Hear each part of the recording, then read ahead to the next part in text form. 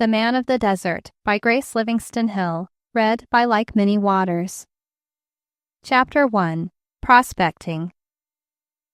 It was morning, high and clear as Arizona counts weather, and around the little railroad station were gathered a crowd of curious onlookers, 7 Indians, 3 women from nearby shacks, drawn thither by the sight of the great private car that the night express had left on a sidetrack, the usual number of loungers, a swarm of children, besides the station agent who had come out to watch proceedings.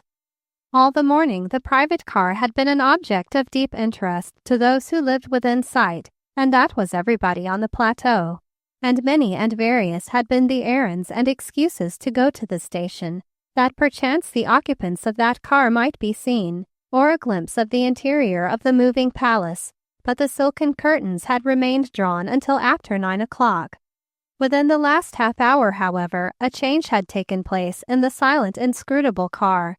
The curtains had parted here and there, revealing dim, flitting faces, a table spread with a snowy cloth, and flowers in a vase.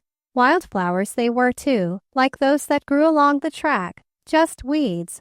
Strange that one who could afford a private car cared for weeds in a glass on their dining table, but then perhaps they didn't know. A fat cook with ebony skin and white linen attire had appeared on the rear platform beating eggs and half whistling, half singing, "Be my little baby bumblebee, buzz around, buzz around."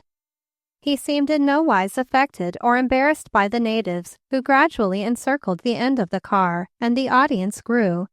They could see dimly the table where the inmates of the car were dining. It couldn't be breakfast at that hour, surely. They heard the discussion about horses going on amid laughter and merry conversation, and they gathered that the car was to remain here for the day, at least while some of the party went off on a horseback trip. It was nothing very unusual, of course. Such things occasionally occurred in that region, but not often enough to lose their interest. Besides, to watch the tourists who chanced to stop in their tiny settlement was the only way for them to learn the fashions.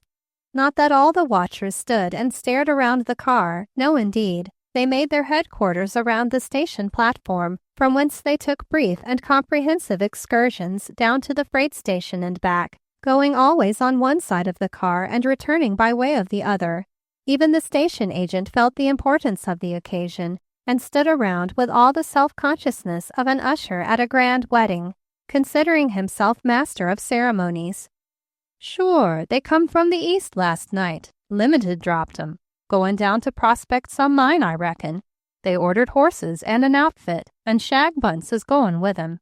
He got a letter 'bout a week ago tellin' what they wanted of him. Yes, I knowed all about it. He brung the letter to me to cipher out for him. You know, Shag ain't so great at readin' if he is the best judge of a mine anywheres about." Thus the station agent explained in low, thrilling tones, and even the Indians watched and grunted their interest. At 11 o'clock the horses arrived, 4 besides Shag's and the rest of the outfit. The onlookers regarded Shag with the mournful interest due to the undertaker at a funeral. Shag felt it and acted accordingly. He gave short, gruff orders to his men, called attention to straps and buckles that everyone knew were in as perfect order as they could be, criticized the horses and his men, and everyone, even the horses, bore it with perfect composure. They were all showing off and felt the importance of the moment. Presently the car door opened, and Mr. Radcliffe came out on the platform accompanied by his son, a handsome, reckless-looking fellow, his daughter Hazel, and Mr. Hamar, a thick-set, heavy-featured man with dark hair, jaunty black mustache, and handsome black eyes. In the background stood an erect elderly woman in tailor-made attire with a severe expression, Mr. Radcliffe's elder sister, who was taking the trip with them, expecting to remain in California with her son, and behind her hovered Hazel's maid. These 2 were not to be of the riding party, it appeared. There was a pleasant stir while the horses were brought forward and the riders were mounting. The spectators remained breathlessly unconscious of anything save the scene being enacted before them. Their eyes lingered with special interest on the girl of the party. Miss Radcliffe was small and graceful, with a head set on her pretty shoulders like a flower on its stem. Moreover, she was fair. so fair that she almost dazzled the eyes of the men and women accustomed to brown cheeks kissed by the sun and wind of the plain. There was a wild rose pink in her cheeks to enhance the whiteness, which made it but the more dazzling. She had masses of golden hair wreathed round her dainty head in a bewilderment of waves and braids. She had great dark eyes of blue set off by long curling lashes and delicately penciled dark brows, which gave the eyes a pansy softness and made you feel when she looked at you that she meant a great deal more by the look than you had at first suspected. They were wonderful, beautiful eyes, and the little company of idlers at the station were promptly bewitched by them. Moreover, there was a fantastic little dimple in her right cheek that flashed into view at the same time with the gleam of pearly teeth when she smiled. She certainly was a picture. The station looked its fill and rejoiced in her young beauty. She was garbed in a dark green riding habit, the same that she wore when she rode attended by her groom in Central Park. It made a sensation among the onlookers, as did the little riding cap of dark green velvet and the pretty riding gloves. She sat her pony well, daintily, as though she had alighted briefly, but to their eyes strangely, and not as the women out there rode. On the whole, the station saw little else but the girl. All the others were mere accessories to the picture. They noticed indeed that the young man, whose close-cropped golden curls and dark-lashed blue eyes were so like the girl's that he could be none other than her brother, rode beside the older man who was presumably the father, and that the dark, handsome stranger rode away beside the girl. Not a man of them but resented it, not a woman of them but regretted it. Then Shag Bunce, with a parting word to his small but complete outfit that rode behind, put spurs to his horse, lifted his sombrero in homage to the lady, and shot to the front of the line, his shaggy mane, by which came his name, floating over his shoulders. Out into the sunshine of a perfect day the riders went, and the group around the platform stood silently and watched until they were a speck in the distance, blurring with the sunny plain and occasional ash and cottonwood trees. "I seen the missionary go by early this mornin'," speculated the station agent meditatively, deliberately, as though he only had a right to break the silence. "I wonder whar he could 'a' been goin'. He passed on t'other side of the track, or I'd 'a' asked him. He 'peared in a turrible hurry. Anybody sick over toward the canyon way?" "Buck's papoose, heap sick," muttered an immobile Indian, and shuffled off the platform with a stolid face. The women heaved a sigh of disappointment and turned to go. The show was out, and they must return to the monotony of their lives.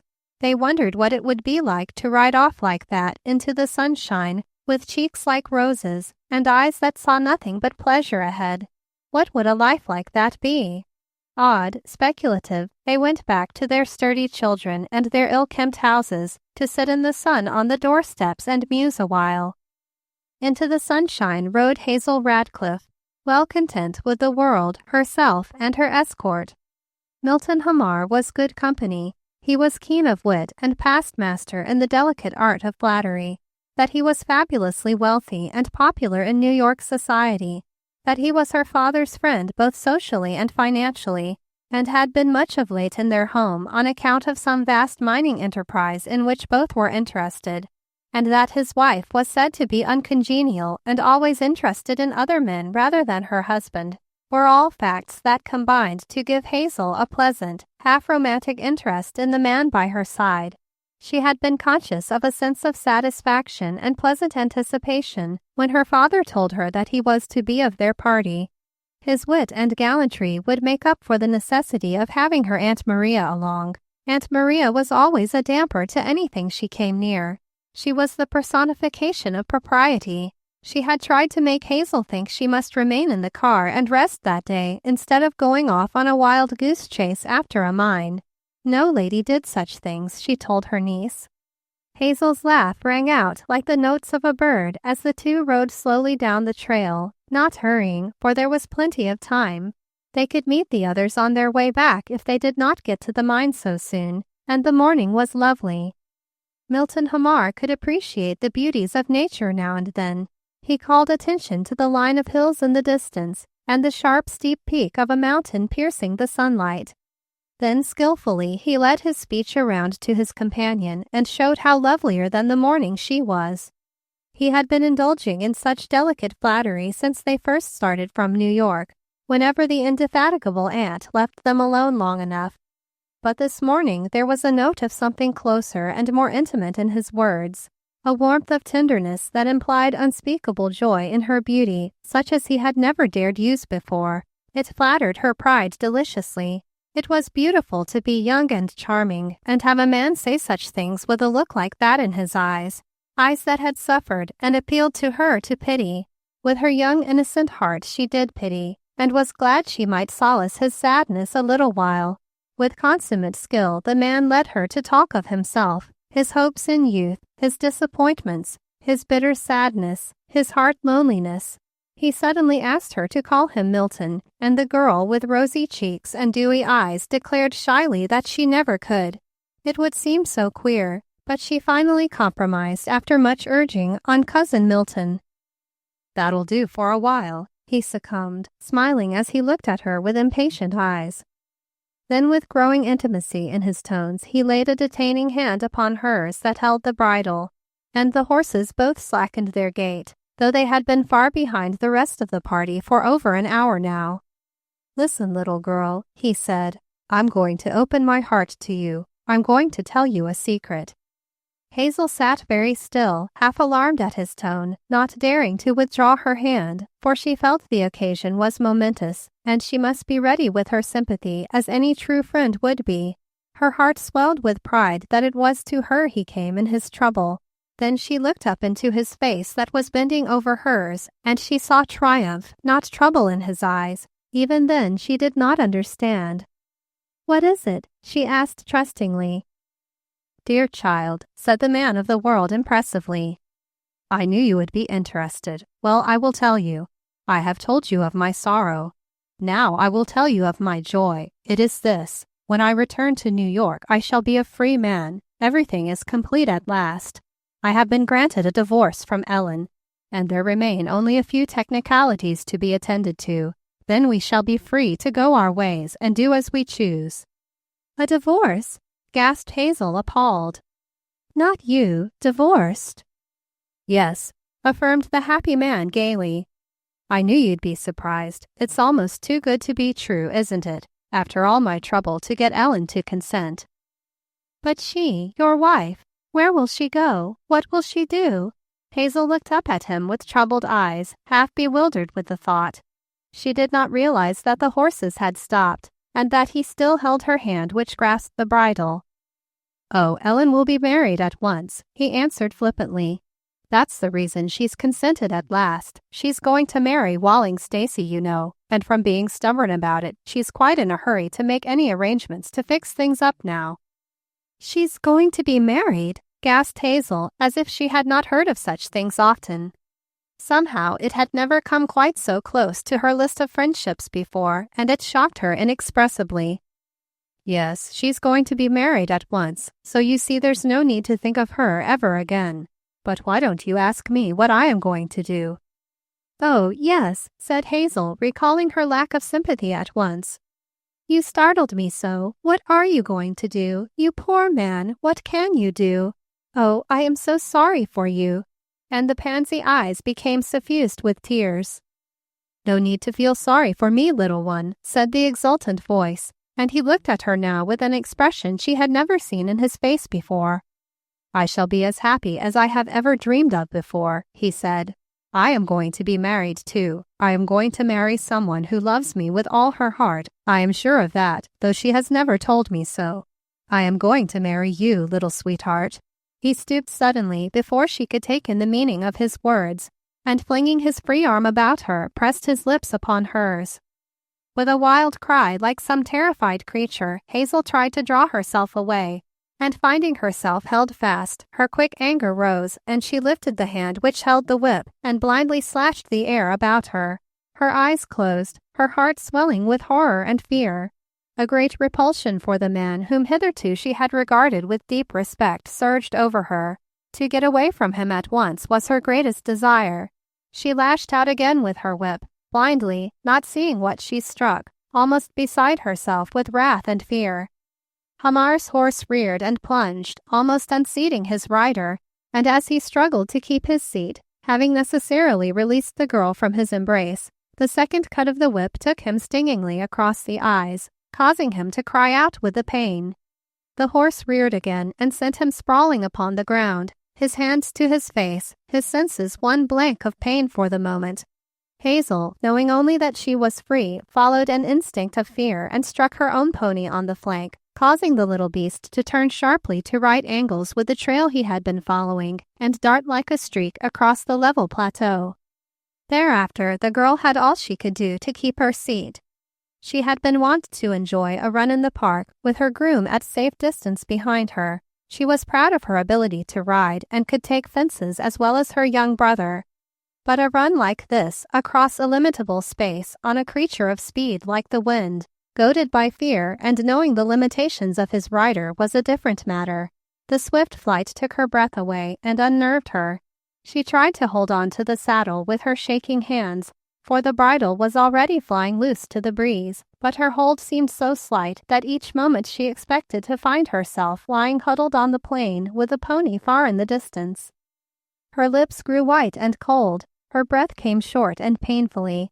Her eyes were strained with trying to look ahead at the constantly receding horizon. Was there no end? Would they never come to a human habitation? Would no one ever come to her rescue? How long could a pony stand a pace like this? And how long could she hope to hold on to the furious flying creature?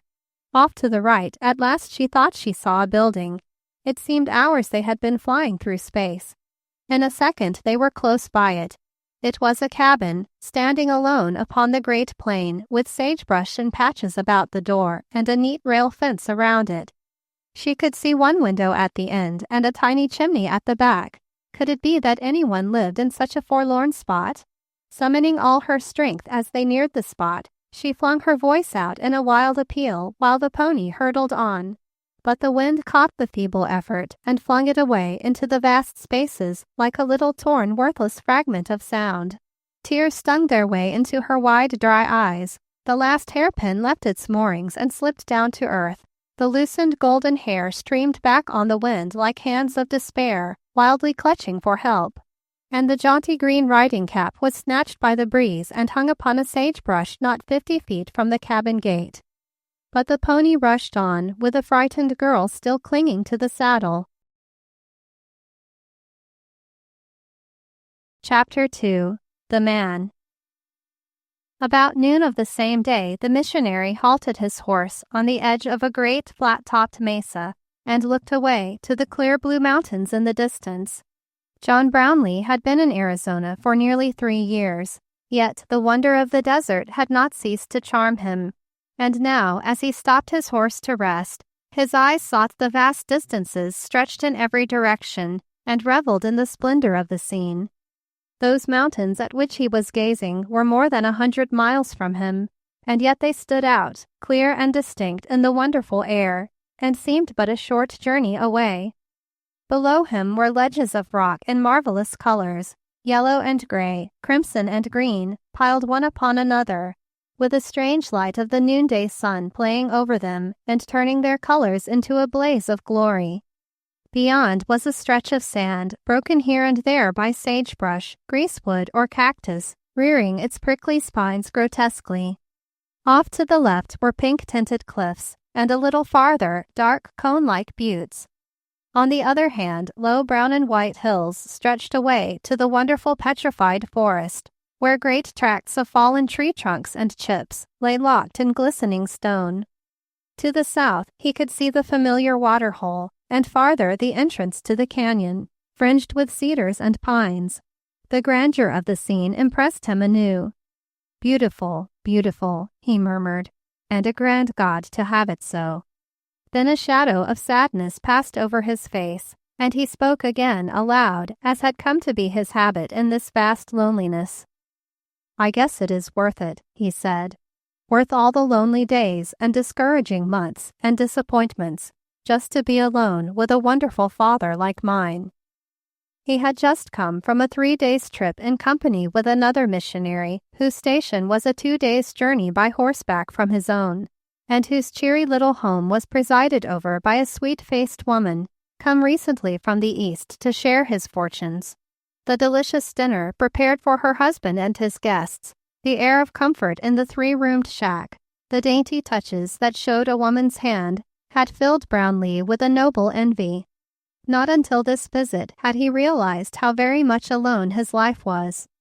He was busy, of course, from morning till night, and his enthusiasm for his work was even greater than when nearly 3 years before he had been sent out by the board to minister to the needs of the Indians.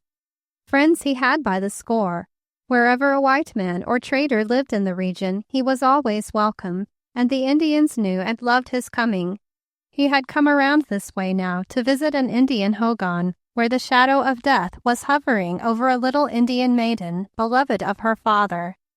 It had been a long way around, and the missionary was weary with many days in the saddle, but he was glad he had come. The little maid had smiled to see him, and felt that the dark valley of death seemed more to her now like one of her own flower-lit canyons that led out to a brighter, wider day, since she had heard the message of life he brought her. But as he looked afar over the long way he had come, and thought of the bright little home where he had dined the day before, the sadness still lingered in his face. "It would be good to have somebody like that," he said aloud again. "Somebody to expect me and be glad." But then, thoughtfully, "I suppose there are not many girls who are willing to give up their homes and go out to rough it as she has done. It is a hard life for a woman, for that kind of a woman." A pause, then. "And I wouldn't want any other kind." His eyes grew large with wistfulness. It was not often thus that the cheery missionary stopped to think upon his own lot in life. His heart was in his work, and he could turn his hand to anything. There was always plenty to be done. Yet today, for some inexplicable reason, for the first time since he had really got into the work and outgrown his homesickness, he was hungry for companionship.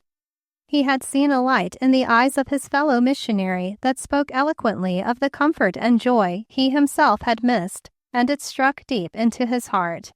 He had stopped here on this mesa, with the vast panorama of the desert spread before him, to have it out with himself.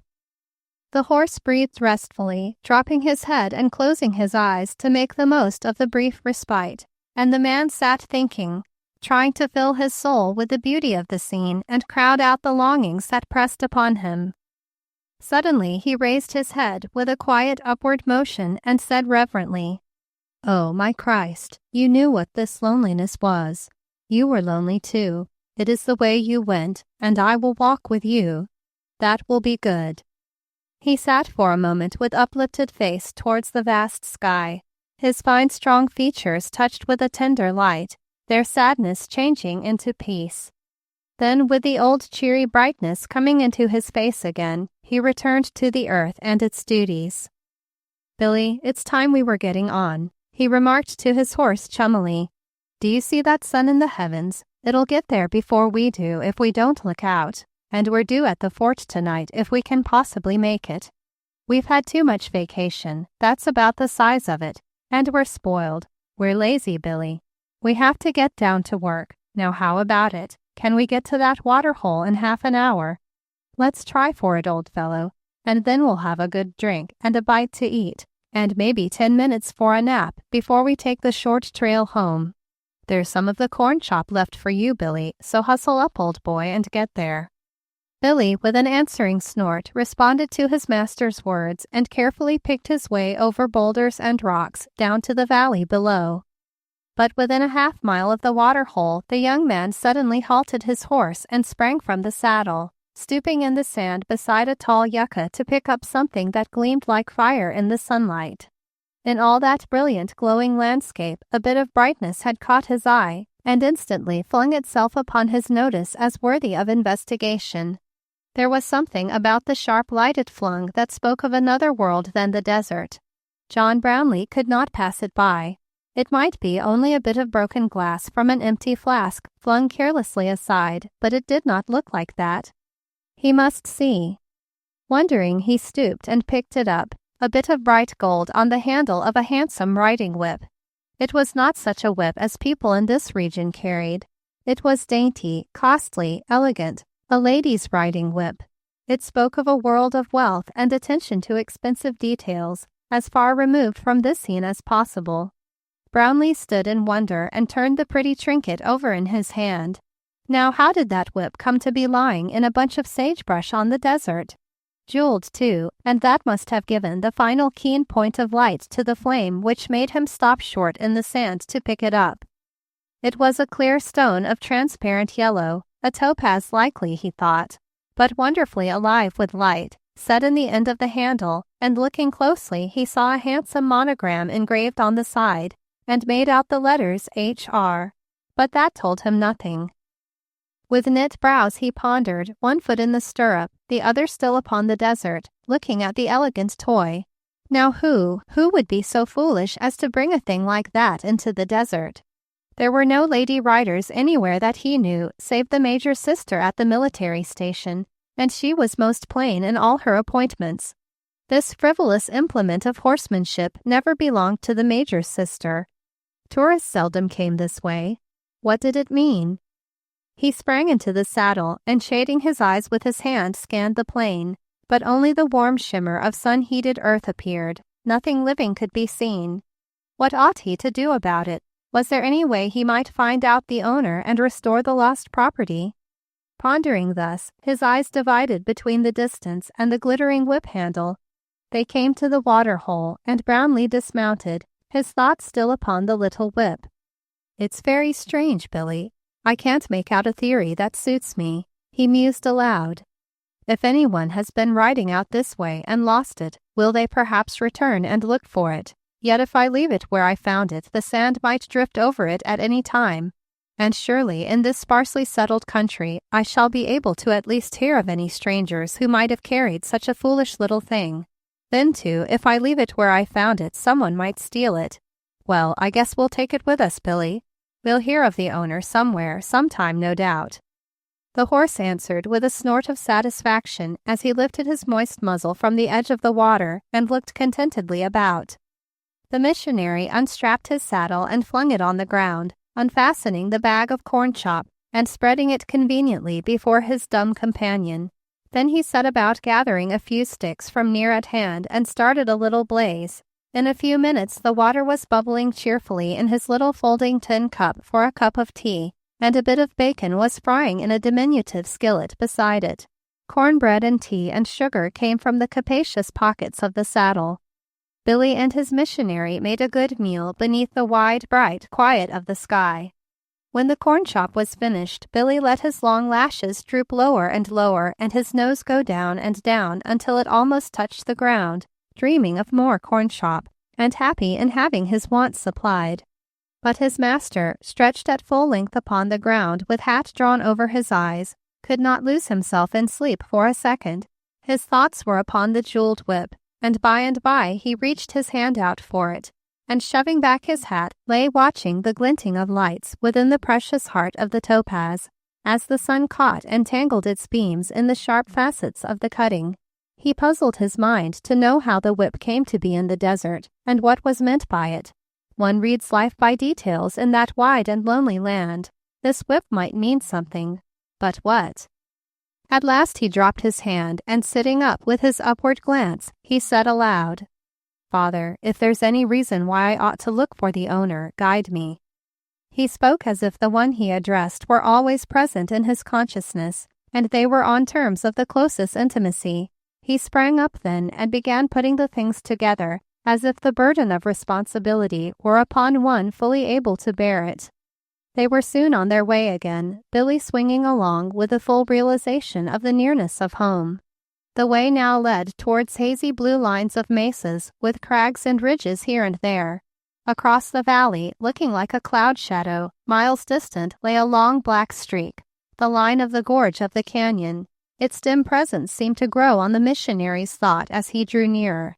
He had not been to that canyon for more than a month.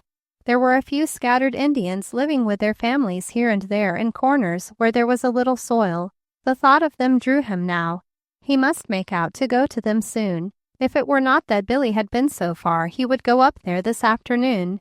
But the horse needed rest if the man did not, and there was of course no real hurry about the matter. He would go perhaps in the morning. Meantime, it would be good to get to his own fireside once more and attend to a few letters that should be written. He was invited to the fort that night for dinner. There was to be some kind of a frolic, some visitors from the East. He had said he would come if he reached home in time. He probably would, but the idea was not attractive just now. He would rather rest and read and go to sleep early. But then, of course he would go. Such opportunities were none too frequent in this lonely land. Though in his present mood, the gay doings at the fort did not appeal to him strongly. Besides, it meant a ride of 10 miles further. However, of course he would go. He fell to musing over the whip again, and in due time he arrived at his own home, a little one-roomed shanty with a chimney at the back and 4 big windows.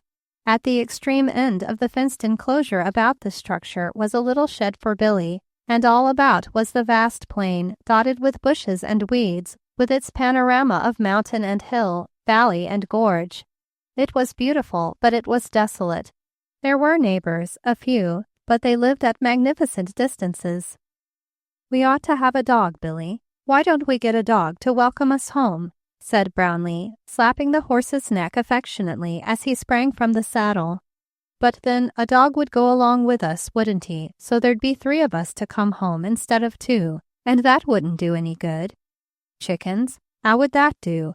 But the coyotes would steal them. I guess we'll have to get along with each other, old fellow." The horse, relieved of his saddle, gave a shake of comfort as a man might stretch himself after a weary journey, and trotted into his shed. Brownleigh made him comfortable and turned to go to the house. As he walked along by the fence, he caught sight of a small dark object hanging on sagebrush a short distance from the front of his house.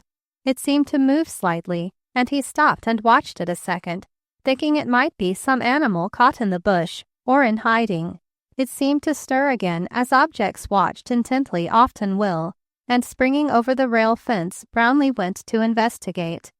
Nothing in that country was left to uncertainty. Men liked to know what was about them. As he neared the bush, however, the object took on a tangible form and color, and coming closer he picked it up and turned it over clumsily in his hand. A little velvet riding cap, undoubtedly a lady's, with the name of a famous New York costumer wrought in silk letters in the lining. Yes, there was no question about its being a lady's cap, for a long, gleaming golden hair, with an undoubted tendency to curl, still clung to the velvet.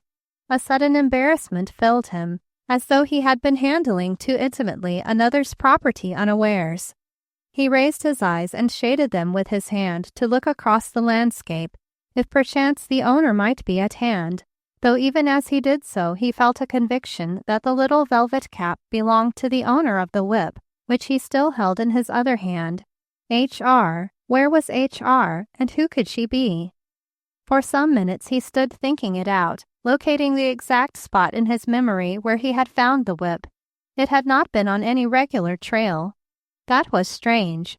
He stooped to see if there were any further evidences of passers-by, but the slight breeze had softly covered all definite marks. He was satisfied, however, after examining the ground about for some distance either way, that there could have been but one horse. He was wise in the lore of the trail. By certain little things that he saw or did not see, he came to this conclusion. Just as he was turning to go back to his cabin, he came to a halt again, with an exclamation of wonder. For there, close at his feet, half hidden under a bit of sage, lay a small shell comb. He stooped and picked it up in triumph. "I declare I have quite a collection," he said aloud. "Are there any more? By these tokens I may be able to find her after all." And he started with a definite purpose, and searched the ground for several rods ahead. Then going back and taking a slightly different direction, he searched again and yet again, looking back each time to get his bearings from the direction where he had found the whip, arguing that the horse must likely have taken a pretty straight line and gone at a rapid pace. He was rewarded at last by finding 2 shell hairpins and near them a single hoof print that, sheltered by a heavy growth of sage, had escaped the obliteration of the wind. This he knelt and studied carefully, taking in all the details of size and shape and direction. Then, finding no more hairpins or combs, he carefully put his booty into his pocket and hurried back to the cabin, his brows knit in deep thought. "Father, is this thy leading?" He paused at the door and looked up. He opened the door and stepped within. The restfulness of the place called him to stay. There was the wide fireplace with a fire laid all ready for the touch of a match that would bring the pleasant blaze to dispel the loneliness of the place. There was the easy chair, his one luxury, with its leather cushions and reclining back.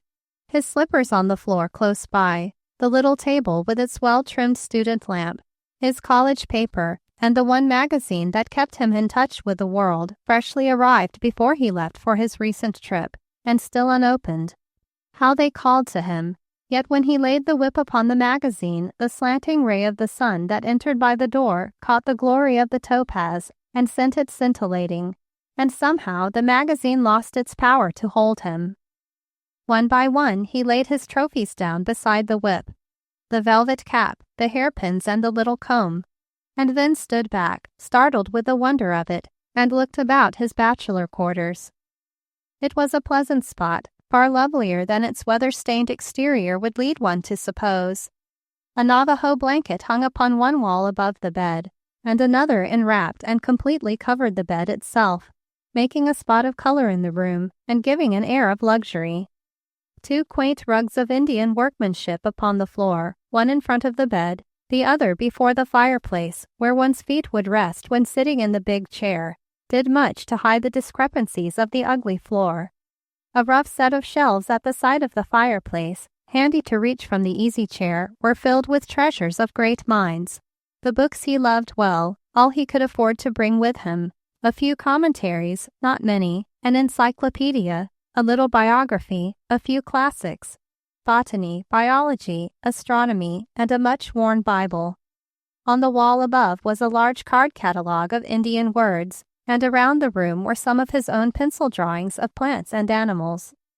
Over in the opposite end of the room from the bed was a table covered with white oilcloth, and on the wall behind the cupboard which held his dishes and his stock of provisions.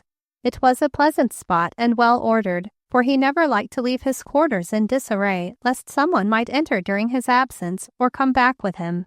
Besides, it was pleasanter so to return to it. A rough closet of goodly proportions held his clothes, his trunk, and any other stores. He stood and looked about it now and then let his eyes travel back to those small feminine articles on the little table beside him. It gave him a strange sensation. What if they belonged there? What if the owner of them lived there, was coming in a minute now to meet him? How would it seem?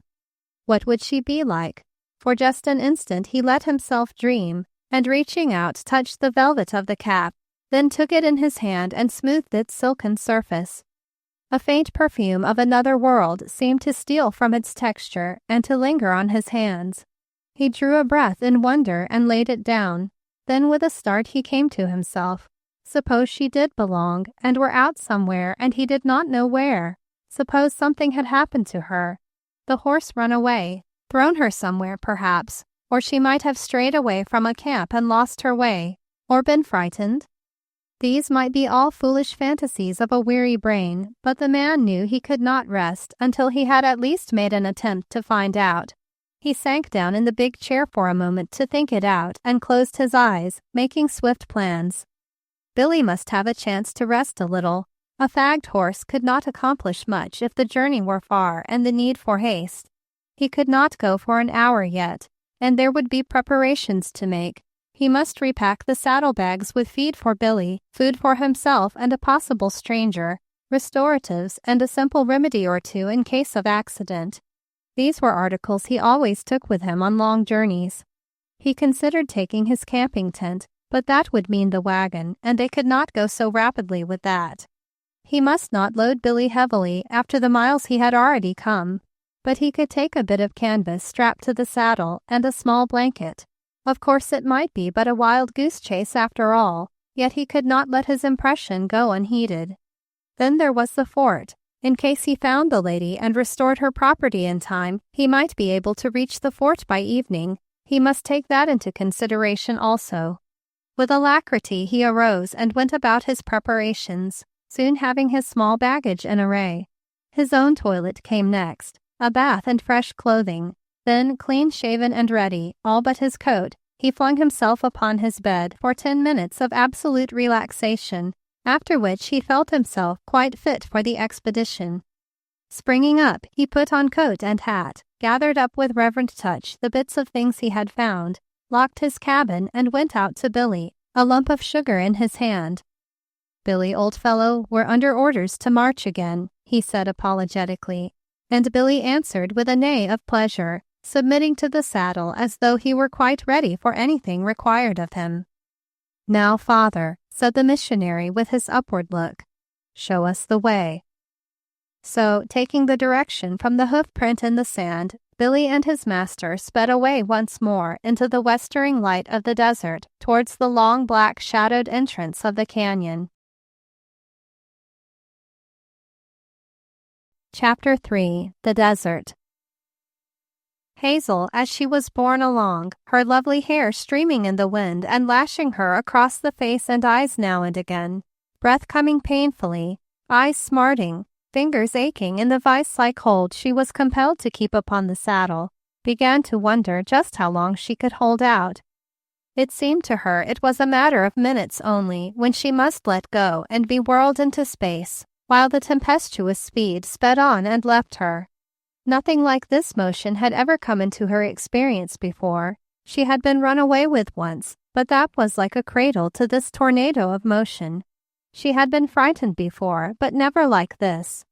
The blood pounded in her head and eyes until it seemed it would burst forth, and now and again the surging of it through her ears gave the sensation of drowning. Yet on and on she went. It was horrible to have no bridle, and nothing to say about where she should go, no chance to control her horse. It was like being on an express train with the engineer dead in his cab and no way to get to the brakes.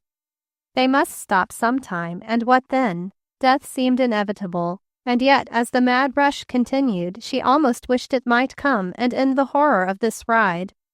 It seemed hours before she began to realize that the horse was no longer going at quite such a breakneck speed, or else she was growing accustomed to the motion and getting her breath. She could not quite be sure which. But little by little she perceived that the mad flying had settled into a long lope. The pony evidently had no intention of stopping, and it was plain that he had some distinct place in mind to which he was going, as straight and determinedly as any human being ever laid out a course and forged ahead in it. There was that about his whole beastly contour that showed it was perfectly useless to try to deter him from it or to turn him aside. When her breath came less painfully, Hazel made a fitful little attempt to drop a quiet word of reason into his ear. "Nice pony, nice, good pony," she soothed, but the wind caught her voice and flung it aside as it had flung her cap a few moments before, and the pony only laid his ears back and fled stolidly on. She gathered her forces again. "Nice pony, whoa, sir!" she cried, a little louder than the last time, and trying to make her voice sound firm and commanding. But the pony had no intention of whoaing, and though she repeated the command many times, her voice growing each time more firm and normal, he only showed the whites of his eyes at her and continued doggedly on his way. She saw it was useless, and the tears, usually with her under fine control, came streaming down her white cheeks. "Pony, good horse! Dear pony, won't you stop?" she cried, and her words ended with a sob. But still the pony kept on. The desert fled about her, yet seemed to grow no shorter ahead, and the dark line of cloud mystery with the towering mountains beyond were no nearer than when she first started. It seemed much like riding on a rocking horse. One never got anywhere, only no rocking horse flew at such a speed. Yet she realized now that the pace was much modified from what it had been at first, and the pony's motion was not hard. If she had not been so stiff and sore in every joint and muscle with the terrible tension she had kept up, the riding would not have been at all bad. But she was conscious of most terrible weariness, a longing to drop down on the sand of the desert and rest, not caring whether she ever went on again or not. She had never felt such terrible weariness in her life. She could hold on now with one hand and relax the muscles of the other a little. She tried with one hand presently to do something with that sweeping pennant of hair that lashed her in the face so unexpectedly now and then, but could only succeed in twisting it about her neck and tucking the ends into the neck of her riding habit, and from this frail binding it soon slipped free again. She was conscious of the heat of the sun on her bare head, the smarting of her eyes. The pain in her chest was subsiding, and she could breathe freely again, but her heart felt tired, so tired, and she wanted to lie down and cry. Would she never get anywhere and be helped? How soon would her father and brother miss her and come after her? When she dared, she looked timidly behind, and then again more lingeringly, but there was nothing to be seen but the same awful stretch of distance, with mountains of bright color in the boundaries everywhere. Not a living thing but herself and the pony to be seen. It was awful. Somewhere between herself and the mountains behind was the place she had started from, but the bright sun shone steadily, hotly down and shimmered back again from the bright earth, and nothing broke the awful repose of the lonely space. It was as if she had suddenly been caught up and flung out into a world where there was no other living being. Why did they not come after her? Surely, pretty soon she would see them coming. They would spur their horses on when they found she had been run away with. Her father and brother would not leave her long in this horrible plight.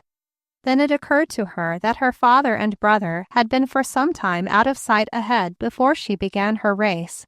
They would not know she was gone at once, but of course Mr. Hamar would do something. He would not leave her helpless. The habit of years of trusting him assured her of that. For the instant she had forgotten the cause of her flight, then suddenly she remembered it with sickening thought. He who had been to her a brave, fine hero, suffering daily through the carelessness of a wife who did not understand him, had stepped down from his pedestal and become the lowest of the low. He had dared to kiss her. He had said he would marry her. He, a married man. Her whole soul revolted against him again, and now she was glad she had run away, glad the horse had taken her so far, glad she had shown him how terrible the whole thing looked to her. She was even glad that her father and brother were far away too, for the present, until she should adjust herself to life once more. How could she have faced them after what happened? How could she ever live in the same world with that man again, that fallen hero? How could she ever have thought so much of him? She had almost worshipped him, and had been so pleased when he had seemed to enjoy her company, and complimented her by telling her she had whiled away a weary hour for him. And he had been meaning this all the time. He had looked at her with that thought in his mind. Oh, awful degradation! There was something so revolting in the memory of his voice and face as he had told her, that she closed her eyes and shuddered as she recalled it.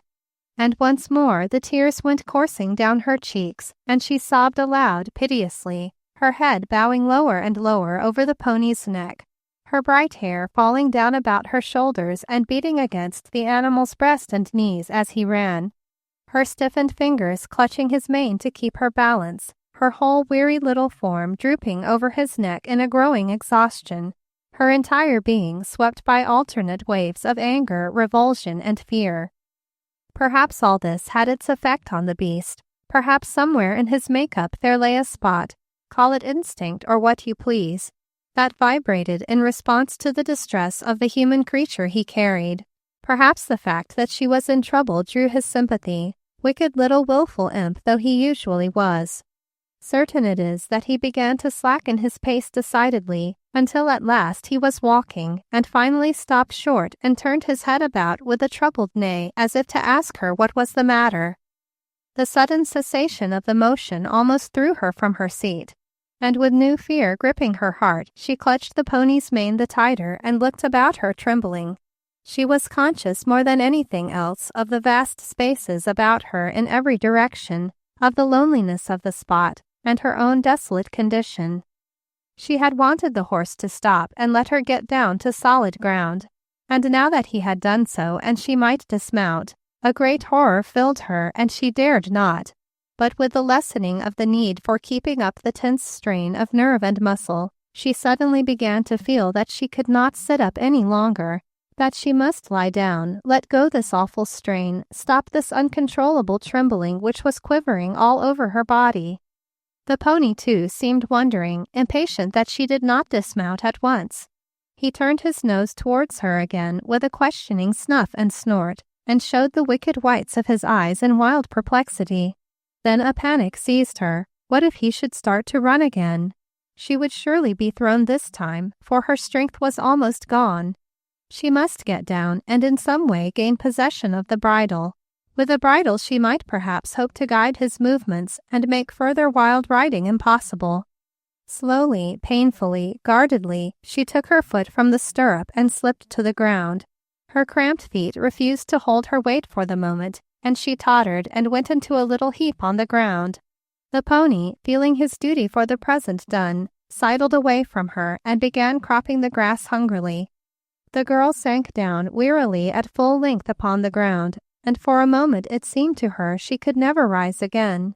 She was too weary to lift her hand, or to move the foot that was twisted under her into a more comfortable position, too weary to even think. Then suddenly the sound of the animal moving steadily away from her roused her to the necessity of securing him. If he should get away in this wide desolation, she would be helpless indeed. She gathered her flagging energy and got painfully upon her feet. The horse was nearly a rod away, and moving slowly, steadily as he ate, with now and then a restless lifting of his head to look off into the distance and take a few determined steps before he stopped for another bite. That horse had something on his mind and was going straight towards it. She felt that he cared little what became of her. She must look out for herself. This was something she had never had to do before, but the instinct came with the need. Slowly, tremblingly, feeling her weakness, she stole towards him, a bunch of grass in her hand she had plucked as she came, holding it obviously, as she had fed a lump of sugar or an apple to her finely groomed mare in New York. But the grass she held was like all the grass about him, and the pony had not been raised a pet. He tossed his nose energetically and scornfully as she drew near and hastened on a pace or two. Cautiously she came on again, talking to him gently, pleadingly, complimentarily. "Nice good horsey. Pretty pony so he was."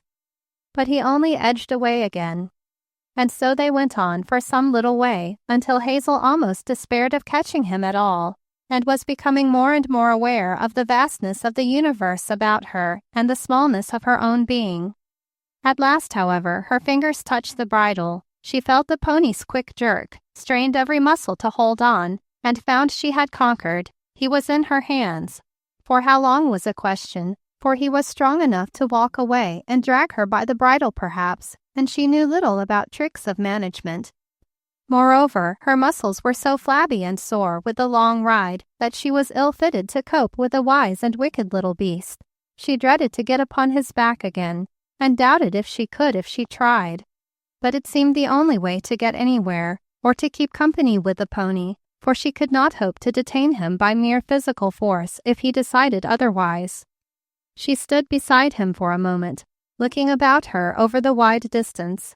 Everything looked alike, and different from anything she had ever seen before. She must certainly get on that pony's back, for her fear of the desert became constantly greater. It was almost as if it would snatch her away in a moment more if she stayed there longer, and carry her into vaster realms of space, where her soul would be lost in infinitude. She had never been possessed by any such feeling before, and it frightened her unreasonably. Turning to the pony, she measured the space from the ground to the queer saddle, and wondered how people mounted such things without a groom. When she had mounted that morning, it had been Milton Hamar's strong arm that swung her into the saddle, and his hand that held her foot for the instant of her spring. The memory of it now sent a shudder of dislike over her whole body. If she had known, he never would have touched her. The blood mounted uncomfortably into her tired face and made her conscious of the heat of the day and of a burning thirst. She must go on and get to some water somewhere. She could not stand this much longer. Carefully securing the bridle over her arm, she reached up and took hold of the saddle, doubtfully at first, and then desperately. Tried to reach the stirrup with one foot, failed and tried again, and then wildly struggling, jumping, kicking, she vainly sought to climb back to the saddle. But the pony was not accustomed to such a demonstration at mounting, and he strongly objected. Tossing his head, he reared and dashed off, almost throwing the girl to the ground and frightening her terribly. Nevertheless, the desperation of her situation gave her strength for a fresh trial, and she struggled up again, and almost gained her seat, when the pony began a series of circles which threw her down and made her dizzy with trying to keep up with him. Thus they played the desperate game for half an hour more. Twice the girl lost the bridle and had to get it again by stealthy wiles, and once she was almost on the point of giving up, so utterly exhausted was she. But the pony was thirsty too, and he must have decided that the quickest way to water would be to let her mount, for finally, with lifted head, he stood stock still and let her struggle up his side. And at last, well nigh falling from sheer weariness, she sat astonished that she had accomplished it. She was on his back, and she would never dare to get down again, she thought, until she got somewhere to safety. But now the animal, his courage renewed by the bite he had taken, started snorting off at a rapid pace once more, very nearly upsetting his rider at the start and almost losing her the bridle once more. She sat trembling and gripping bridle and saddle for some time, having enough to do to keep her seat without trying to direct her bearer.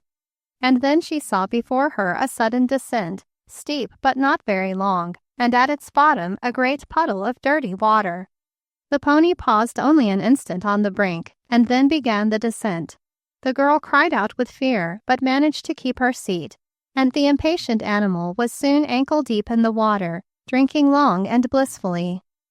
Hazel sat looking in dismay about her. The water-hole seemed to be entirely surrounded by steep banks like they had descended, and there was no way out except to return.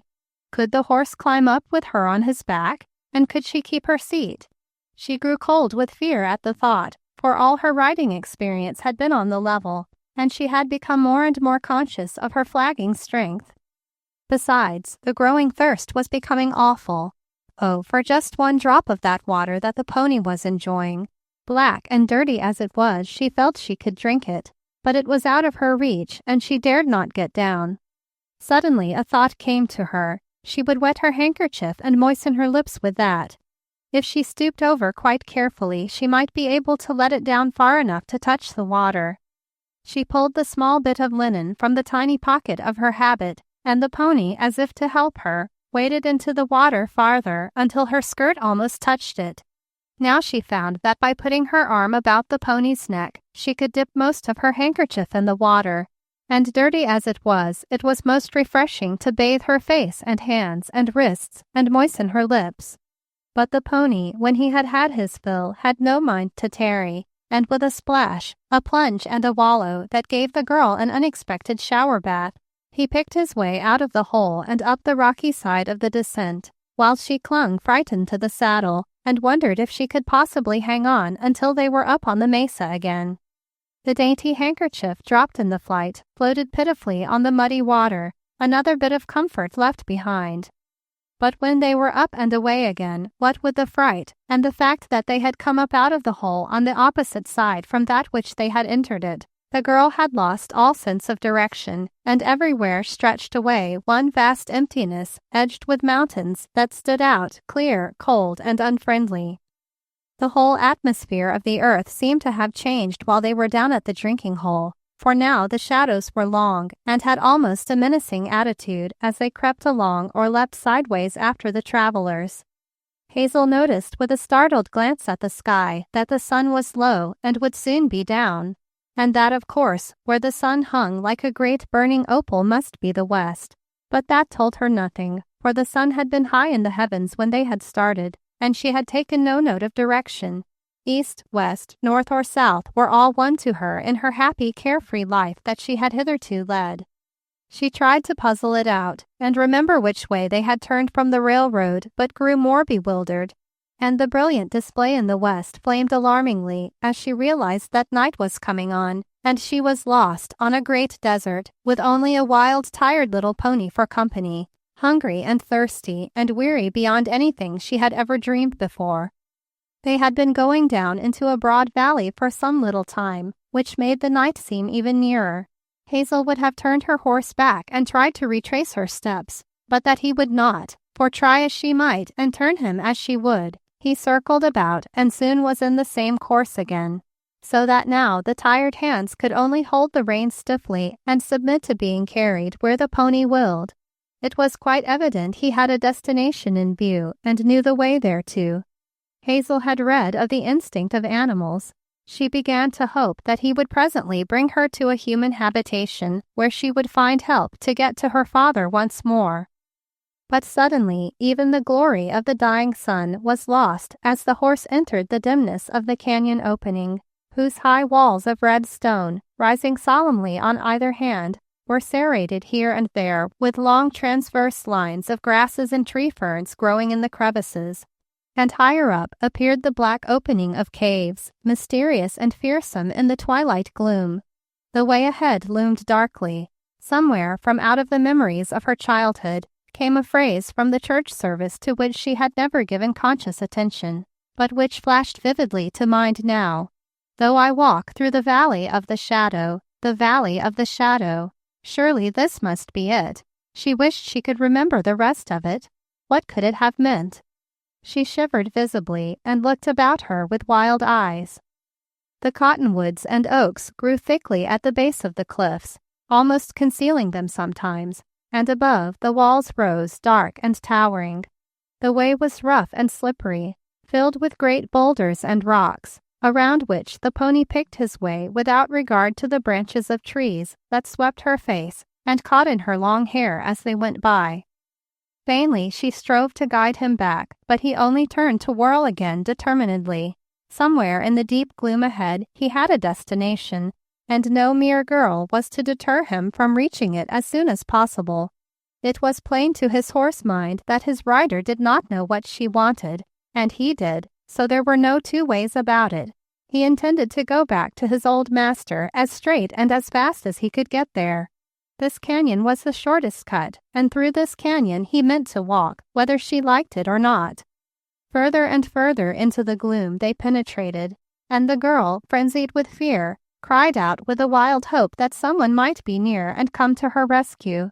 But the gloomy aisles of the canyon caught up her voice and echoed it far and high, until it came back to her in a volume of sepulchral sound that filled her with a nameless dread, and made her fear to open her lips again. It was as if she had by her cry awakened the evil spirit who inhabited the canyon and set it searching for the intruder. "Help! Help!" How the words rolled and returned upon her trembling senses until she quaked and quivered with their echoes. On went the pony into the deepening shadows, and each moment the darkness shut down more impenetrably, until the girl could only close her eyes, lower her head as much as possible to escape the branches, and pray. Then suddenly, from above where the distant sky gave a line of light, and a single star had appeared to pierce the dusk like a great jewel on a lady's gown, there arose a sound, blood-curdling and hideous, high, hollow, far-echoing, chilling her soul with horror, and causing her heart to stand still with fear. She had heard it once before, a night or two ago, when their train had stopped in a wide desert for water or repairs or something, and the porter of the car had told her it was coyotes. It had been distant then, and weird and interesting to think of being so near real, live, wild animals. She had peered from the safety of her berth behind the silken curtains, and fancied she saw shadowy forms steal over the plain under the moonlight. But it was a very different thing to hear the sound now, out alone among their haunts, with no weapon and none to protect her. The awfulness of her situation almost took away her senses. Still she held to the saddle, weak and trembling, expecting every minute to be her last, and the horrid howling of the coyotes continued. Down below the trail somewhere she could hear the soft trickling of water with maddening distinctness now and then. Oh, if she could but quench this terrible thirst!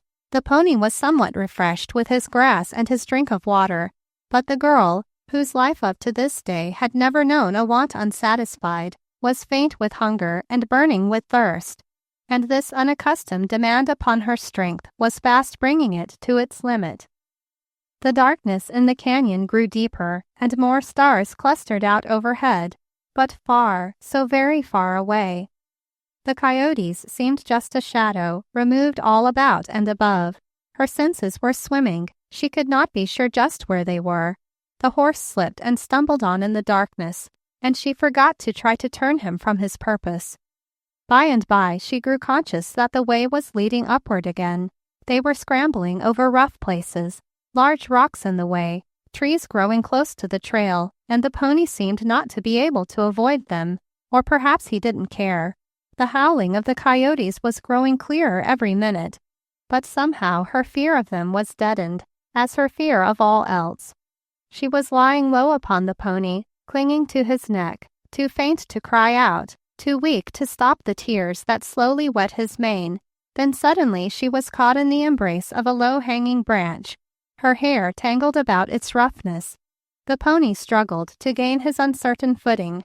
The branch held her fast, and the pony scrambled on, leaving his helpless rider behind him in a little huddled heap upon the rocky trail, swept from the saddle by the tough old branch.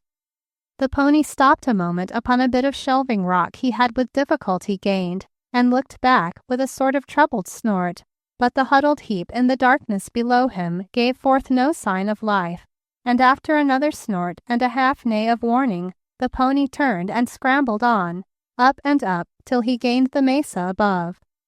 The late moon rose and hunted its way through the canyon till it found the gold of her hair spread about on the rocky way, and touched her sweet, unconscious face with the light of cold beauty.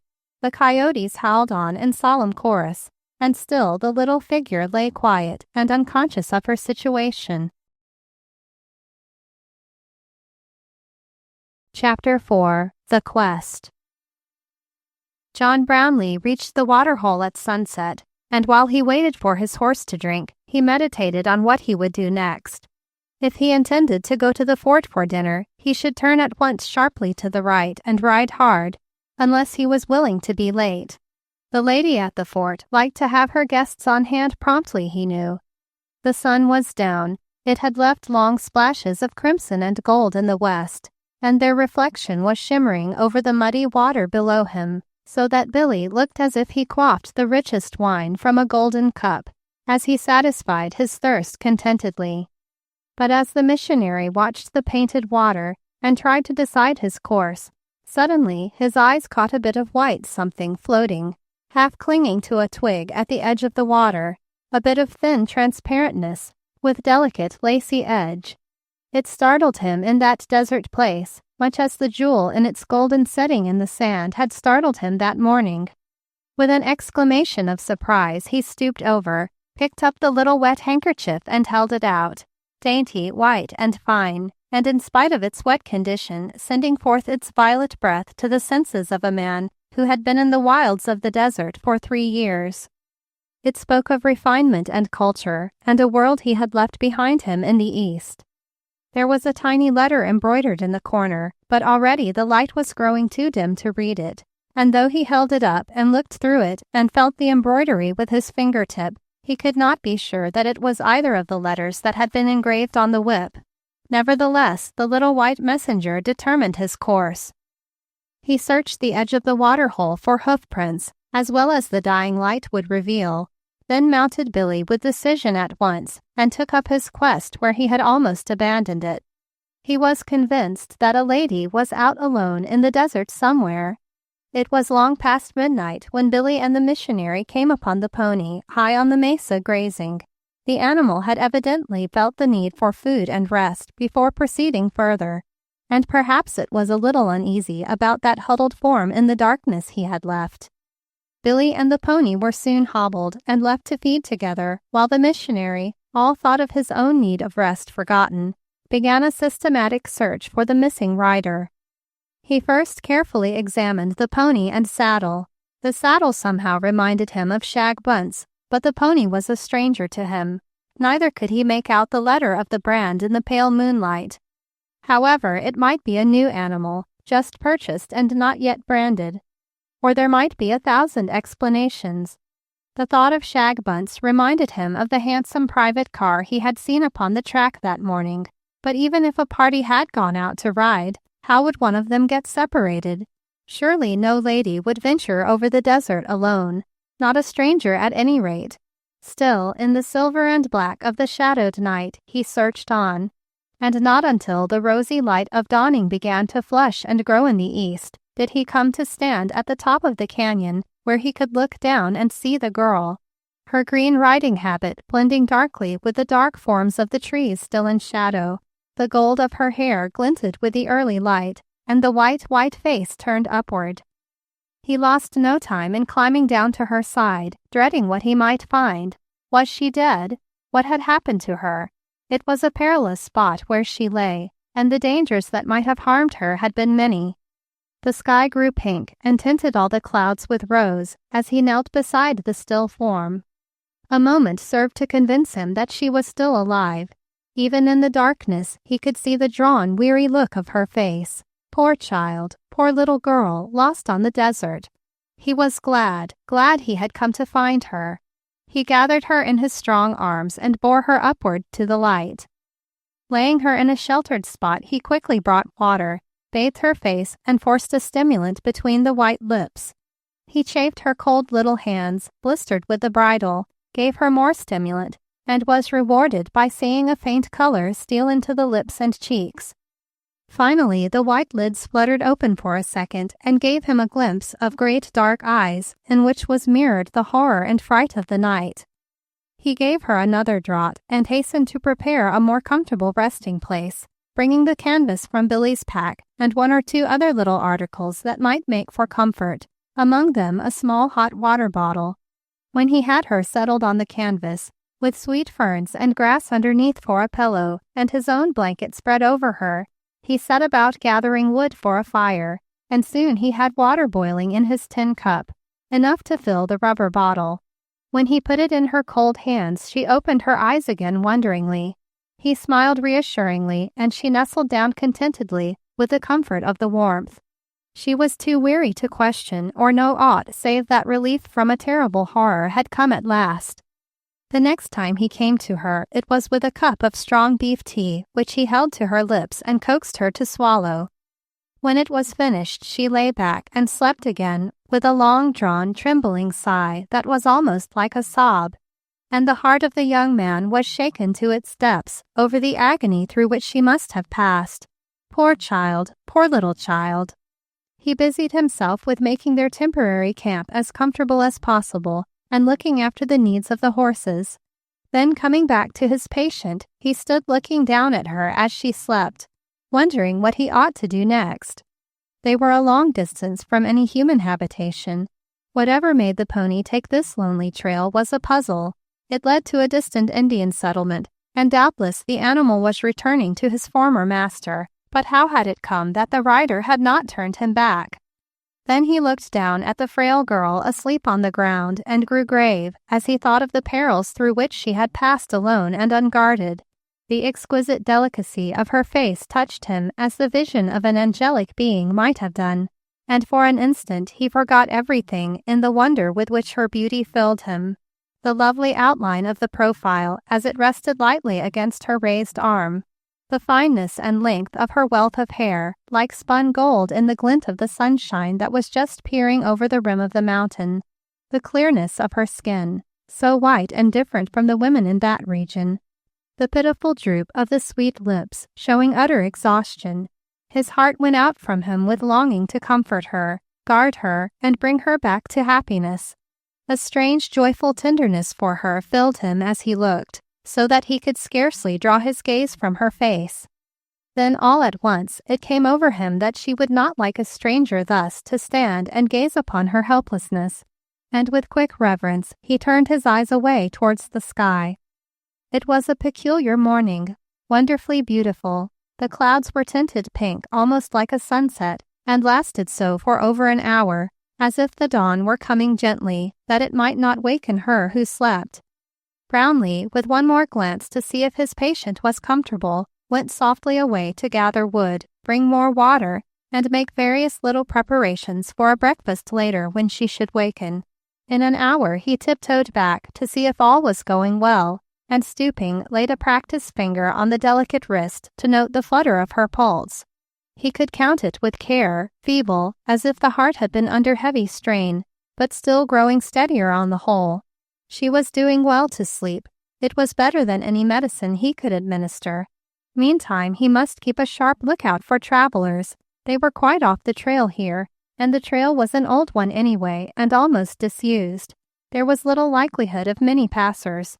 It might be days before anyone came that way. There was no human habitation within call, and he dared not leave his charge to go in search of help to carry her back to civilization again. He must just wait here till she was able to travel. It occurred to him to wonder where she belonged and how she came to be thus alone, and whether it was not altogether probable that a party of searchers might not be out soon with some kind of a conveyance to carry her home. He must keep a sharp lookout and signal any passing rider. To this end he moved away from the sleeping girl as far as he dared leave her, and uttered a long, clear call occasionally, but no answer came. He dared not use his rifle for signaling lest he run out of ammunition which he might need before he got back with his charge. However, he felt it wise to combine hunting with signaling, and when a rabbit hurried across his path not far away, he shot it, and the sound echoed out in the clear morning, but no answering signal came. After he had shot 2 rabbits and dressed them ready for dinner when his guest should wake, he replenished the fire, set the rabbits to roasting on a curious little device of his own, and lay down on the opposite side of the fire. He was weary beyond expression himself, but he never thought of it once. The excitement of the occasion kept him up. He lay still, marveling at the strangeness of his position, and wondering what would be revealed when the girl should wake. He almost dreaded to have her do so, lest she should not be as perfect as she looked asleep. His heart was in a tumult of wonder over her, and of thankfulness that he had found her before some terrible fate had overtaken her. As he lay there resting, filled with an exalted joy, his mind wandered to the longings of the day before, the little adobe home of his co-laborer which he had left, its hominess and joy, his own loneliness and longing for companionship. Then he looked shyly towards the tree shade, where the glint of golden hair and the dark line of his blanket were all he could see of the girl he had found in the wilderness. What if his father had answered his prayer and sent her to him? What miracle of joy! A thrill of tenderness passed through him, and he pressed his hands over his closed eyes in a kind of ecstasy. What foolishness! Dreams, of course. He tried to sober himself, but he could not keep from thinking how it would seem to have this lovely girl enthroned in his little shack, ready to share his joys and comfort his sorrows, to be beloved and guarded and tenderly cared for by him. A stir of the old blanket and a softly drawn sigh brought this delicious reverie to a close, and himself to his feet, blushing cold and hot at the thought of facing her awake. She had turned over towards him slightly, her cheeks flushed with sleep. One hand was thrown back over her head, and the sun caught and flashed the sparkle of jewels into his eyes, great glory-clear gems, like drops of morning dew when the sun is new upon them, and the flash of the jewels told him once more what he had known before, that here was a daughter of another world than his. They seemed to hurt him as he looked, those costly gems, for they pierced to his heart and told him they were set on a wall of separation which might rise forever between her and himself. Then suddenly he came to himself and was the missionary again, with his senses all on the alert, and a keen realization that it was high noon and his patient was waking up. He must have slept himself, although he thought he had been broad awake all the time. The hour had come for action, and he must put aside the foolish thoughts that had crowded in when his weary brain was unable to cope with the cool facts of life. Of course all this was stuff and nonsense that he had been dreaming. He must do his duty by this needy one now. Stepping softly, he brought a cup of water that he had placed in the shade to keep cool, and stood beside the girl, speaking quietly, as though he had been her nurse for years. "Wouldn't you like a drink of water?" he asked.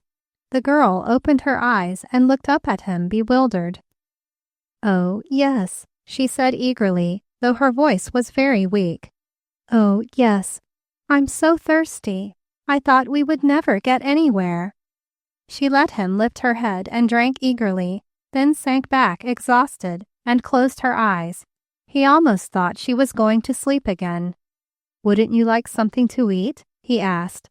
"Dinner is almost ready. Do you think you can sit up to eat, or would you rather lie still?" "Dinner," she said languidly. "But I thought it was night. Did I dream it all? And how did I get here? I don't remember this place." She looked around curiously and then closed her eyes as if the effort were almost too much. "Oh, I feel so queer and tired, as if I never wanted to move again," she murmured. "Don't move," he commanded. "Wait until you've had something to eat. I'll bring it at once." He brought a cup of steaming hot beef extract with little broken bits of biscuit from a small tin box in the pack and fed it to her a spoonful at a time. "Who are you?" she asked as she swallowed the last spoonful and opened her eyes, which had been closed most of the time while he fed her, as if she were too tired to keep them open. "Oh, I'm just the missionary. Brownleigh's my name. Now don't talk until you've had the rest of your dinner. I'll bring it in a minute. I want to make you a cup of tea, but you see I have to wash this cup first. The supply of dishes is limited." His genial smile and hearty words reassured her, and she smiled and submitted. "A missionary," she mused, and opened her eyes furtively to watch him as he went about his task. A missionary. She had never seen a missionary before, to her knowledge. She had fancied them always quite a different species, plain old maids, with hair tightly drawn behind their ears and a poke bonnet with little white lawn strings. This was a man, young, strong, engaging, and handsome as a fine piece of bronze. The brown flannel shirt he wore fitted easily over well-knit muscles and exactly matched the brown of the abundant wavy hair in which the morning sun was setting glints of gold as he knelt before the fire and deftly completed his cookery. His soft wide-brimmed felt hat pushed far back on the head, the corduroy trousers, leather chaps, and belt with brace of pistols all fitted into the picture and made the girl feel that she had suddenly left the earth where she had heretofore lived and been dropped into an unknown land with a strong kind of angel to look after her. A missionary. Then of course she needn't be afraid of him. As she studied his face, she knew that she couldn't possibly have been afraid of that face anyway, unless perhaps she had ventured to disobey its owner's orders. He had a strong, firm chin, and his lips, though kindly in their curve, looked decided as though they were not to be trifled with. On the whole, if this was a missionary, then she must change her ideas of missionaries from this time forth. She watched his light, free movements, now sitting back upon his heels to hold the cup of boiling water over the blaze by a curiously contrived handle, now rising and going to the saddle pack for some needed article. There was something graceful as well as powerful about his every motion. He gave one a sense of strength and almost infinite resource. Then suddenly her imagination conjured there beside him the man from whom she had fled. And in the light of this fine face, the other face darkened and weakened, and she had a swift revelation of his true character and wondered that she had never known before. A shudder passed over her, and a gray pallor came into her face at the memory. She felt a great distaste for thinking, or the necessity for even living at that moment. Then at once he was beside her with a tin plate and the cup of steaming tea, and began to feed her as if she had been a baby, roast rabbit and toasted cornbread. She ate unquestioningly and drank her tea, finding all delicious after her long fast, and gaining new strength with every mouthful. "How did I get here?" she asked suddenly, rising to one elbow and looking around. "I don't seem to remember a place like this." "I found you hanging on a bush in the moonlight," he said gravely, "and brought you here." Hazel lay back and reflected on this. He had brought her here. Then he must have carried her. Well, his arms looked strong enough to lift a heavier person than herself, but he had brought her here. A faint color stole into her pale cheeks. "Thank you," she said at last. "I suppose I wasn't just able to come myself." There was a droll little pucker at the corner of her mouth. "Not exactly," he answered as he gathered up the dishes. "I remember that crazy little steed of mine began to climb straight up the side of a terrible wall in the dark, and finally decided to wipe me off with a tree. That is the last I can recall. I felt myself slipping and couldn't hold on any longer. Then it all got dark and I let go." "Where were you going?" asked the young man. "Going? I wasn't going anywhere," said the girl. "The pony was doing that. He was running away, I suppose. He ran miles and hours with me, and I couldn't stop him. I lost hold on the bridle, you see, and he had ideas about what he wanted to do. I was almost frightened to death, and there wasn't a soul in sight all day. I never saw such an empty place in my life. It can't be that this is still Arizona. We came so far." "When did you start?" the missionary questioned gravely. "Why, this morning. That is, why, it must have been yesterday. I'm sure I don't know when. It was Wednesday morning about 11 o'clock that we left the car on horseback to visit a mine Papa had heard about. It seems about a year since we started." "How many were in your party?" asked the young man. "Just Papa and my brother and Mr. Hamar, a friend of my father's," answered the girl, her cheeks reddening at the memory of the name. "But was there no guide, no native with you at all?" There was anxiety in the young man's tone. He had visions of other lost people who would have to be looked after. "Oh, yes, there was the man my father had ridden to, who brought the horses, and 2 or 3 men with him, some of them Indians, I think. His name was Bunce, Mr. Bunce. He was a queer man with a lot of wild-looking hair." "Shag Bunce," said the missionary thoughtfully. "But if Shag was along, I cannot understand how you came to get so widely separated from your party. He rides the fastest horse in this region. No pony of his outfit, be he ever so fleet, could get far ahead of Shag Bunce.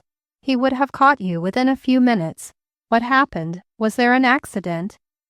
He looked at her keenly, feeling sure there was some mystery behind her wanderings that he ought to unravel for the sake of the girl and her friends. Hazel's cheeks grew rosy. "Why, nothing really happened," she said evasively. "Mr. Bunce was ahead with my father. In fact, he was out of sight when my pony started to run. I was riding with Mr. Hamar, and as we didn't care anything about the mine, we didn't hurry. Before we realized it, the others were far ahead over a hill or something. I forget what was ahead. Only they couldn't be seen. Then I must have touched my pony pretty hard with my whip, and he wheeled and started to run. I'm not sure, but I touched Mr. Hamar's horse too, and he was behaving badly. I really hadn't time to see. I don't know what became of Mr. Hamar. He isn't much of a horseman. I don't believe he had ever ridden before. He may have had some trouble with his horse. Anyway, before I knew it, I was out of sight of everything but wide empty stretches with mountains and clouds at the end everywhere, and going on and not getting any nearer to anything." "This Mr. Hamar must have been a fool not to have given an alarm to your friends at once if he could do nothing himself," said Brownleigh sternly. "I cannot understand how it could happen that no one found you sooner. It was the merest chance that I came upon your whip and other little things, and so grew anxious lest someone was lost. It is very strange that no one found you before this. Your father will have been very anxious." Hazel sat up with flaming cheeks and began to gather her hair in a knot. A sudden realization of her position had come upon her and given her strength.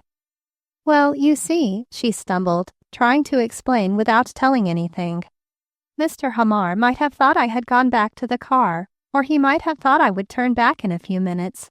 I do not think he would have wanted to follow me just then. I was angry with him." The young missionary looked at the beautiful girl sitting upright on the canvas he had spread for her bed, trying vainly to reduce her bright hair to something like order, her cheeks glowing, her eyes shining now, half with anger, half with embarrassment, and for a second he pitied the one who had incurred her wrath.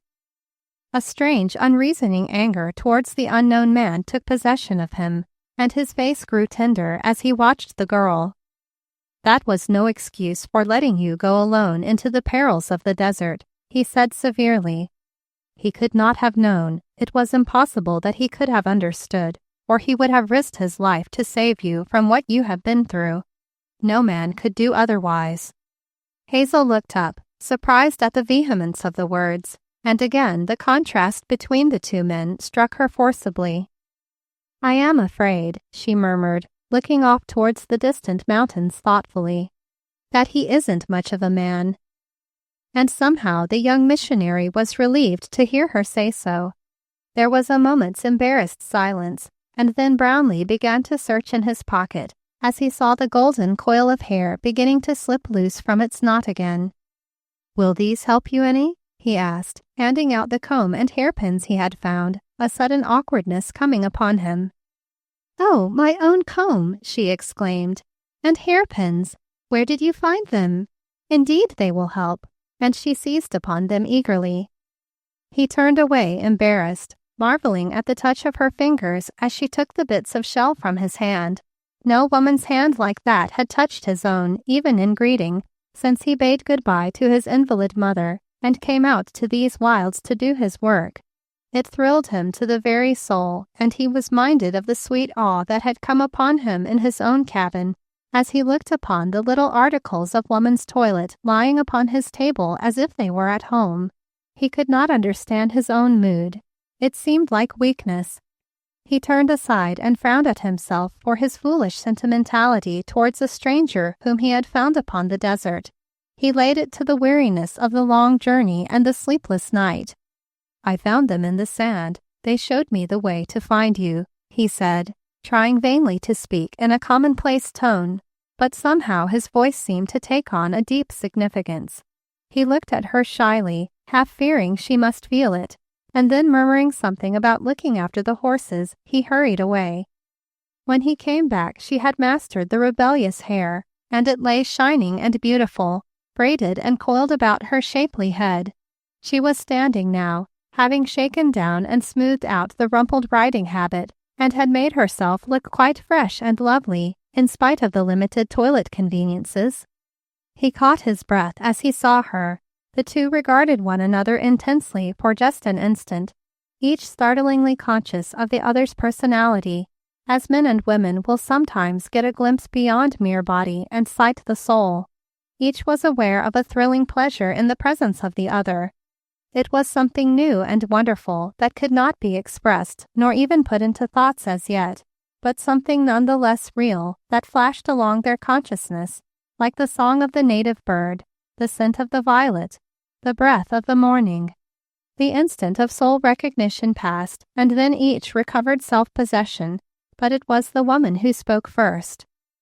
"I feel very much more respectable," she laughed pleasantly. "Where is my vicious little horse? Isn't it time we were getting back?" Then a cloud of anxiety came over the brightness of the man's face. "That is what I was coming to tell you," he said in a troubled tone.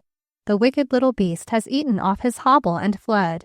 There isn't a sight of him to be seen far or wide. He must have cleared out while we were at dinner, for he was munching grass peaceably enough before you woke up. It was careless of me not to make him more secure. The hobble was an old one and worn, but the best I had.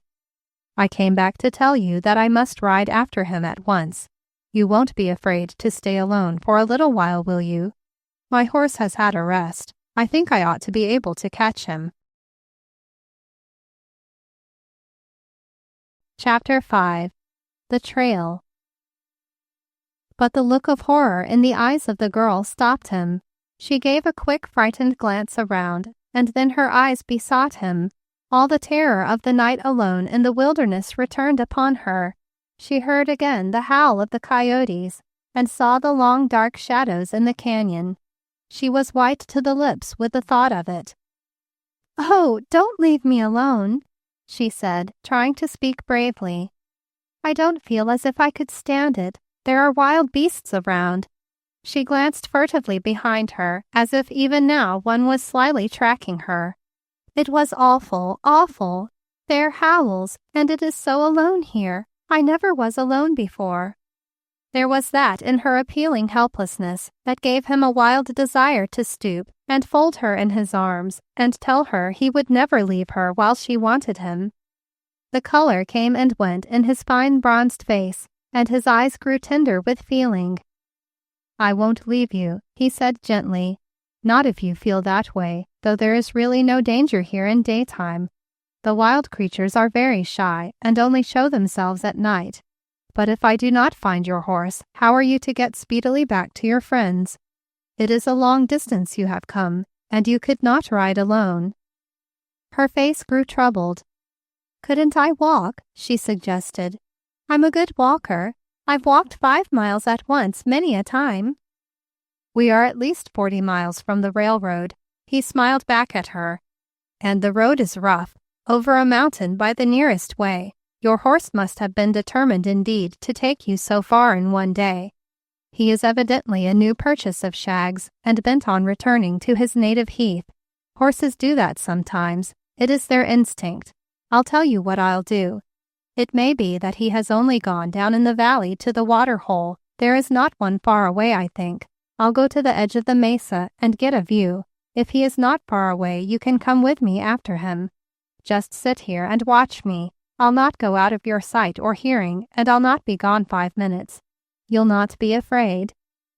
She sat down obediently where he bade her eyes large with fear, for she dreaded the loneliness of the desert more than any fear that had ever visited her before. "I promise I'll not go beyond your sight and call," he reassured her, and with a smile turned towards his own horse, and swinging himself into the saddle, galloped rapidly away to the edge of the mesa. She watched him riding away, her fears almost forgotten in her admiration of him, her heart beating strangely with the memory of his smile. The protection of it seemed to linger behind him and quiet her anxiety. He rode straight to the east, and then more slowly turned and skirted the horizon, riding north along the edge of the mesa. She saw him shade his eyes with his hand and look away in all directions. At last, after a prolonged gaze straight north, he wheeled his horse and came quickly back to her. His face was grave as he dismounted. "I've sighted him," he said, "but it's no use. He has 3 or 4 miles start and a steep hill climbed. When he reaches the top of the next mesa, he has a straight course before him and probably downhill after that. It might take me 3 or 4 hours to catch him, and it's a question if I could do it then. We'll have to dismiss him from our arrangements and get along with Billy. Do you feel equal to riding now, or ought you to rest again?" "Oh, I can ride, but I cannot take your horse. What will you do?" "I shall do nicely," he answered, smiling again. "Only our progress will be slower than if we both had horses. What a pity that I had not taken off his saddle. It would have been more comfortable for you than this. But I was searching so anxiously for the rider that I took little heed to the horse, except to hastily hobble him. And when I found you, you needed all my attention. Now I advise you to lie down and rest until I get packed up. It won't take me long."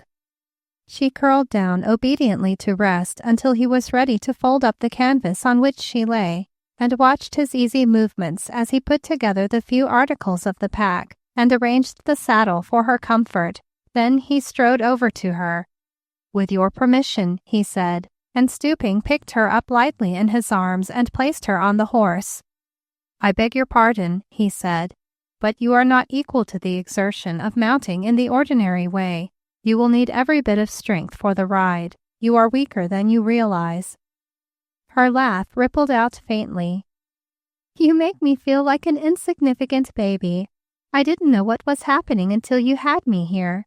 You must have the strength of a giant. I never felt so little before."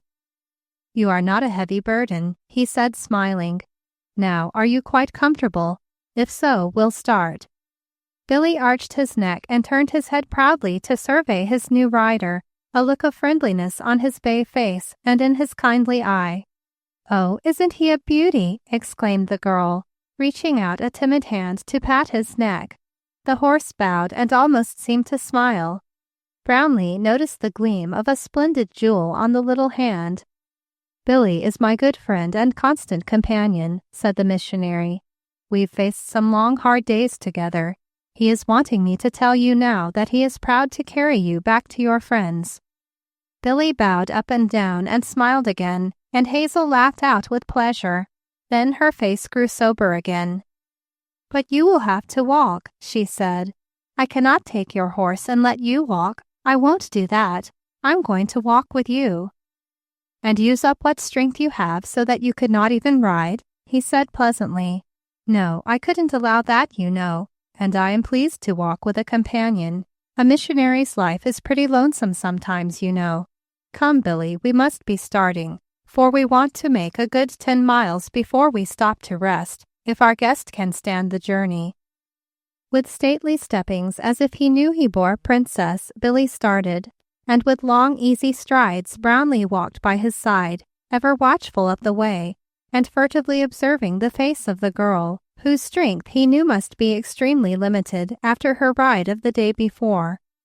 Out on the top of the mesa, looking off towards the great mountains and the wide expanse of seemingly infinite shades and colorings, Hazel drew her breath in wonder at the beauty of the scene.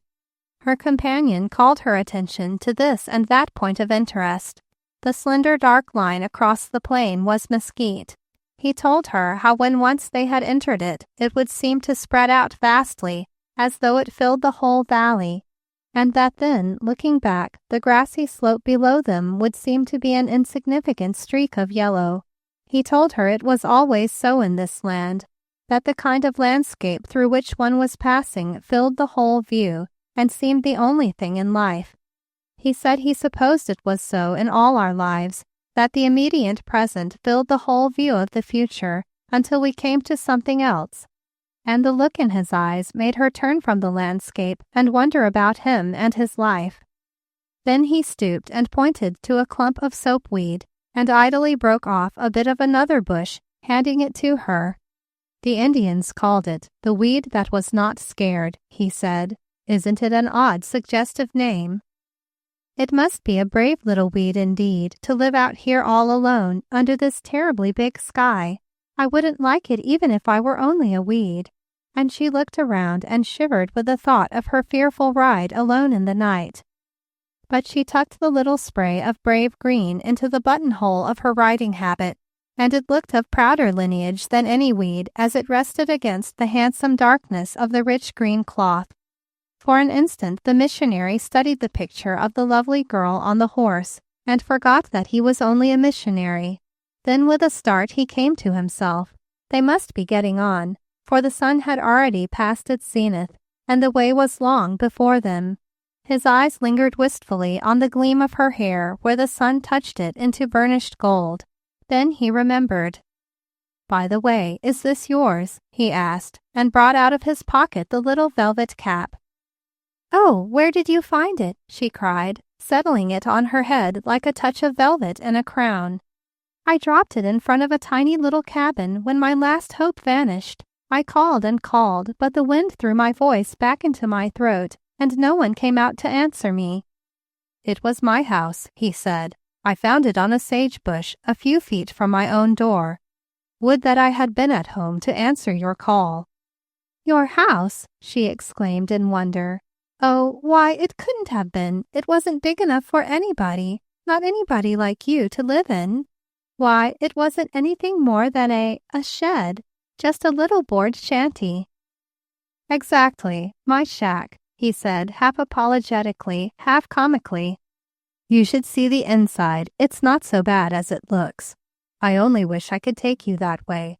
But the fact is it's somewhat out of the way to the railroad, and we must take the shortcut if we want to shorten your father's anxiety. Do you feel able to go on further now?" "Oh, yes, quite," she said, with sudden trouble in her face. "Papa will be very much worried, and Aunt Maria will be wild with anxiety. She will tell me that this is just what she expected from my going out riding in this heathen land. She warned me not to go. She said it wasn't ladylike."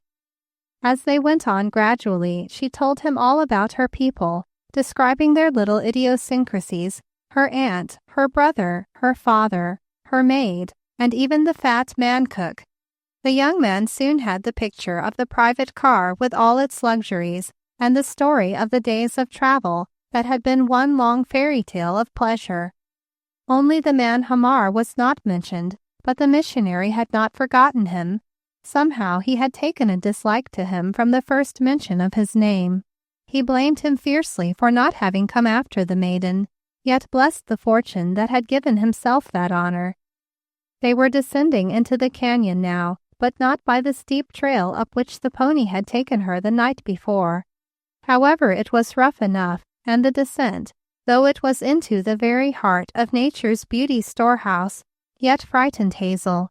She started at every steep place and clutched at the saddle wildly, pressing her white teeth hard into her underlip until it grew white and tense. Her face was white also, and a sudden faintness seemed to come upon her. Brownleigh noticed instantly, and walking close beside the horse, guiding carefully his every step, he put his free arm about her to steady her, and bade her lean towards him and not be afraid. His strength steadied her and gave her confidence, and his pleasant voice, pointing out the beauties of the way, helped her to forget her fright.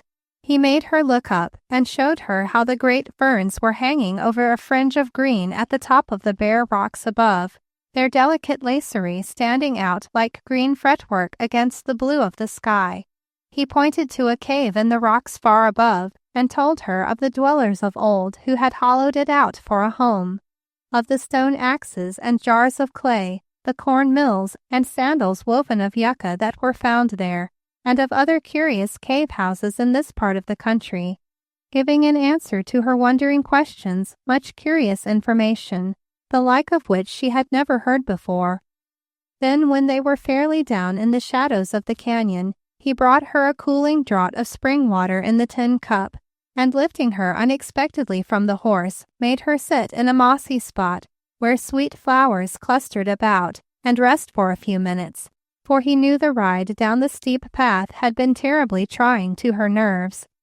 Yet all his attentions to her, whether lifting her to and from the saddle, or putting his arm about her to support her on the way, were performed with such grace of courtesy as to remove all personality from his touch, and she marveled at it while she sat and rested, and watched him from the distance watering Billy at a noisy little stream that chattered through the canyon.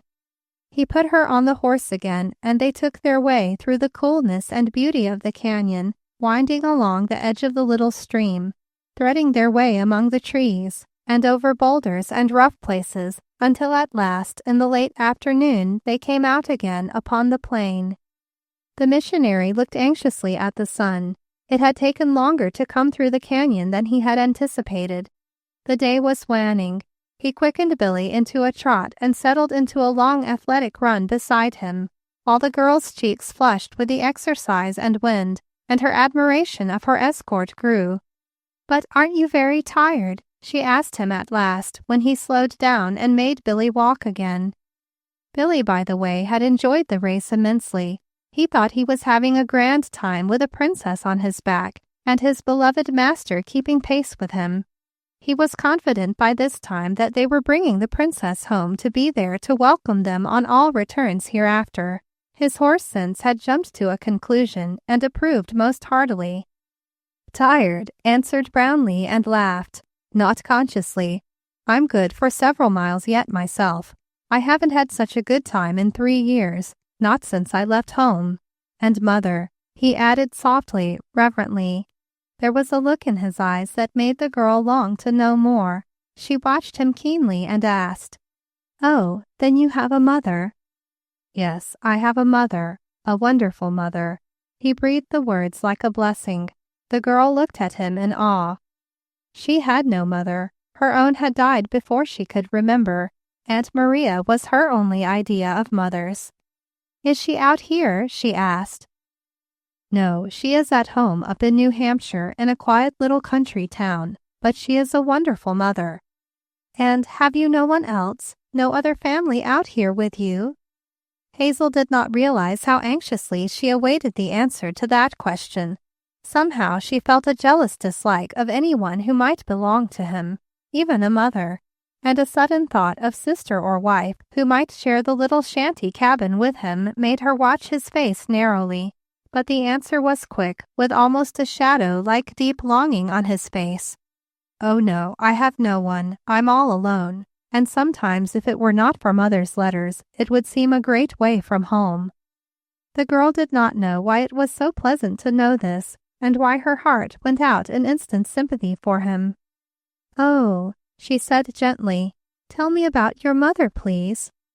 And so he told her, as he walked beside her, of his invalid mother, whose frail body and its needs bound her to a couch in her old New England home, helpless and carefully tended by a devoted nurse whom she loved and whom loved her. Her great spirit had risen to the sacrifice of sending her only son out to the desert on his chosen commission.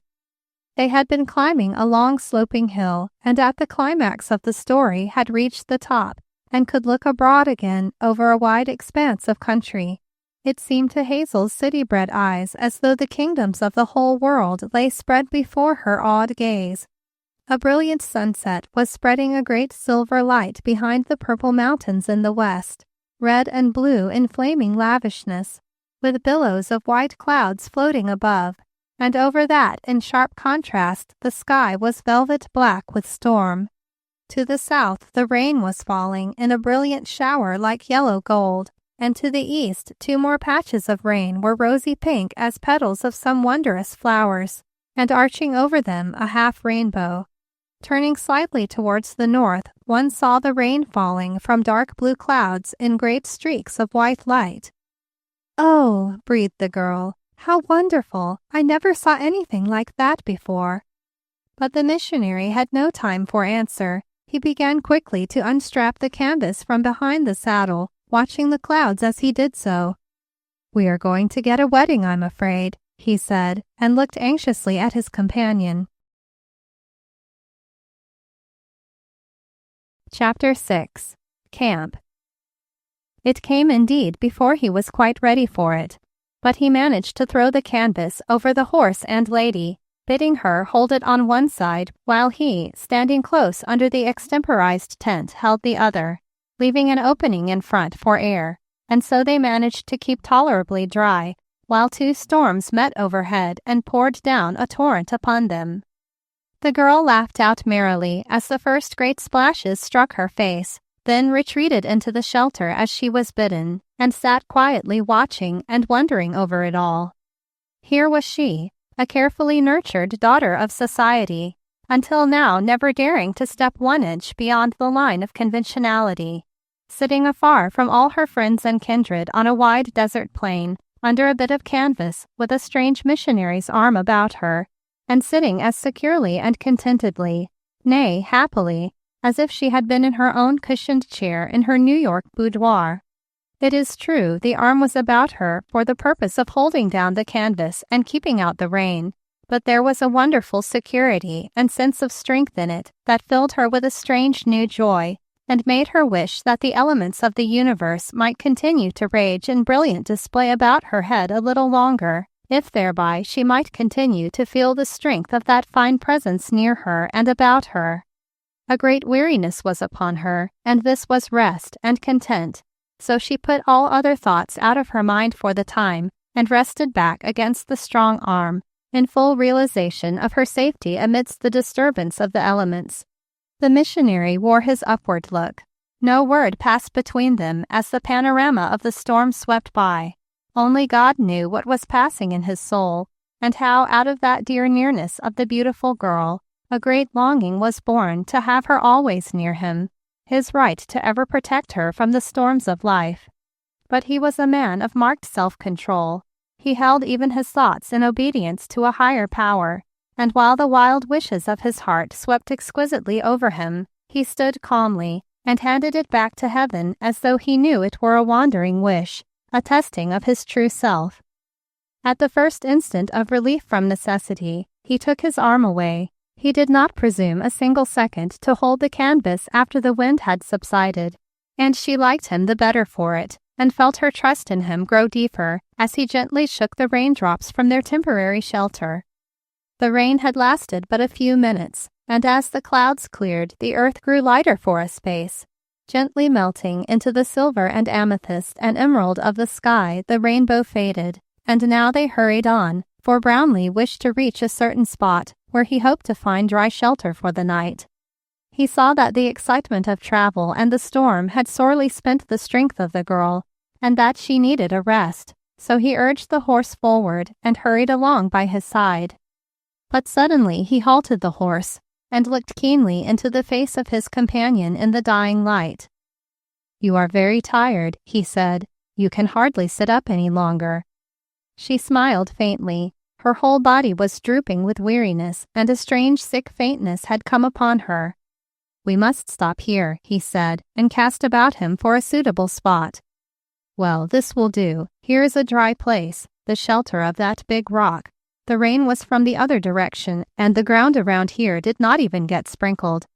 "That group of trees will do for a private room for you. We'll soon have a fire and some supper, and then you'll feel better." With that, he stripped off his coat and, spreading it upon the ground in the dry shelter of a great rock, lifted the drooping girl from the saddle and laid her gently on the coat. She closed her eyes wearily and sank back. In truth, she was nearer to fainting than she had ever been in her life, and the young man hastened to administer a restorative which brought the color back to her pale cheeks. "It is nothing," she murmured, opening her eyes and trying to smile.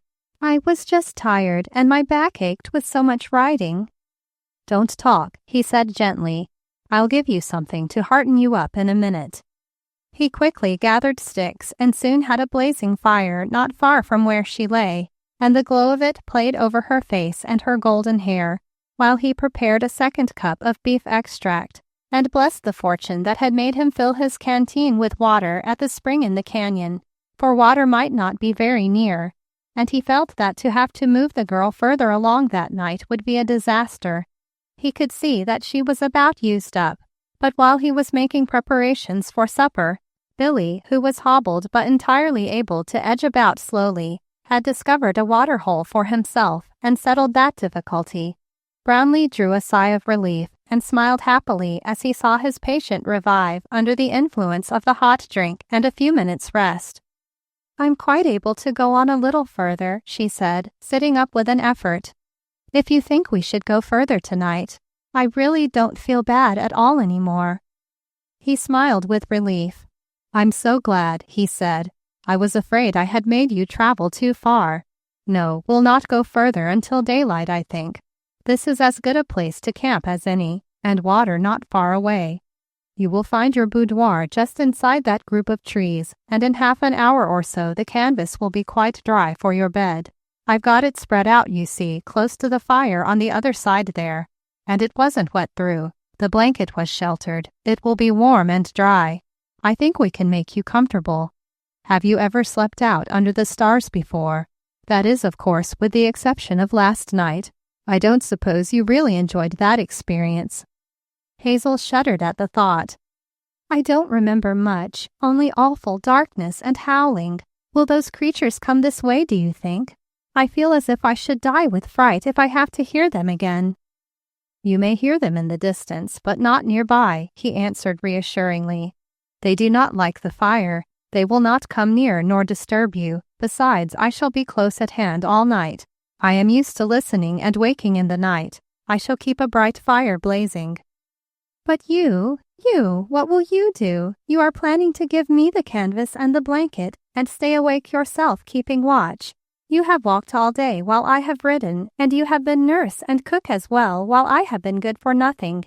And now you want me to rest comfortably all night while you sit up." There was a ring in the young man's voice as he answered her that thrilled her to the heart. "I shall be all right," he said, and his voice was positively joyous. "And I shall have the greatest night of my life taking care of you. I count it a privilege. Many a night have I slept alone under the stars with no one to guard and felt the loneliness. Now I shall always have this to remember. Besides, I shall not sit up. I am used to throwing myself down anywhere. My clothing is warm, and my saddle is used to acting as a pillow.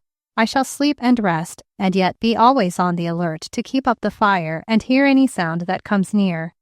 He talked as though he were recounting the plan of some delightful recreation, and the girl lay and watched his handsome face in the play of the firelight and rejoiced in it. Somehow there was something very sweet in companionship alone in the vast silence with this stranger friend.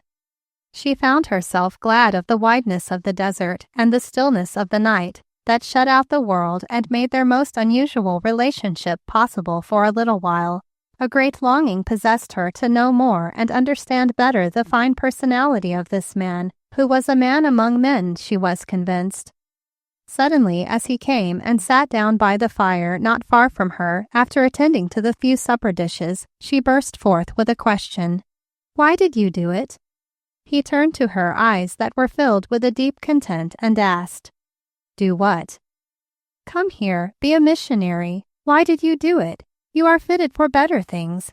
You could fill a large city church or even do other things in the world. Why did you do it?" The firelight flickered on his face and showed his features fine and strong in an expression of deep feeling that gave it an exalted look. There seemed a light in his eyes that was more than firelight as he raised them upward in a swift glance and said quietly, as though it were the simplest matter in the universe, "Because my Father called me to this work, and I doubt if there can be any better. Listen." And then he told her of his work, while the fire burned cheerfully and the dusk grew deeper, till the moon showed clear her silver orb riding high in the starry heavens. The mournful voice of the coyotes echoed distantly, but the girl was not frightened, for her thoughts were held by the story of the strange childlike race for whom this man among men was giving his life. He told her of the Indian hogans, little round huts built of logs on end and slanting to a common center thatched with turf and straw, an opening for a door and another in the top to let out the smoke of the fire, a dirt floor, no furniture but a few blankets, sheepskins, and some tin dishes. He carried her in imagination to one such hogan, where lay the little dying Indian maiden, and made the picture of their barren lives so vivid that tears stood in her eyes as she listened. He told of the medicine men, the ignorance and superstition, the snake dances and heathen rites, the wild, poetic, conservative man of the desert, with his distrust, his great loving heart, his broken hopes and blind aspirations, until Hazel began to see that he really loved them, that he had seen the possibility of greatness in them and longed to help develop it. He told her of the Sabbath just past, when in company with his distant neighbor missionary, he had gone on an evangelistic tour among the tribes far away from the mission station. He pictured the Indians sitting on rocks and stones amid the long shadows of the cedar trees just before the sundown, listening to a sermon. He had reminded them of their Indian god, Bagochidi, and of Nilchi, whom the Indians believed to have made all things, the same whom white men called God, and showed them a book called the Bible, which told the story of God and of Jesus, his Son, who came to save men from their sin. Not one of the Indians had ever heard the name of Jesus before, nor knew anything of the great story of salvation. Hazel found herself wondering why it made so very much difference whether these poor ignorant creatures knew all this or not, and yet she saw from the face of the man before her that it did matter, infinitely. To him it mattered more than anything else. A passing wish that she were an Indian to thus hold his interest flashed through her mind, but he was speaking yet of his work, and his rapt look filled her with awe. She was overwhelmed with the greatness and the fineness of the man before her, sitting here in the fitful firelight, with its ruddy glow upon his face, his hat off, and the moon laying a silver crown upon his head. He seemed half angel, half God. She had never before been so filled with the joy of beholding another soul. She had no room for thoughts of anything else. Then suddenly he remembered that it was late. "I have kept you awake far too long," he said penitently, looking at her with a smile that seemed all tenderness. "We ought to get on our way as soon as it is light, and I have made you listen to me when you ought to have been sleeping. But I always like to have a word with my father before retiring. Shall we have our worship together?" Hazel, overcome by wonder and embarrassment, assented and lay still in her sheltered spot, watching him as he drew a small leather book from his breast pocket and opened to a place marked by a tiny silken cord. Then, stirring up the fire to brightness, he began to read, and the majestic words of the 91st Psalm came to her unaccustomed ears as a charmed page. "He that dwelleth in the secret place of the Most High shall abide under the shadow of the Almighty. He shall cover thee with his feathers, and under his wings shalt thou trust." The words were uttered with a ringing tone of trust. The listener knew little of birds and their ways, but the phrasing reminded her of the way she had been sheltered from the storm a little while before, and her heart thrilled anew with the thought of it. Thou shalt not be afraid for the terror by night. Ah, terror by night. She knew what that meant. That awful night of darkness, steep riding, howling beasts, and black oblivion. She shuddered involuntarily at the remembrance. Not afraid. What confidence the voice had as it rang on. And all at once she knew that this night was free from terror for her because of the man whose confidence was in the unseen. He shall give his angels charge over thee. And looking at him, she half expected to see flitting wings in the moonlit background. How strong and true the face! How tender the lines about the mouth! What a glow of inner quietness and power in the eyes as he raised them now and again to her face across the firelight! What a thing it would be to have a friend like that always to guard one! Her eyes glowed softly at the thought, and once again there flashed across her mind the contrast between this man and the one from whom she had fled in horror the day before. The reading ended, he replaced the little marker, and dropping upon one knee on the desert, with his face lifted to the sky, and all the radiance of the moon flooding over him, he spoke to God, as a man speaks with his friend, face to face. Hazel lay with open, wondering eyes and watched him, awe growing within her. The sense of an unseen presence close at hand was so strong that once she lifted half-frightened eyes to the wide, clear sky. The light on the face of the missionary seemed like glory from another world. She felt herself enfolded and upborne into the presence of the Infinite by his words, and he did not forget to commend her loved ones to the care of the Almighty. A great peace came upon her as she listened to the simple, earnest words, and a sense of security such as she had never known before. After the brief prayer, he turned to her with a smile and a few words of assurance about the night. There was her dressing room behind those trees, and she need not be afraid. He would not be far away. He would keep the fire bright all night so that she would not be annoyed by the near howling of the coyotes. Then he moved away to gather more wood, and she heard him singing softly at first, and then gathering volume as he got further away, his rich tenor voice ringing clear upon the night in an old hymn. The words floated back distinctly to her listening ears. My God, is any hour so sweet, from flush of dawn to evening star, as that which calls me to thy feet, the hour of prayer. Then is my strength by thee renewed, then are my sins by thee forgiven, then dost thou cheer my solitude with hopes of heaven. No words can tell what sweet relief, therefore my every want I find, what strength for warfare, balm for grief, what peace of mind. She lay down for the night, marveling still over the man. He was singing those words as if he meant every one, and she knew that he possessed something that made him different from other men. What was it? It seemed to her that he was the one man of all the earth, and how was it that she had found him away out here alone in the desert? The great stars burned sharply in the heavens over her. The white radiance of the moon lay all about her. The firelight played at her feet. Far away she could hear the howling of the coyotes, but she was not afraid. She could see the broad shoulders of the man as he stooped over on the other side of the fire to throw on more wood. Presently she knew he had thrown himself down with his head on the saddle, but she could hear him still humming softly something that sounded like a lullaby. When the firelight flared up, it showed his fine profile. Not far away she could hear Billy cropping the grass, and throughout the vast open universe there seemed to brood a great and peaceful silence. She was very tired, and her eyelids drooped shut. The last thing she remembered was a line he had read from the little book. He shall give his angels charge. And she wondered if they were somewhere about now. That was all, until she awoke suddenly with the consciousness that she was alone, and that in the near distance a conversation in a low tone was being carried on. Chapter 7. Revelation. The moon was gone, and the luminous silver atmosphere was turned into a clear dark blue, with shadows of the blackness of velvet. But the stars burned redder now, and nearer to the earth. The fire still flickered brightly.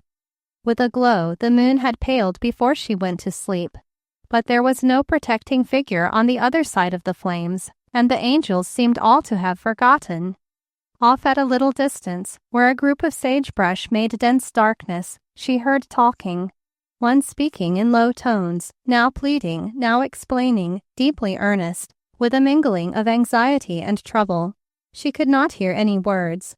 She seemed to know the voice was low so that she might not hear. Yet it filled her with a great fear. What had happened? Had someone come to harm them, and was he pleading for her life? Strange to say, it never entered her head to doubt his loyalty, stranger though he was. Her only feeling was that he might have been overpowered in his sleep, and be even now in need of help himself. What could she do?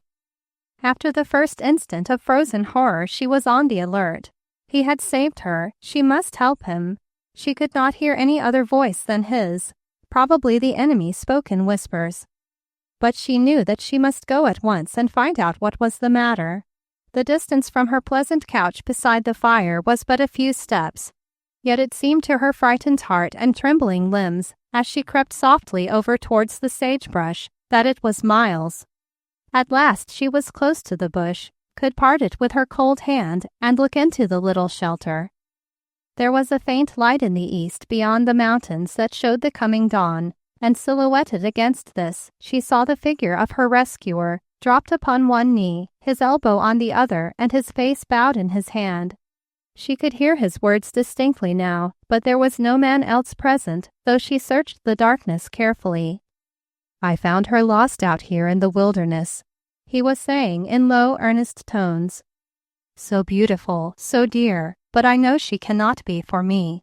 Her life has been all luxury, and I would not be a man to ask her to share the desert. I know, too, that she is not fitted for the work. I know it would be all wrong, and I must not wish it, but I love her, though I may not tell her so. I must be resolute and strong, and not show her what I feel. I must face my Gethsemane, for this girl is as dear to me as my own soul. God bless and guard her, for I may not." The girl had stood rooted to the spot, unable to move as the low voice went on with its revelation. But when the plea for a blessing upon her came with all the mighty longing of a soul who loved absorbingly, it was as if she were unable to bear it, and she turned and fled silently back to her couch, creeping under the canvas, thrilled, frightened, shamed, and glad all in one. She closed her eyes, and the swift tears of joy came. He loved her. He loved her. How the thought thrilled her. How her own heart leapt up to meet his love. The fact of it was all she could contain for the time, and it filled her with an ecstasy such as she had never known before. She opened her eyes to the stars, and they shone back a great radiance of joy to her. The quiet darkness of the vast earth all about her seemed suddenly to have become the sweetest spot she had known. She had never thought there could be joy like this. Gradually she quieted the wild throbbing of her heart and tried to set her thoughts in order. Perhaps she was taking too much for granted. Perhaps he was talking of another girl, someone he had met the day before. But yet it seemed as if there could be no doubt. There would not be two girls lost out in that desert. There could not. And her heart told her that he loved her. Could she trust her heart? Oh, the dearness of it if it were true. Her face was burning too, with the sweet shame of having heard what was not meant for her ears. Then came the flash of pain in the joy. He did not intend to tell her. He meant to hide his love, and for her sake. And he was great enough to do so. The man who could sacrifice the things that other men hold dear to come out to the wilderness for the sake of a forgotten, half-savage people could sacrifice anything for what he considered right. This fact loomed like a wall of adamant across the lovely way that joy had revealed to her. Her heart fell with the thought that he was not to speak of this to her, and she knew that more than for anything else in life, more than anything she had ever known, she longed to hear him speak those words to her.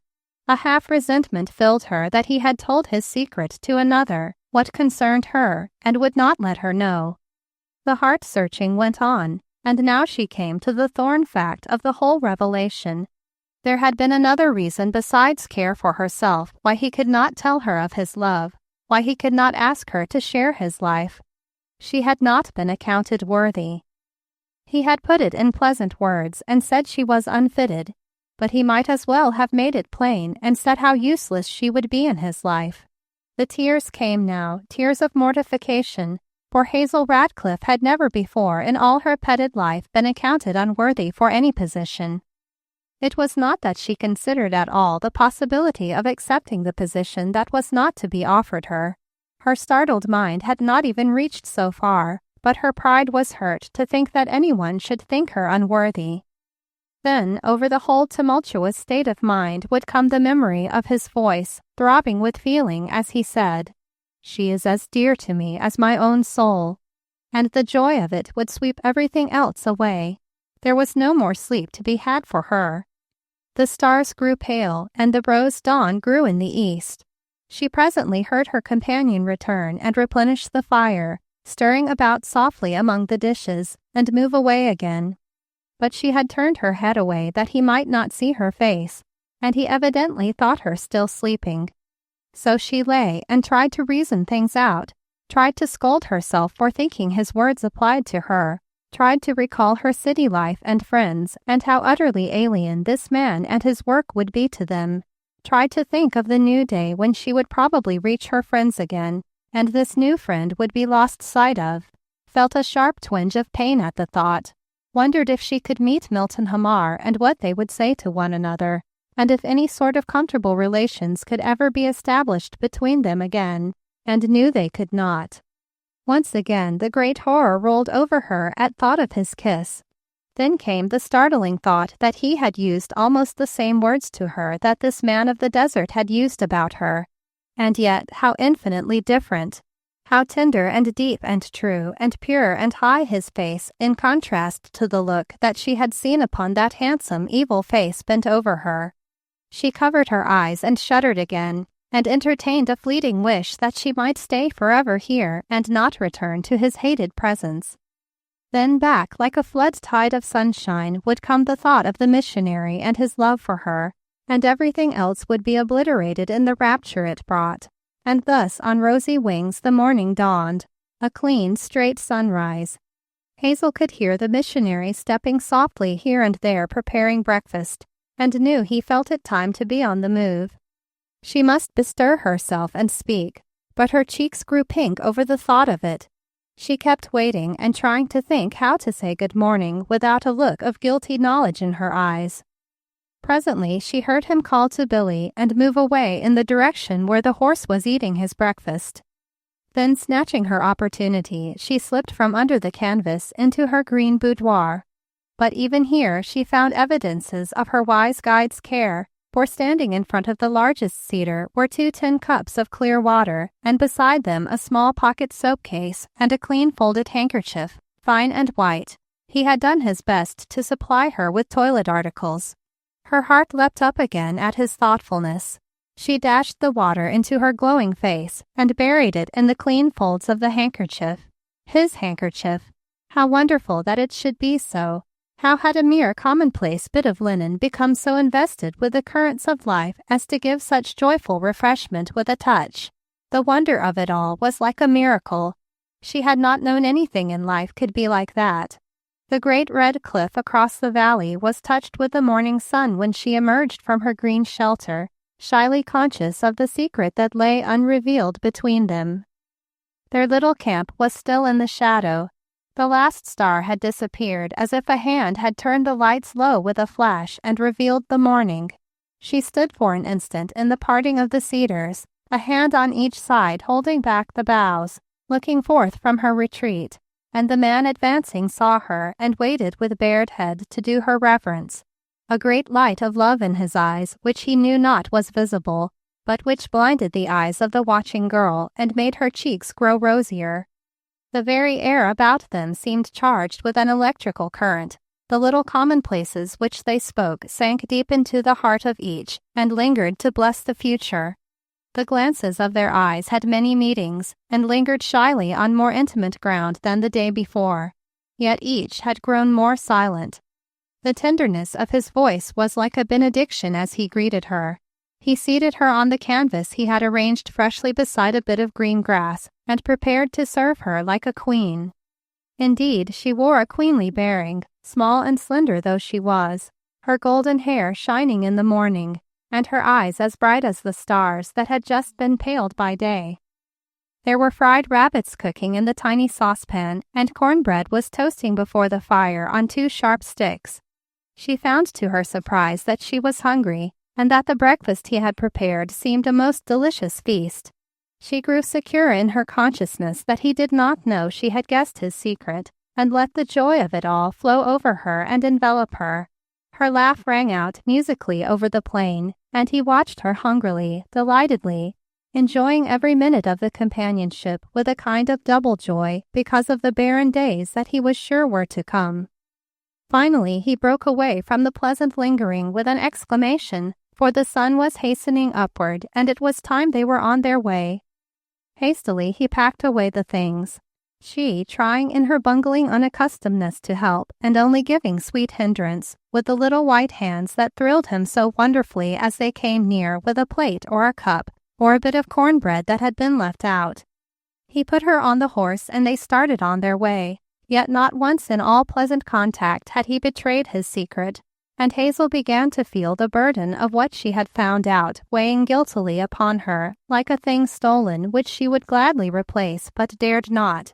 Sometimes as they rode along, he quietly talking as the day before, pointing out some object of interest, or telling her some remarkable story of his experiences, she would wonder if she had not been entirely mistaken, heard wrong maybe, or made more of the words than she should have done.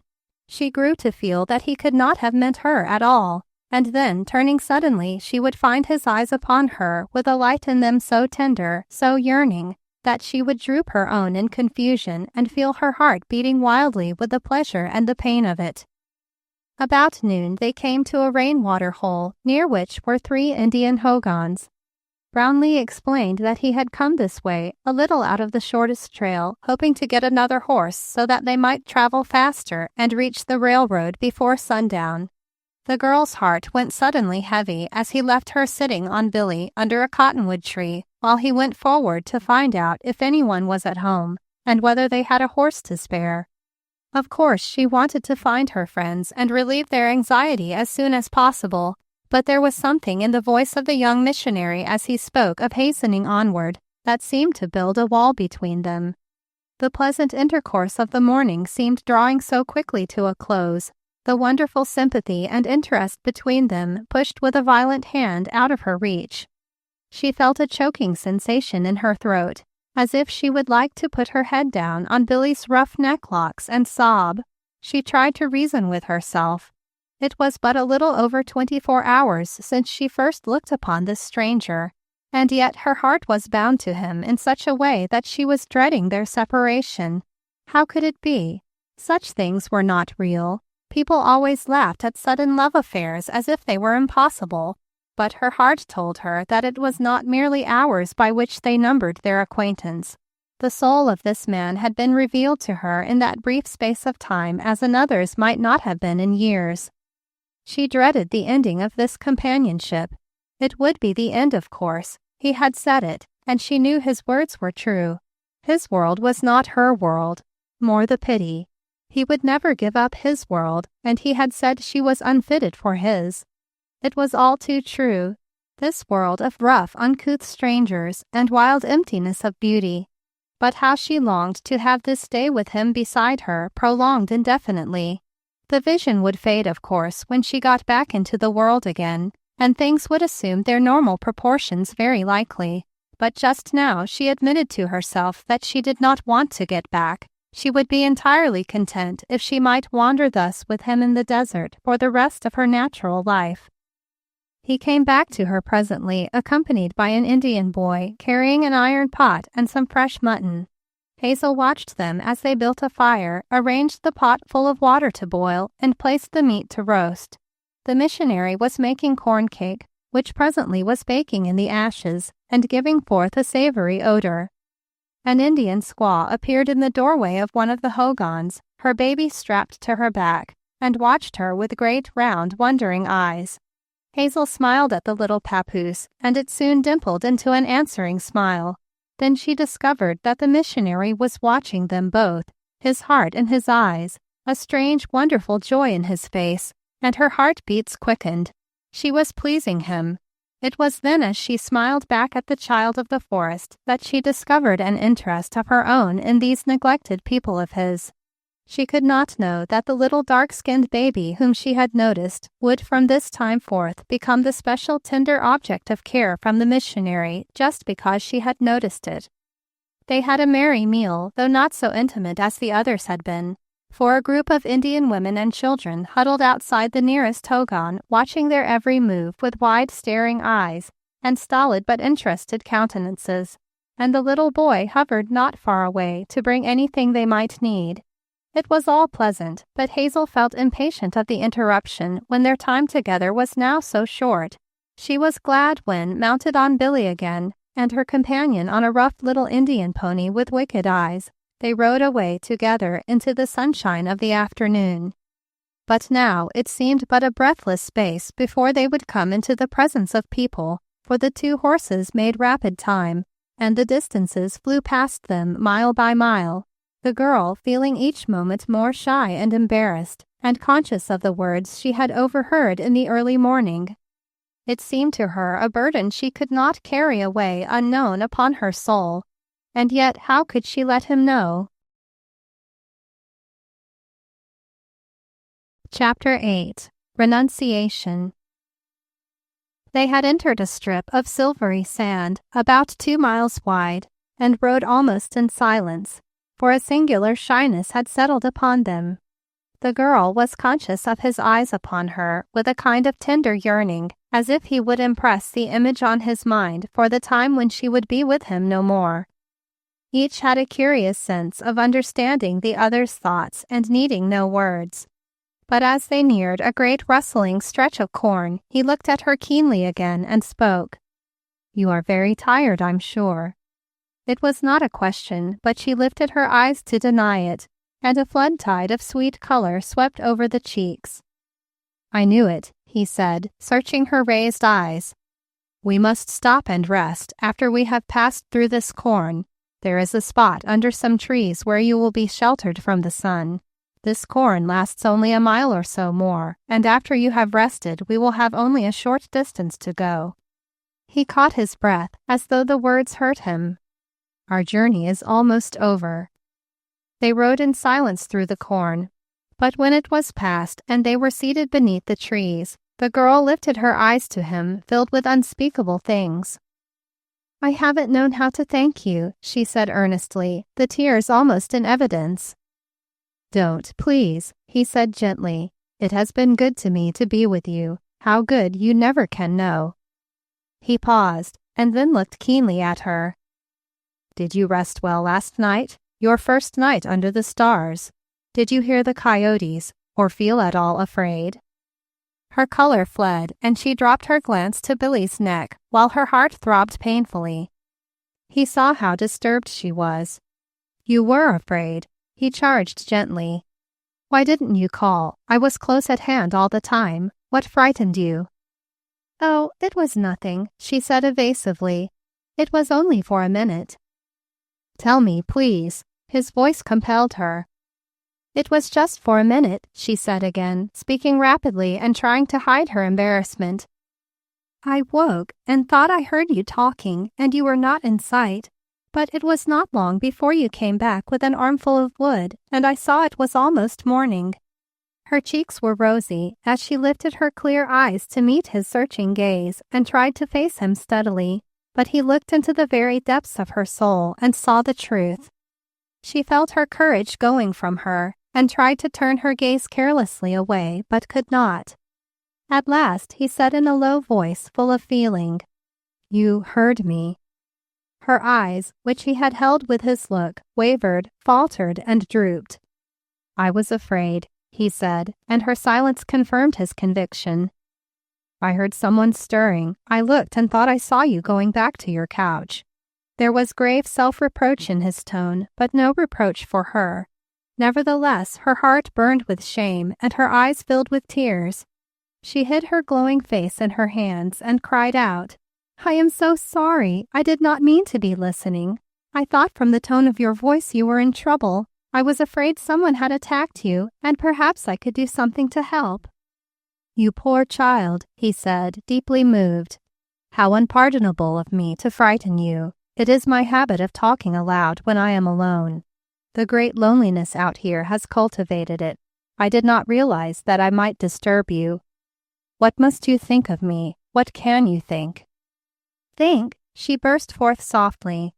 "I think you are all wrong to try to keep a thing like that to yourself." And then the full meaning of what she had said broke upon her, and her face crimsoned with embarrassment. But he was looking at her with an eager light in his eyes. "What do you mean?" he asked. "Won't you please explain?" Hazel was sitting now, with her face entirely turned away, and the soft hair blowing concealingly about her burning cheeks. She felt as if she must get up and run away into the desert and end this terrible conversation. She was getting in deeper and deeper every minute. "Please," said the gentle, firm voice. "Why, I think a woman has a right to know a thing like that," she faltered desperately. "Why?" asked the voice again after a pause. "Because she might not ever know there was such a love for a woman in the world," she stammered, still her head turned quite away from him. She felt that she could never turn around and face this wonderful man of the desert again. She wished the ground would open up and show her some comfortable way of escape. The pause this time was long, so long that it frightened her, but she dared not turn and look at him.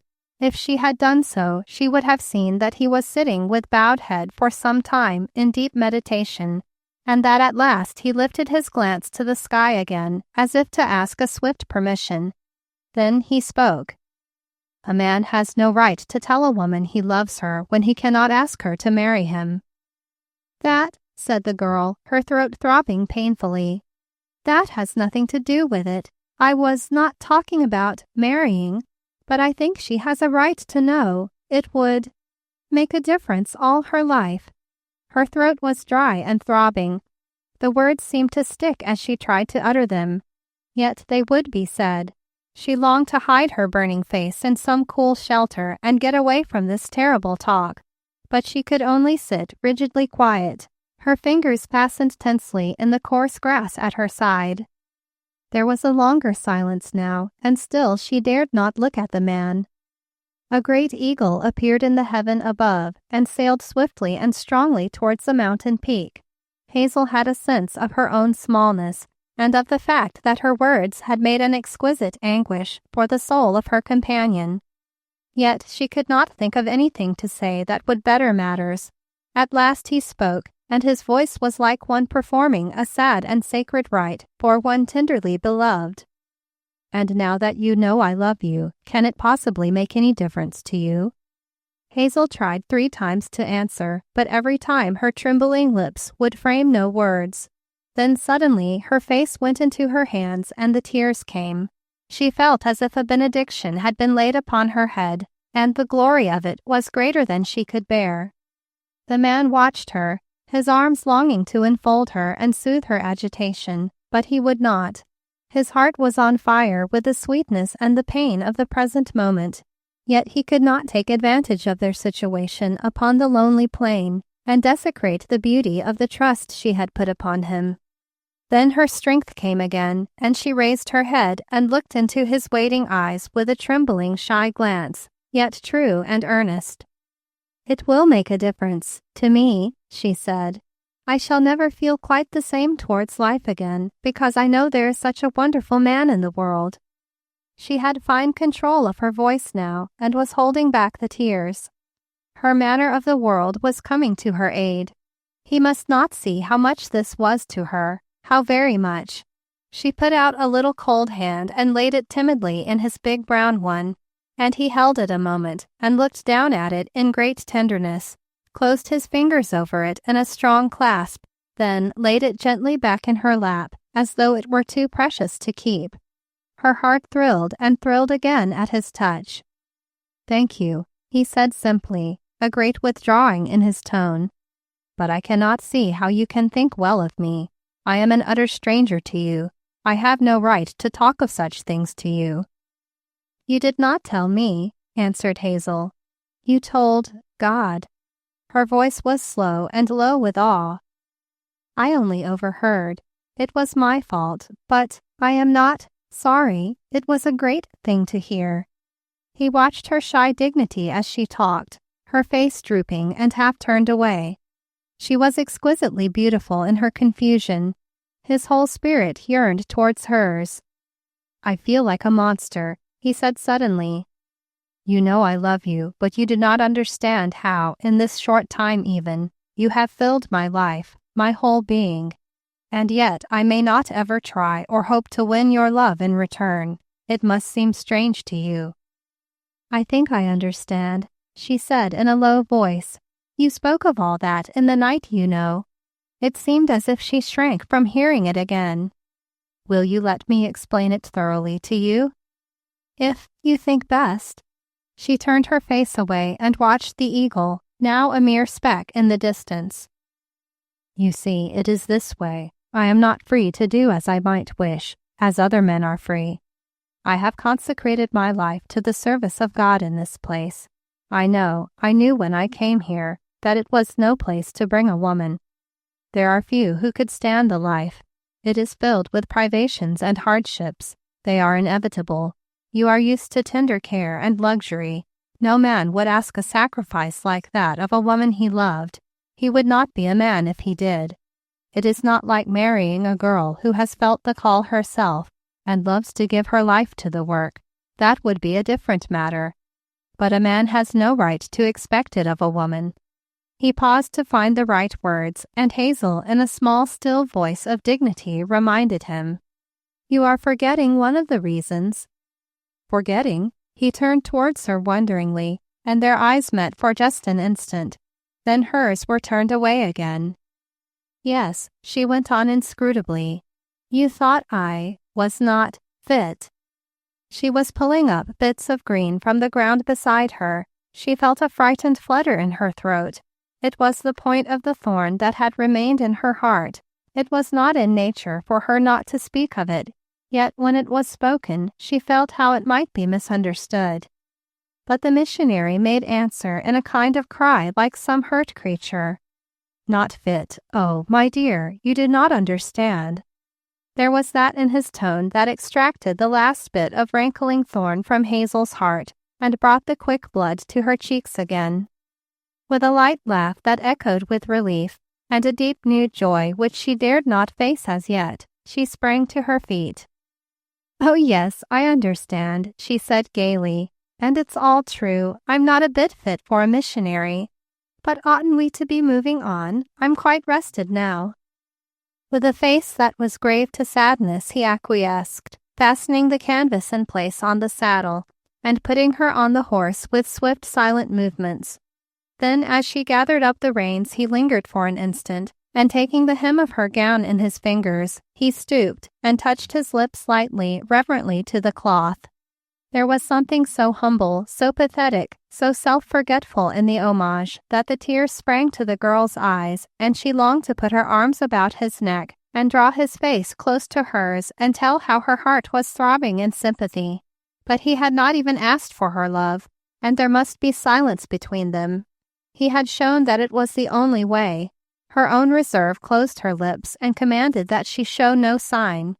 And now they rode on silently for the most part, the horses' hooves beating rapidly in unison.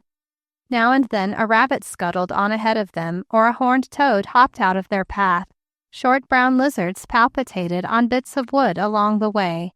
Now and then a bright green one showed itself and disappeared. Once they came upon a village of prairie dogs and paused to watch their antics for a moment. It was then, as they turned away, that she noticed the bit of green he had stuck in his buttonhole, and recognized it for the same that she had played with as they talked by the wayside. Her eyes charged him with having picked it up afterwards, and his eyes replied with the truth, but they said no words about it. They did not need words.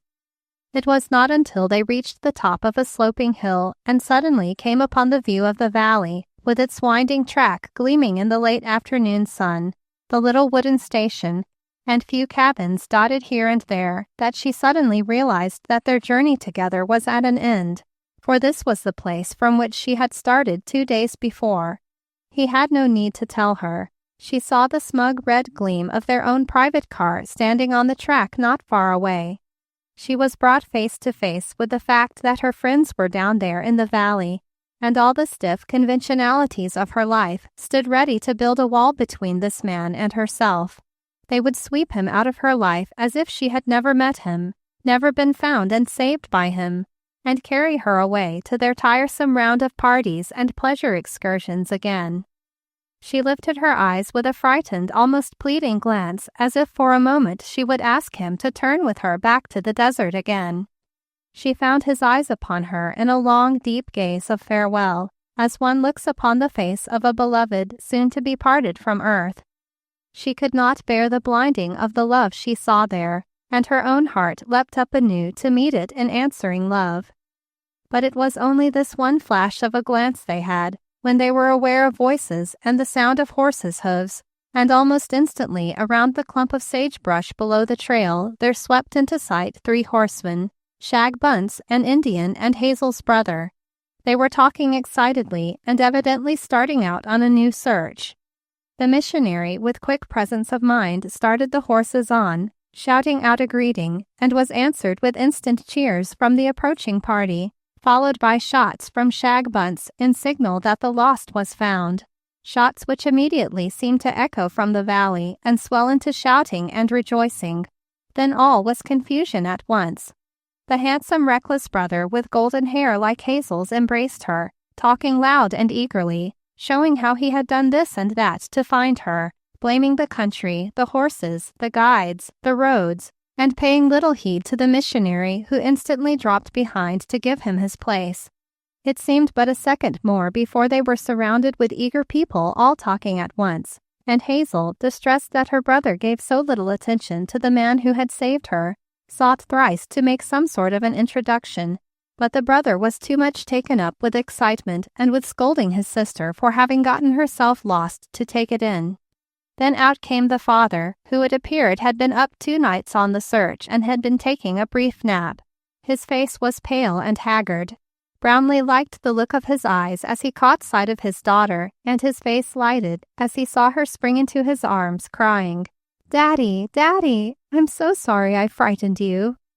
Behind him, tall and disapproving, with an "I told you so" in her eye, stood Aunt Maria. "Headstrong girl," she murmured severely. "You have given us all 2 terrible days," and she pecked Hazel's cheek stiffly, but no one heard her in the excitement. Behind Aunt Maria, Hazel's maid wrung her hands and wept in a kind of hysterical joy over her mistress's return, and back of her, in the gloom of the car vestibule, loomed the dark countenance of Hamar, with an angry red mark across one cheek. He did not look particularly anxious to be there. The missionary turned from his evil face with repulsion. In the confusion and delight over the return of the lost one, the man of the desert prepared to slip away, but just as he was about to mount his pony, Hazel turned and saw him. "Daddy, come over here and speak to the man who found me and brought me safely back again," she said, dragging her father eagerly across the platform to where the missionary stood. The father came readily enough, and Hazel talked rapidly, her shining eyes, her cheeks like twin roses, telling in a breath of the horrors and darkness and rescue, and the thoughtfulness of her stranger rescuer. Mr. Radcliffe came forward with outstretched hand to greet him, and the missionary took off his hat and stood with easy grace to shake hands. He was not conscious then of the fire of eyes upon him. Cold society stares from Aunt Maria, Hamar, and young Radcliffe, as if to say, how dare he presume to expect recognition for doing what was a simple duty? He noted only the genuine heartiness in the face of the father as he thanked him for what he had done. Then, like the practical man of the world that he was, Mr. Radcliffe reached his hand into his pocket and drew out his checkbook, remarking, as if it were a matter of course, that he wished to reward his daughter's rescuer handsomely, and inquiring his name as he pulled off the cap from his fountain pen. Brownleigh stood back stiffly, with a heightened color and an almost haughty look upon his face. "Thank you," he said coldly. "I could not think of taking anything for a mere act of humanity. It was a pleasure to be able to serve your daughter," and he swung himself easily into the saddle. But Mr. Radcliffe was unaccustomed to such independence in those who served him, and he began to bluster. Hazel, however, her cheeks fairly blazing, her eyes filled with mortification, put a hand upon her father's arm. "Daddy, you don't understand," she said earnestly. "My new friend is a clergyman. He is a missionary, Daddy." "Nonsense, daughter. You don't understand these matters. Just wait until I am through. I cannot let a deed like this go unrewarded. A missionary, did you say? Then if you won't take anything for yourself, take it for your church. It's all the same in the end." And he gave a knowing wink towards the missionary, whose anger was rising rapidly, and who was having much ado to keep a meek and quiet spirit. "Thank you," he said again coldly. "Not for any such service." "But I mean it," grumbled the elder man, much annoyed. "I want to donate something to a cause that employs a man like you. It is a good to the country at large to have such men patrolling the deserts. I never thought there was much excuse for home missions, but after this I shall give it my hearty approval. It makes the country safer for tourists. Come, tell me your name and I'll write out a check. I'm in earnest." "Send any contribution you wish to make to the general fund," said Brownleigh with dignity, mentioning the address of the New York board under whose auspices he was sent out. "But don't mention me, please." Then he lifted his hat once more and would have ridden away but for the distress in Hazel's eyes. Just then the brother created a digression by rushing up to his father. "Dad, Aunt Maria wants to know if we can go on with this train. It's in sight now and she's nearly crazy to get on the move. There's nothing to hinder our being hitched on, is there? The agent has the order. Do, Dad, let's get out of this. I'm sick of it and Aunt Maria is unbearable." "Yes, certainly, Arthur. Speak to the agent. We'll go on at once. Excuse me, what did you say was the name? I'm sorry you feel that way about it, though it's very commendable, I'm sure. I'll send to New York at once. Fifth Avenue, did you say? I'll speak a good word for you. Excuse me, the agent is beckoning. Well, goodbye, and thank you again. Daughter, you'd better get right into the car. The train is almost here, and they may have no time to spare." And Mr. Radcliffe hastened up the platform after his son and the agent. Chapter 9. For Remembrance. Hazel turned her troubled eyes to the face of the man pleadingly. "My father does not understand," she said apologetically. "He is very grateful, and he is used to thinking that money can always show gratitude." Brownleigh was off his horse beside her, his hat off, before she had finished speaking. "Don't, I beg of you, think of it again," he pleaded, his eyes devouring her face. "It is all right. I quite understand. And you understand, too, I am sure."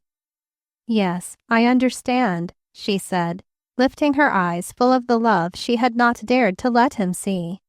She was fidgeting with her rings as she spoke, and looked back anxiously at the onrushing train. Her brother, hurrying down the platform to their car, called to her to hasten as he passed her, and she knew she would be allowed but a moment more. She caught her breath and looked at the tall missionary wistfully. "You will let me leave something of my own with you, just for remembrance?" she asked eagerly. His eyes grew tender and misty. "Of course," he said, his voice suddenly husky, "though I shall need nothing to remember you by. I can never forget you." The memory of that look in his eyes was meat and drink to her soul during many days that followed, but she met it now steadily, not even flushing at her open recognition of his love. "This is mine," she said. "My father bought it for me when I was 16. I have worn it ever since. He will never care." She slipped a ring from her finger and dropped it in his palm. "Hurry up there, sister," called young Radcliffe once more from the car window, and looking up, Brownleigh saw the evil face of Hamar peering from another window. Hazel turned, struggling to keep back the rising tears. "I must go," she gasped. Brownleigh flung the reins of the pony to a young Indian who stood near, and turning, walked beside her, conscious the while of the frowning faces watching them from the car windows. "And I have nothing to give you," he said to her in a low tone, deeply moved at what she had done. "Will you let me have the little book?" she asked shyly. His eyes lit with a kind of glory as he felt in his pocket for his Bible.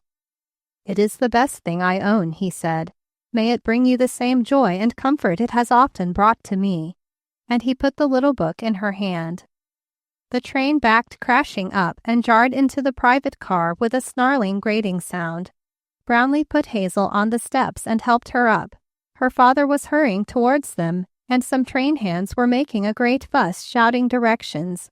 There was just an instant for a hand clasp, and then he stepped back to the platform, and her father swung himself on as the train moved off. She stood on the top step of the car, her eyes upon his face, and his upon hers, his hat lifted in homage and renunciation upon his brow as though it were a crown. It was the voice of her Aunt Maria that recalled her to herself, while the little station with its primitive setting, its straggling onlookers, and its one great man, slipped past and was blurred into the landscape by the tears which she could not keep back. "Hazel, for pity's sake, don't stand mooning and gazing at that rude creature any longer. We'll have you falling off the train and being dramatically rescued again for the delectation of the natives. I'm sure you've made disturbance enough for one trip, and you'd better come in and try to make amends to poor Mr. Hamar for what you have made him suffer with your foolish persistence in going off on a wild western pony that ran away. You haven't spoken to Mr. Hamar yet. Perhaps you don't know that he risked his life for you trying to catch your horse and was thrown and kicked in the face by his own wretched little beast, and left lying unconscious for hours on the desert, until an Indian came along and picked him up and helped him back to the station." As a matter of fact, Milton Hamar had planned and enacted this touching drama with the help of a passing Indian when he found that Hazel was gone, leaving an ugly whip mark on his cheek which must be explained to the family. "He may bear that dreadful scar for life. He will think you are an ungrateful girl if you don't go at once and make your apologies." For an answer, Hazel, surreptitiously brushing away the tears, swept past her aunt and locked herself in her own little private stateroom. She rushed eagerly to the window, which was partly open, guarded with a screen, and pressed her face against the upper part of the glass. The train had described a curve across the prairie, and the station was still visible, though far away. She was sure she could see the tall figure of her lover standing with hat in hand, watching her as she passed from his sight. With quick impulse, she caught up a long white crepe scarf that lay on her berth, and snatching the screen from the window, fluttered the scarf out to the wind.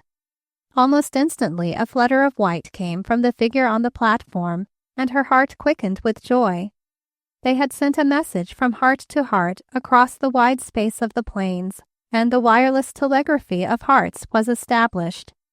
Great tears rushed to blot the last flutter of white from the receding landscape, and then a hill loomed brilliant and shifting, and in a moment more shut out the sight of the station and dim group, and Hazel knew that she was back in the world of commonplace things once more, with only a memory for her company, amid a background of unsympathetic relatives.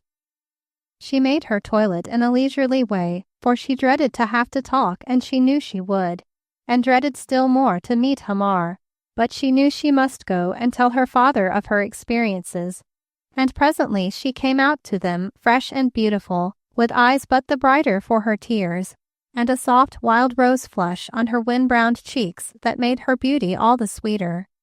They clamored at once, of course, for all the details of her experience, and began by rehearsing once more how hard Mr. Hamar had tried to save her from her terrible plight, risking his life to stop her horse.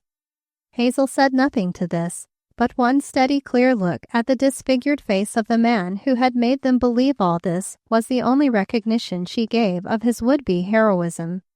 In that look she managed to show her utter disbelief and contempt, though her Aunt Maria, and perhaps even her father and brother thought her gratitude too deep for utterance before them all.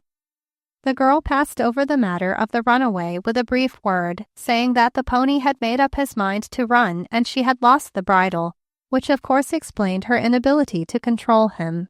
She made light of her ride, however, before her aunt, and told the whole story most briefly until she came to the canyon and the howl of the coyotes. She was most warm in the praise of her rescuer, though here too she used few words and avoided any description of the ride back, merely saying that the missionary had shown himself a gentleman in every particular, and had given her every care and attention that her own family could have done under the circumstances, making the way pleasant with stories of the country and the people. She said that he was a man of unusual culture and refinement, she thought, and yet most earnestly devoted to his work. And then she abruptly changed the subject by asking about certain plans for their further trip, and seeming to have no further interest in what had befallen her. But all the while she was conscious of the piercing glance and frowning visage of Milton Hamar watching her, and she knew that as soon as opportunity offered itself, he would continue the hateful interview begun on the plain. She decided mentally that she would avoid any such interview if possible, and to that end excused herself immediately after lunch had been served, saying she needed a good sleep to make up for the long ride she had taken. But it was not to sleep that she gave herself when she was at last able to take refuge in her little apartment again. She looked out at the passing landscape, beautiful with varied scenery, all blurred with tears as she thought of how she had but a little while before been out in its wide free distance with the one who loved her. How that thought thrilled and thrilled her, and brought her a fresh joy each time it repeated itself.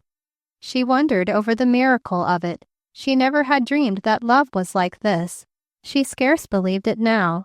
She was excited, stirred to the depths by her unusual experience, put beyond the normal by the strangeness of the surroundings that had brought this man into her acquaintance.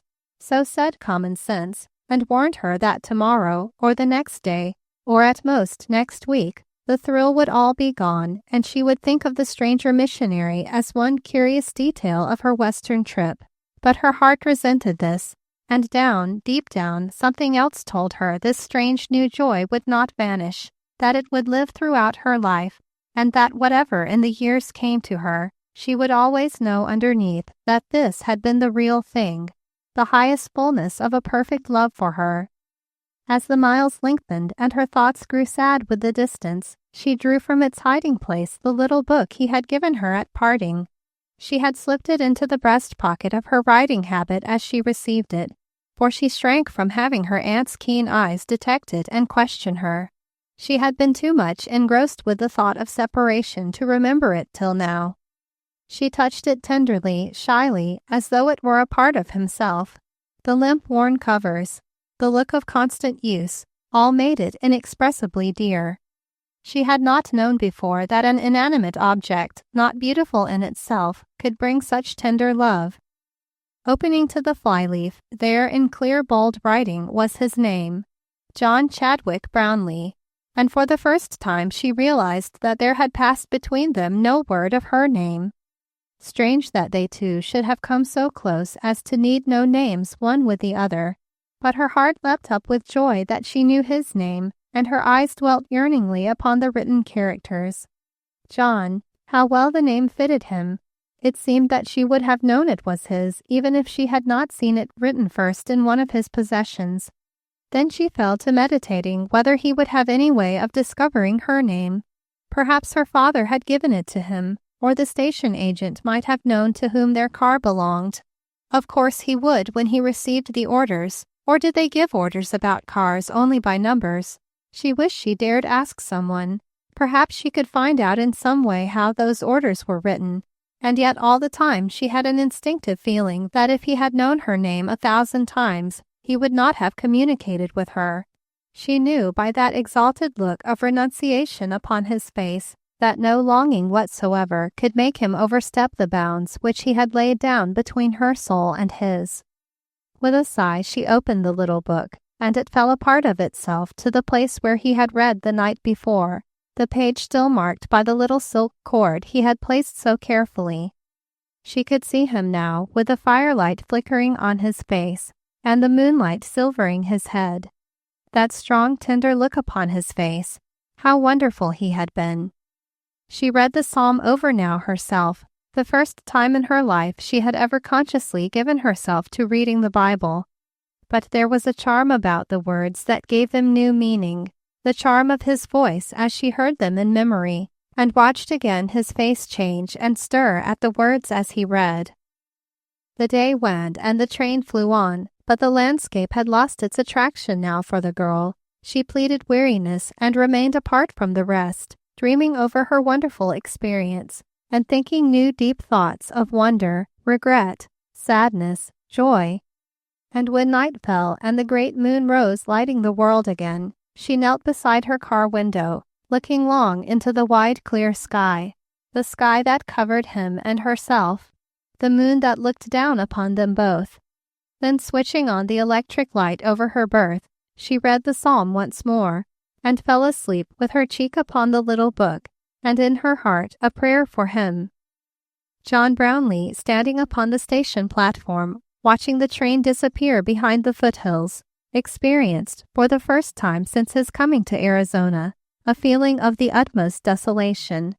Lonely he had been, and homesick sometimes, but always with a sense that he was master of it all, and that with the delight of his work it would pass, and leave him free and glad in the power wherewith his God had called him to the service. But now he felt that with this train the light of life was going from him, and all the glory of Arizona and the world in which he had loved to be was darkened on her account. For a moment or two his soul cried out that it could not be, that he must mount some winged steed and speed after her whom his heart had enthroned. Then the wall of the inevitable appeared before his eager eyes, and reason crowded close to bring him to his senses. He turned away to hide the emotion in his face. The stolid Indian boy who had been holding both horses received his customary smile and pleasant word. But the missionary gave them more by habit than thought this time. His soul had entered its Gethsemane, and his spirit was bowed within him. As soon as he could get away from the people about the station, who had their little griefs and joys and perplexities to tell him, he mounted Billy, and leading the borrowed pony rode away into the desert, retracing the way they had come together but a short time before. Billy was tired and walked slowly, drooping his head, and his master was sad at heart, so there was no cheerful converse between them as they traveled along. It was not far they went, only back to the edge of the corn, where they had made their last stop of the journey together a few short hours before. And here the missionary halted and gave the beasts their freedom for a respite and refreshment. He himself felt too weary of soul to go further. He took out the ring, the little ring that was too small to go more than halfway on his smallest finger. The ring she had taken, warm and flashing from her white hand, and laid within his palm. The sun, low down in the west, stole into the heart of the jewel, and sent its glory in a million multicolored facets, piercing his soul with the pain and the joy of his love. He cast himself down upon the grass where she had sat, where, with his eyes closed and his lips upon the jewel she had worn, he met his enemy and fought his battle out. Wearied at last with the contest, he slept. The sun went down, the moon made itself manifest once more, and when the night went coursing down its way of silver, two jewels softly gleamed in its radiance, the one upon his finger where he had pressed her ring, the other from the grass beside him. With a curious wonder he put forth his hand to the second, and found it was the topaz set in the handle of her whip, which she had dropped and forgotten when they sat together and talked by the way. He seized it eagerly now and gathered it to him. It seemed almost a message of comfort from her he loved. It was something tangible, this, and the ring, to show him he had not dreamed her coming. She had been real, and she had wanted him to tell her of his love, had said it would make a difference all the rest of her life. He remembered that somewhere he had read or heard a great man say that to be worthy of a great love one must be able to do without it. Here now, then, he would prove his love by doing without. He stood with uplifted face, transfigured in the light of the brilliant night, with a look of exalted self-surrender, but only his heart communed that night, for there were no words on his dumb lips to express the fullness of his abnegation. Then forth upon his way he went, his battle fought, the stronger for it, to be a staff for other men to lean upon. Chapter 10. His Mother. Deserts and mountains remain, duties crowd and press, hearts ache, but the world rushes on. The weeks that followed showed these two that a great love is eternal. Brownleigh did not try to put the thought of it out of his life, but rather let it glorify the common round. Day after day passed, and he went from post to post, from Hogan to Mesa, and back to his shanty again, always with the thought of her companionship, and found it sweet. Never had he been less cheery when he met his friends, though there was a quiet dignity, a tender reserve behind it all that a few discerning ones perceived. They said at the fort that he was losing flesh, but if so, he was gaining muscle. His lean brown arms were never stronger, and his fine strong face was never sad when anyone was by. It was only in the night time, alone upon the moonlit desert, or in his little quiet dwelling place where he talked with his father and told all the loneliness and heartache. His people found him more sympathetic, more painstaking, more tireless than ever before, and the work prospered under his hand. The girl in the city deliberately set herself to forget. The first few days after she left him had been a season of ecstatic joy mingled with deep depression, as she alternately meditated upon the fact of a great love or faced its impossibility. She had scorched Milton Hamar with her glance of aversion and avoided him constantly, even in the face of protest from her family, until he had made excuse and left the party at Pasadena. There, too, Aunt Maria had relieved them of her annoying interference, and the return trip taken by the southern route had been an unmolested time for meditation for the girl. She became daily more and more dissatisfied with herself and her useless ornamental life. Some days she read the little book, and other days she shut it away and tried to get back to her former life, telling herself it was useless to attempt change herself. She had found that the little book gave her deep unrest and a sense that life held graver, sweeter things than just living to please oneself. She began to long for home and the summer round of gaieties with which to fill the emptiness of her heart. As the summer advanced, there was an almost recklessness sometimes about the way she planned to have a good time every minute. Yet in the quiet of her own room there would always come back the yearning that had been awakened in the desert and would not be silenced. Sometimes, when the memory of that great deep love she had heard expressed for herself came over her, the bitter tears would come to her eyes, and one thought would throb through her consciousness. Not worthy, not worthy. He had not thought her fit to be his wife. Her father and her world would think it quite otherwise. They would count him unworthy to mate with her, an heiress, the pet of society.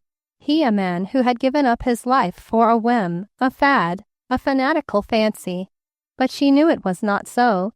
She knew him to be a man of all men. She knew it was true that she was not such a woman as a man like that could fitly wed, and the thought galled her constantly. She tried to accustom herself to think of him as a pleasant experience, a friend who might have been if circumstances with them both had been different. She tried to tell herself that it was a passing fancy with them which both would forget. And she tried with all her heart to forget, even locking away the precious little book and trying to forget it, too. And then, one day in late summer, she went with a motoring party through New England, as frolicsome and giddy a party as could be found among New York society, transferred for the summer to the world of nature. There was to be a dance or house party or something of the sort at the end of the drive. Hazel scarcely knew and cared less. She was becoming utterly weary of her butterfly life. The day was hot and dusty, Indian summer intensified. They had got out of their way through a mistake of the chauffeur, and suddenly, just on the edge of a tiny quaint little village, the car broke down and refused to go on, without a lengthy siege of coaxing and petting.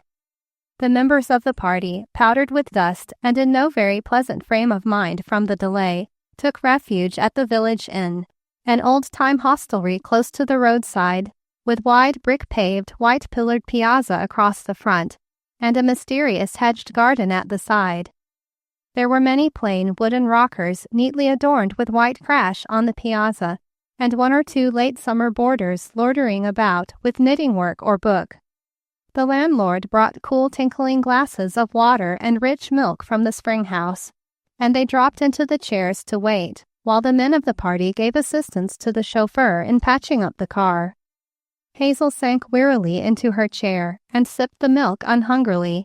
She wished she had not come, wished the day were over and that she might have planned something more interesting, wished she had chosen different people to be of her party, and idly watched a white hen with yellow kid boots and a coral comb in her nicely groomed hair, picking daintily about the green under the oak trees that shaded the street.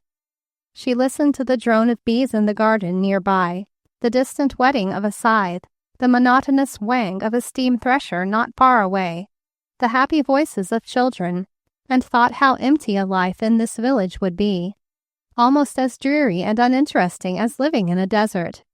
And then suddenly she caught a name, and the pink flew into her cheeks, and memory set her heart athrob.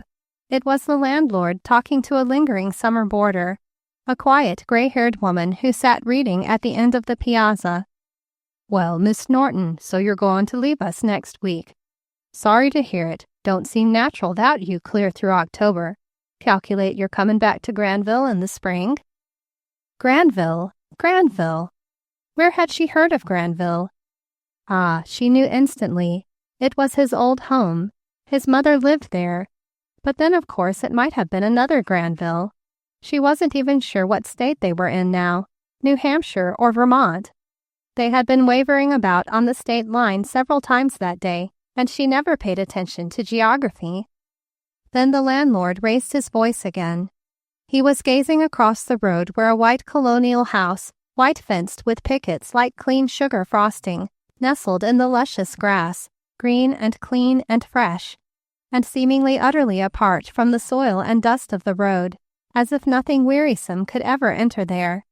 Brightly there bloomed a border of late flowers, double asters, zinnias, peonies, with a flame of scarlet poppies breaking into the smoke-like blue of larkspurs and bachelor buttons, as it neared the house. Hazel had not noticed it until now, and she almost cried out with pleasure over the splendor of color. "Wall," said the landlord, clinking some loose coins in his capacious pockets, "I reckon Miss Brownleigh'll miss you about as much as any of us. She lots on your coming over to read to her. I've heard her say how Amelia Ellen is a good nurse, but she never was much on the readin', and Amelia Ellen knows it too. Miss Brownleigh, she'll be powerful lonesome for you when you go. It's not so lively for her tied to her bed or her chair, even if John does write her reg'lar twice a week." And now Hazel noticed that on the covered veranda in front of the wing of the house across the way there sat an old lady on a reclining wheeled chair, and that another woman in a plain blue gown hovered near waiting upon her. A luxuriant woodbine partly hid the chair, and the distance was too great to see the face of the woman, but Hazel grew weak with wonder and pleasure. She sat quite still, trying to gather her forces, while the summer boarder expressed earnest regret at having to leave her chosen summer abiding place so much earlier than usual. At last her friends began to rally Hazel on her silence. She turned away annoyed and answered them crossly, following the landlord into the house and questioning him eagerly. She had suddenly arrived at the conclusion that she must see Mrs. Brownleigh and know if she looked like her son, and if she was the kind of mother one would expect such a son to have. She felt that in the sight might lie her emancipation from the bewitchment that had bound her in its toils since her western trip. She also secretly hoped it might justify her dearest dreams of what his mother was like.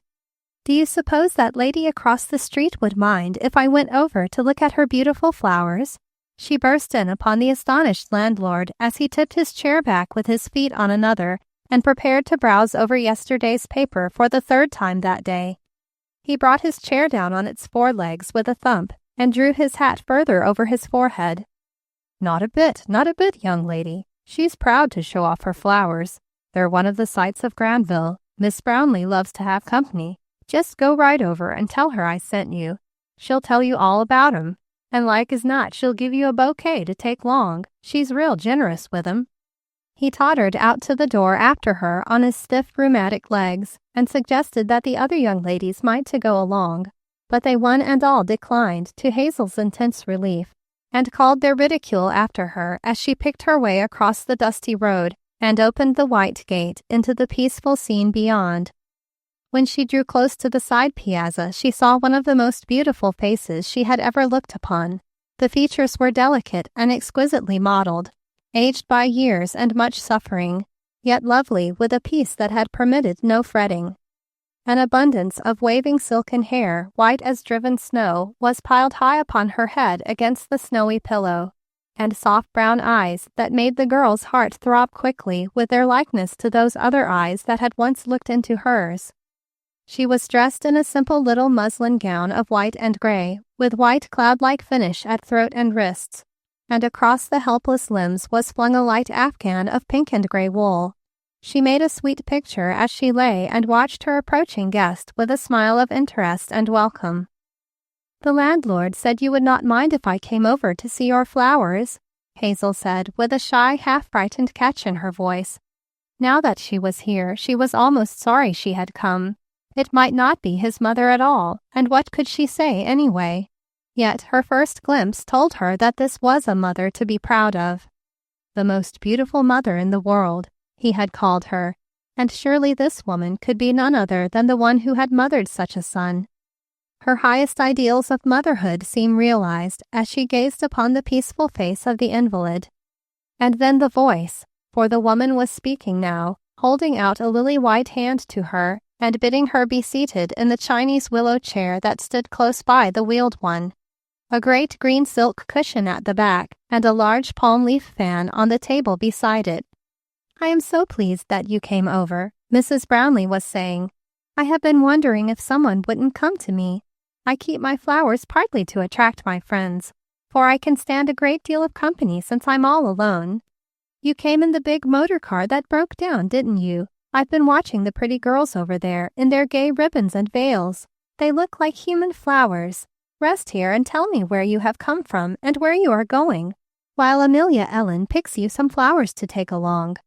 Afterwards you shall go among them and see if there are any you like that she has missed.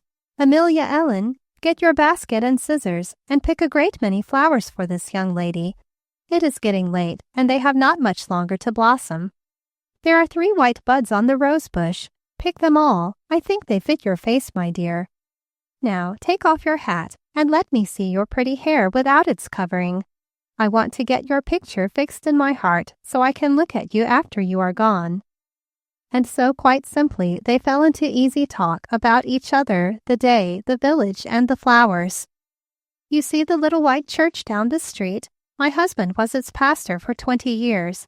I came to this house a bride, and our boy was born here. Afterwards, when his father was taken away, I stayed right here with the people who loved him. The boy was in college then, getting ready to take up his father's work. I've stayed here ever since. I love the people, and they love me. And I couldn't very well be moved, you know. My boy is out in Arizona, a home missionary." She said it as Abraham Lincoln's mother might have said, "My boy is President of the United States." Her face wore a kind of glory that bore a startling resemblance to the man of the desert. Hazel marveled greatly and understood what had made the son so great. "I don't see how he could go and leave you alone," she broke forth almost bitterly. "I should think his duty was here with his mother." "Yes, I know," the mother smiled. "They do say that, some of them, but it's because they don't understand. You see, we gave John to God when he was born, and it was our hope from the first that he would choose to be a minister and a missionary. Of course, John thought at first after his father went away that he could not leave me, but I made him see that I would be happier so. He wanted me to go with him, but I knew I should only be a hindrance to the work, and it came to me that my part in the work was to stay at home and let him go. It was all I had left to do after I became an invalid, and I'm very comfortable. Amelia Ellen takes care of me like a baby, and there are plenty of friends. My boy writes me beautiful letters twice a week, and we have such nice talks about the work. He's very like his father, and growing more so every day. Perhaps. She faltered and fumbled under the pink and silver lap robe. Perhaps you'd like to read a bit of one of his letters. I have it here. It came yesterday and I've only read it twice. I don't let myself read them too often because they have to last 3 days apiece at least. Perhaps you'd read it aloud to me. I like to hear John's words aloud sometimes, and Amelia Ellen has never spent much time reading. She is peculiar in her pronunciation. Do you mind reading it to me? She held a letter forth, written with a strong free hand, the same that had signed the name John Chadwick Brownleigh in the little book. Hazel's heart throbbed eagerly, and her hand trembled as she reached it shyly towards the letter. What a miracle was this, that his very letter was being put into her hand, her whom he loved, to read. Was it possible? Could there be a mistake? No, surely not. There could not be two John Brownleighs, both missionaries to Arizona. Dear little mother of mine, it began, and plunged at once into the breezy life of the western country. He had been to a cattle roundup the week before, and he described it minutely in terse and vivid language, with many a flash of wit or graver touch of wisdom, and here and there a boyish expression that showed him young at heart and devoted to his mother. He told of a visit he had paid to the Hopi Indians, their strange villages, each like a gigantic house with many rooms, called a pueblo, built on the edges of lofty crags or mesas, and looking like huge castles 500 or 600 feet above the desert floor. He told her of Walpi, a village out on the end of a great promontory, its only access a narrow neck of land less than a rod wide, with one little path worn more than a foot deep in the solid rock by the feet of 10 generations passing over it, where now live about 230 people in one building. There were 7 of these villages built on 3 mesas that reach out from the northern desert like 3 great fingers. Orabi, the largest, having over 1,000 people. He explained that Spanish explorers found these Hopis in 1540, long before the Pilgrims landed at Plymouth Rock, and called the country Tusayan. Then he went on to describe a remarkable meeting that had been held in which the Indians had manifested deep interest in spiritual things and had asked many curious questions about life, death, and the hereafter. "You see, dear," said the mother, her eyes shining eagerly, "you see how much they need him, and I'm glad I can give him. It makes me have a part in the work." Hazel turned back to the letter and went on reading to hide the tears that were gathering in her own eyes as she looked upon the exalted face of the mother. There was a detailed account of a conference of missionaries to attend which the writer had ridden 90 miles on horseback, and at the close there was an exquisite description of the spot where they had camped the last night of their ride. She knew it from the first word almost, and her heart beat so wildly she could hardly keep her voice steady to read. "I stopped overnight on the way home at a place I dearly love. There is a great rock, shelving and overhanging, for shelter from any passing storm, and quite near a charming green boudoir of cedars on 3 sides. An abundant water hole makes camping easy for me and Billy, and the stars overhead are good tapers. Here I build my fire and boil the kettle, read my portion and lie down to watch the heavens. Mother, I wish you knew how near to God one feels out in the desert with the stars. Last night about 3 o'clock I woke to replenish my fire and watch a while a great comet, the finest one for many years. I would tell you about it, but I've already made this letter too long, and it's time Billy and I were on our way back again. I love this spot beside the big rock, and often come back to it on my journeys. Perhaps because here I once camped with a dear friend, and we had pleasant converse together around our brushwood fire. It makes the desert seem less lonely, because I can sometimes fancy my friend still reclining over on the other side of the fire in the light that plays against the great rock. Well, little mother of mine, I must close. Cheer up, for it has been intimated to me that I may be sent east to General Assembly in the spring, and then for 3 whole weeks with you. That will be when the wild strawberries are out, and I shall carry you in my arms and spread a couch for you on the strawberry hill behind the house, and you shall pick some again with your own hands." With a sudden catch in her throat like a sob, the reading came to an end, and Hazel, her eyes bright with tears, handed the letter reverently back to the mother, whose face was bright with smiles. "Isn't he a boy worth giving?" she asked, as she folded the letter and slipped it back under the pink and gray cover. "He is a great gift," said Hazel in a low voice. She was almost glad that Amelia Ellen came up with an armful of flowers just then, and she might bury her face in their freshness and hide the tears that would not be stayed. And then before she had half admired their beauty, there was a loud honk honk from the road, followed by a more impatient one, and Hazel was made aware that she was being waited for. "I'm sorry you must go, dear," said the gentlewoman. "I haven't seen so beautiful a girl in years, and I'm sure you have a lovely heart, too. I wish you could come visit me again." "I will come again sometime if you will let me," said the girl impulsively, and then stooped and kissed the soft rose-leaf cheek, and fled down the path, trying to get control of her emotion before meeting her companions. Hazel was quiet all the rest of the way and was rallied much upon her solemnity. She pleaded a headache and closed her eyes, while each heart-throb carried her back over the months and brought her again to the little camp under the rock beneath the stars. He remembered still, he cared. This was what her glad thoughts sang as the car whirled on, and her gay companions forgot her and chattered of their frivolities. "How wonderful that I should find his mother," she said again and again to herself. Yet it was not so wonderful. He had told her the name of the town, and she might have come here any time of her own accord. But it was strange and beautiful that the accident had brought her straight to the door of the house where he had been born and brought up. What a beautiful, happy boyhood he must have had with a mother like that. Hazel found herself thinking wistfully out of the emptiness of her own motherless girlhood. Yes, she would go back and see the sweet mother some day, and she fell to planning how it could be.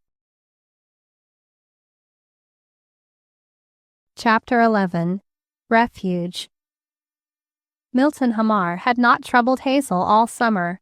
From time to time her father mentioned him as being connected with business enterprises, and it was openly spoken of now that a divorce had been granted him, and his former wife was soon to marry again.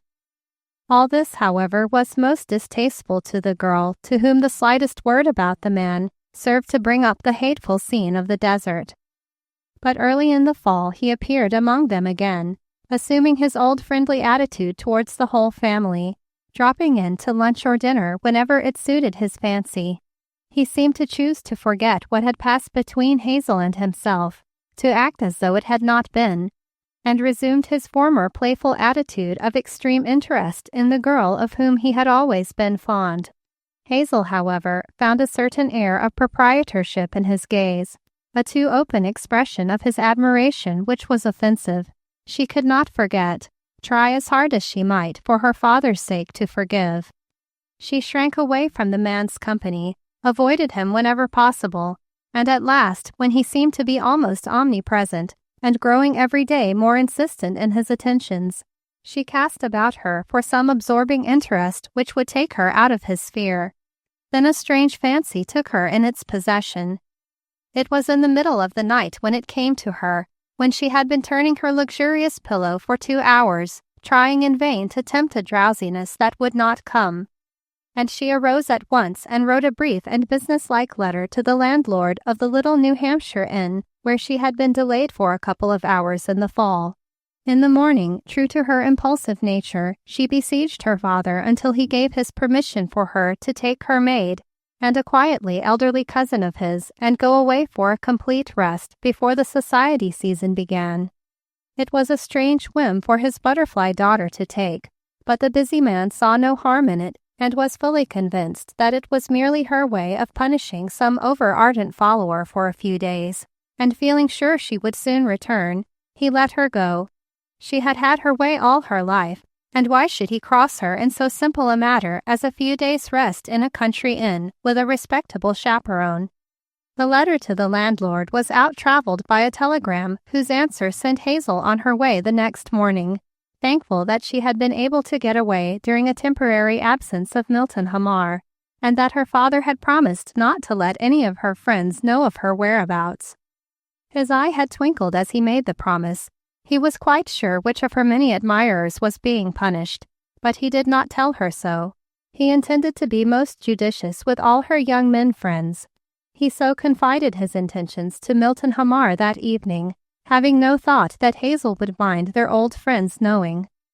2 days later, Hazel, after establishing her little party comfortably in the best rooms the New Hampshire inn afforded, putting a large box of new novels at their disposal and another of sweets, and sending orders for new magazines to be forwarded, went over to call on the sweet old lady towards whom her heart had been turning eagerly, with a longing that would not be put away, ever since that first accidental or providential meeting. When she came back through the first early snowstorm, with her cheeks like winter roses and her furry hat all feathered with great white flakes, she found Milton Hamar seated in front of the open fire in the office, making the air heavy with his best tobacco and frowning impatiently through the small-paned windows. The bright look faded instantly from her face, and the peace which she had almost caught from the woman across the way. Her eyes flashed indignantly, and her whole small frame stiffened for the combat that she knew must come now. There was no mistaking her look. Milton Hamar knew at once that he was not welcome. She stood for an instant with the door wide open, blowing a great gust of biting air across the wide room and into his face. A cloud of smoke sprang out from the fireplace to meet it, and the two came together in front of the man, and made a visible wall for a second between him and the girl. He sprang to his feet, cigar in hand, and an angry exclamation upon his lips. The office, fortunately, was without other occupant. "Why, in the name of all that's unholy, did you lead me a race away off to this forsaken little hotel in midwinter, Hazel?" he cried. Hazel drew herself to her full height, and with the dignity that well became her, answered him. "Really, Mr. Hamar, what right have you to speak to me in that way, and what right had you to follow me?" "The right of the man who is going to marry you," he answered fiercely. "And I think it's about time this nonsense stopped. It's nothing but coquettish foolishness. Your coming here. I hate coquettish fools. I didn't think you had it in you to coquette, but it seems all women are alike." "Mr. Hamar, you are forgetting yourself," said the girl quietly, turning to shut the door that she might gain time to get control of her shaken nerves. She had a swift vision of what it would be if she were married to a man like that. No wonder his wife was entirely willing to give him a divorce. But she shuddered as she turned back and faced him bravely. "Well, what did you come here for?" he asked in a less fierce tone. "I came because I wanted to be quiet," Hazel said, trying to steady her voice. "And I will tell you the whole truth. I came because I wanted to get away from you. I have not liked the way you acted towards me since that day in Arizona." The man's fierce brows drew together, but a kind of mask of apology overspread his features. He perceived that he had gone too far with the girl whom he had thought scarcely more than a child. He had thought he could mold her like wax, and that his scorn would instantly wither her wiles. He watched her steadily for a full minute, the girl, though trembling in every nerve, sending back a steady, haughty gaze. "Do you mean that?" he said at last. "I do." Her voice was quiet, but she was on the verge of tears.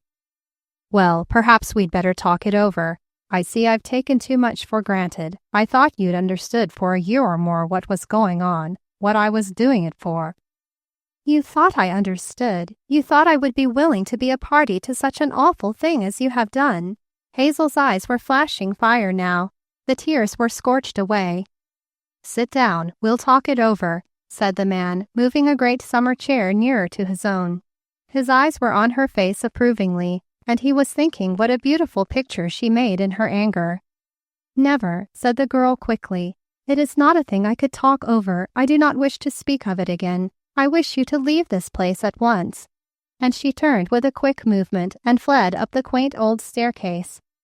She stayed in her room until he left, utterly refusing to see him, refusing to answer the long letters he wrote and sent up to her, and finally, after another day, he went away. But he wrote to her several times and came again twice, each time endeavoring to surprise her into talking with him.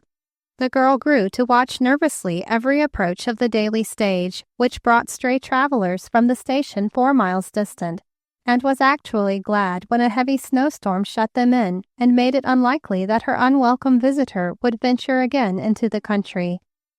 The last time he came, Hazel saw him descending from the coach, and without a word to anyone, although it was almost supper time, and the early winter twilight was upon them, she seized her fur cloak and slipped down the back stairs, out through the shadows, across the road, where she surprised good Amelia Ellen by flinging her arms about her neck and bursting into tears right in the dark front hall, for the gust of wintry wind from the open door blew the candle out, and Amelia Ellen stood astonished and bewildered for a moment in the blast of the north wind, with the soft arms of the excited girl in her furry wrappings clinging about her unaccustomed shoulders.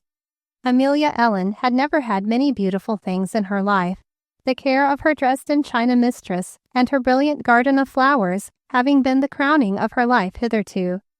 This beautiful city girl, with her exquisite garments and her face like a flower, flung upon her in sudden appeal, drew out all the latent love and pity and sympathy of which Amelia Ellen had a larger store than most, hidden under a simple and severe exterior.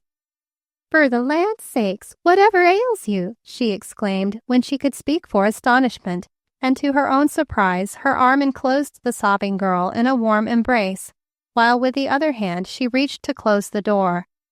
"Come right into my kitchen and sit in the big chair by the cat and let me give you a cup of tea. Then you can tell Miss Brownleigh what's troubling you. She'll know how to talk to you. I'll get you some tea right away." She drew the shrinking girl into the kitchen and, ousting the cat from a patchwork rocker, pushed her gently into it. It was characteristic of Amelia Ellen that she had no thought of ministering to her spiritual needs herself, but knew her place was to bring physical comfort. She spoke no word save to the cat, admonishing him to mend his manners and keep out from underfoot, while she hurried to the tea canister, the bread box, the sugar bowl, and the china closet. Soon a cup of fragrant tea was set before the unexpected guest, and a bit of delicate toast browning over the coals, to be buttered and eaten crisp with the tea. And the cat nestled comfortably at Hazel's feet while she drank the tea and wiped away the tears. "You'll think I'm a big baby, Amelia Ellen," cried Hazel, trying to smile shamedly. "But I'm just so tired of the way things go. You see, somebody I don't like a bit has come up from New York on the evening coach, and I've run away for a little while.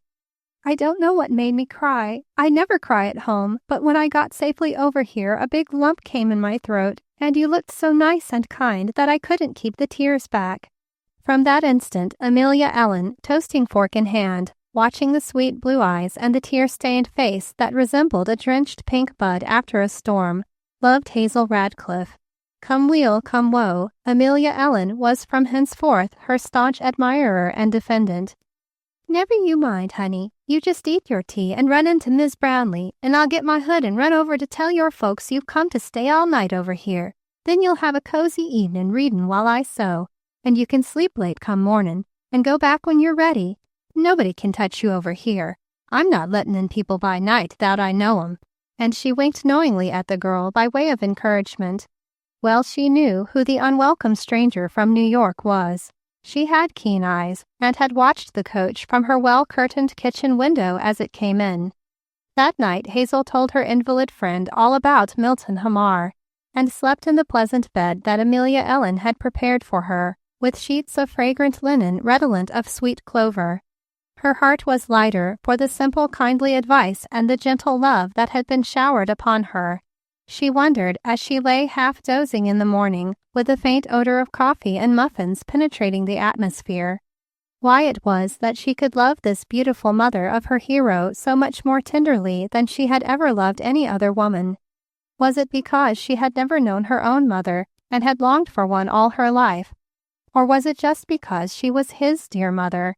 She gave up trying to answer the question and went smiling down to breakfast, and then across the road to face her unwelcome lover, strong in the courage that friendly counsel had given her.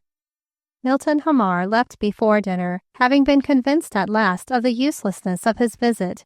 He hired a man with a horse and cutter to drive him across country to catch the New York evening express, and Hazel drew a breath of relief and began to find new pleasure in life.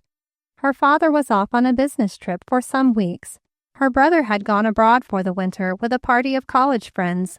There was no real reason why she should return to New York for some time, and she decided to stay and learn of this saintly woman how to look wisely on the things of life. To her own heart, she openly acknowledged that there was a deep pleasure in being near one who talked of the man she loved. So the winter settled down to business, and Hazel spent happy days with her new friends, for Amelia Ellen had become a true friend in the best sense of the word. The maid had found the country winter too lonely, and Hazel had found her useless and sent her back to town. She was learning by association with Amelia Ellen to do a few things for herself. The elderly cousin, whose years had been a long strain of scrimping to present a respectable exterior, was only too happy to have leisure and quiet to read and embroider to her heart's content. So Hazel was free to spend much time with Mrs. Brownleigh. They read together. At least Hazel did the reading, for the older eyes were growing dim and had to be guarded to prevent the terrible headaches which came at the slightest provocation and made the days a blank of suffering for the lovely soul where patience was having its perfect work. The world of literature opened through a new door to the eager young mind now. Books of which she had never heard were at her hand. New thoughts and feelings were stirred by them. A few friends who knew Mrs. Brownleigh through their summer visits, and others who had known her husband, kept her well supplied with the latest and always the best of everything: history, biography, essays, and fiction.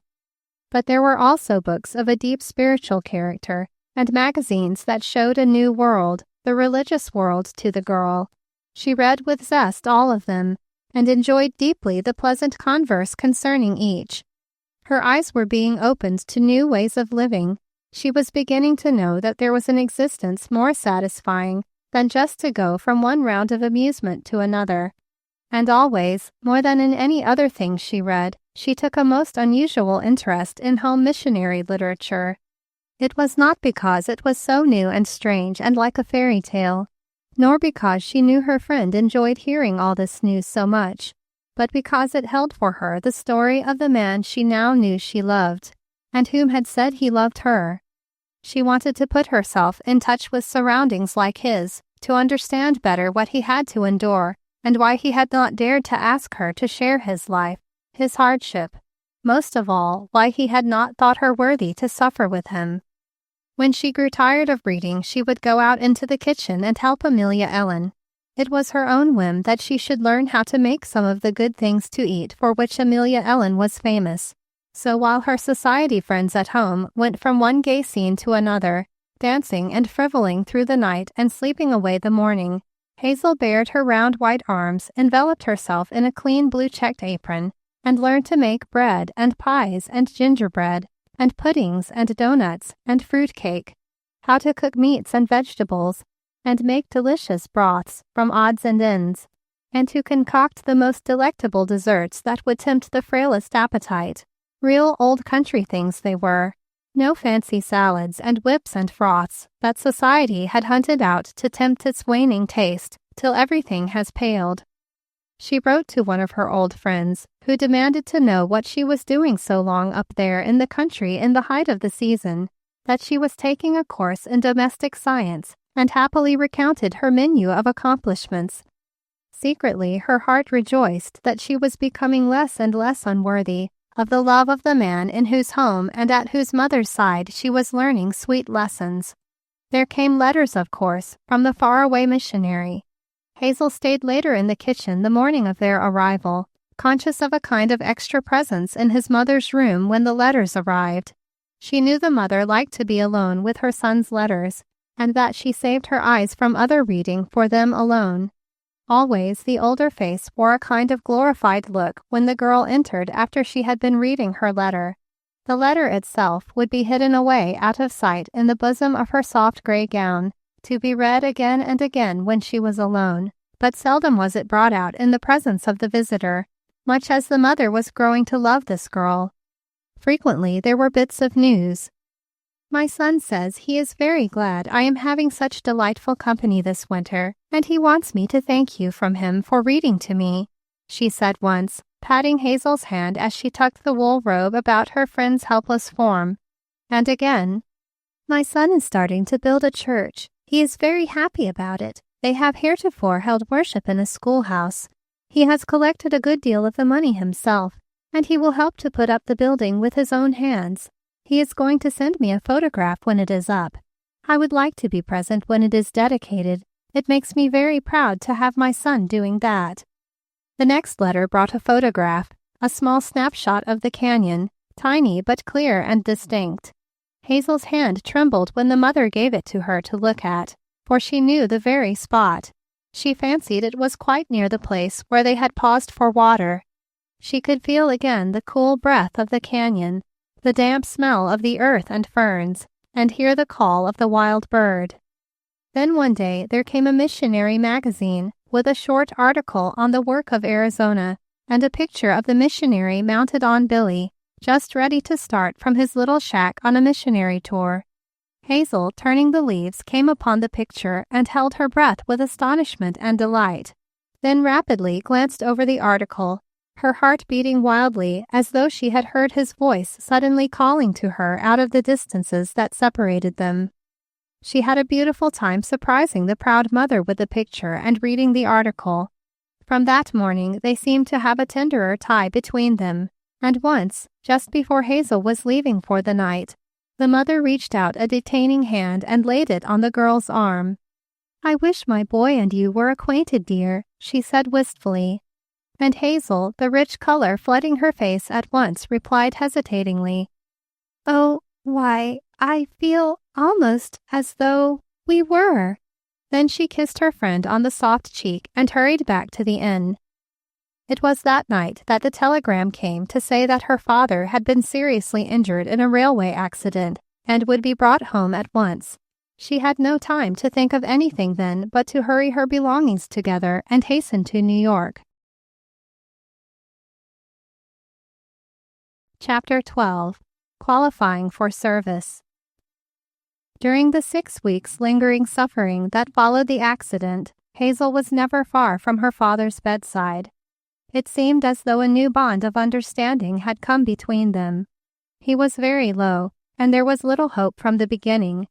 As he grew weaker, he seemed never to want his daughter out of sight, and once, when he woke suddenly to find her close beside him, a smile of relief spread over his face, and he told her in brief words that he had dreamed she was lost again in Arizona, and that he had been searching for her with the wild beasts howling all about, and wicked men prowling in dark caves.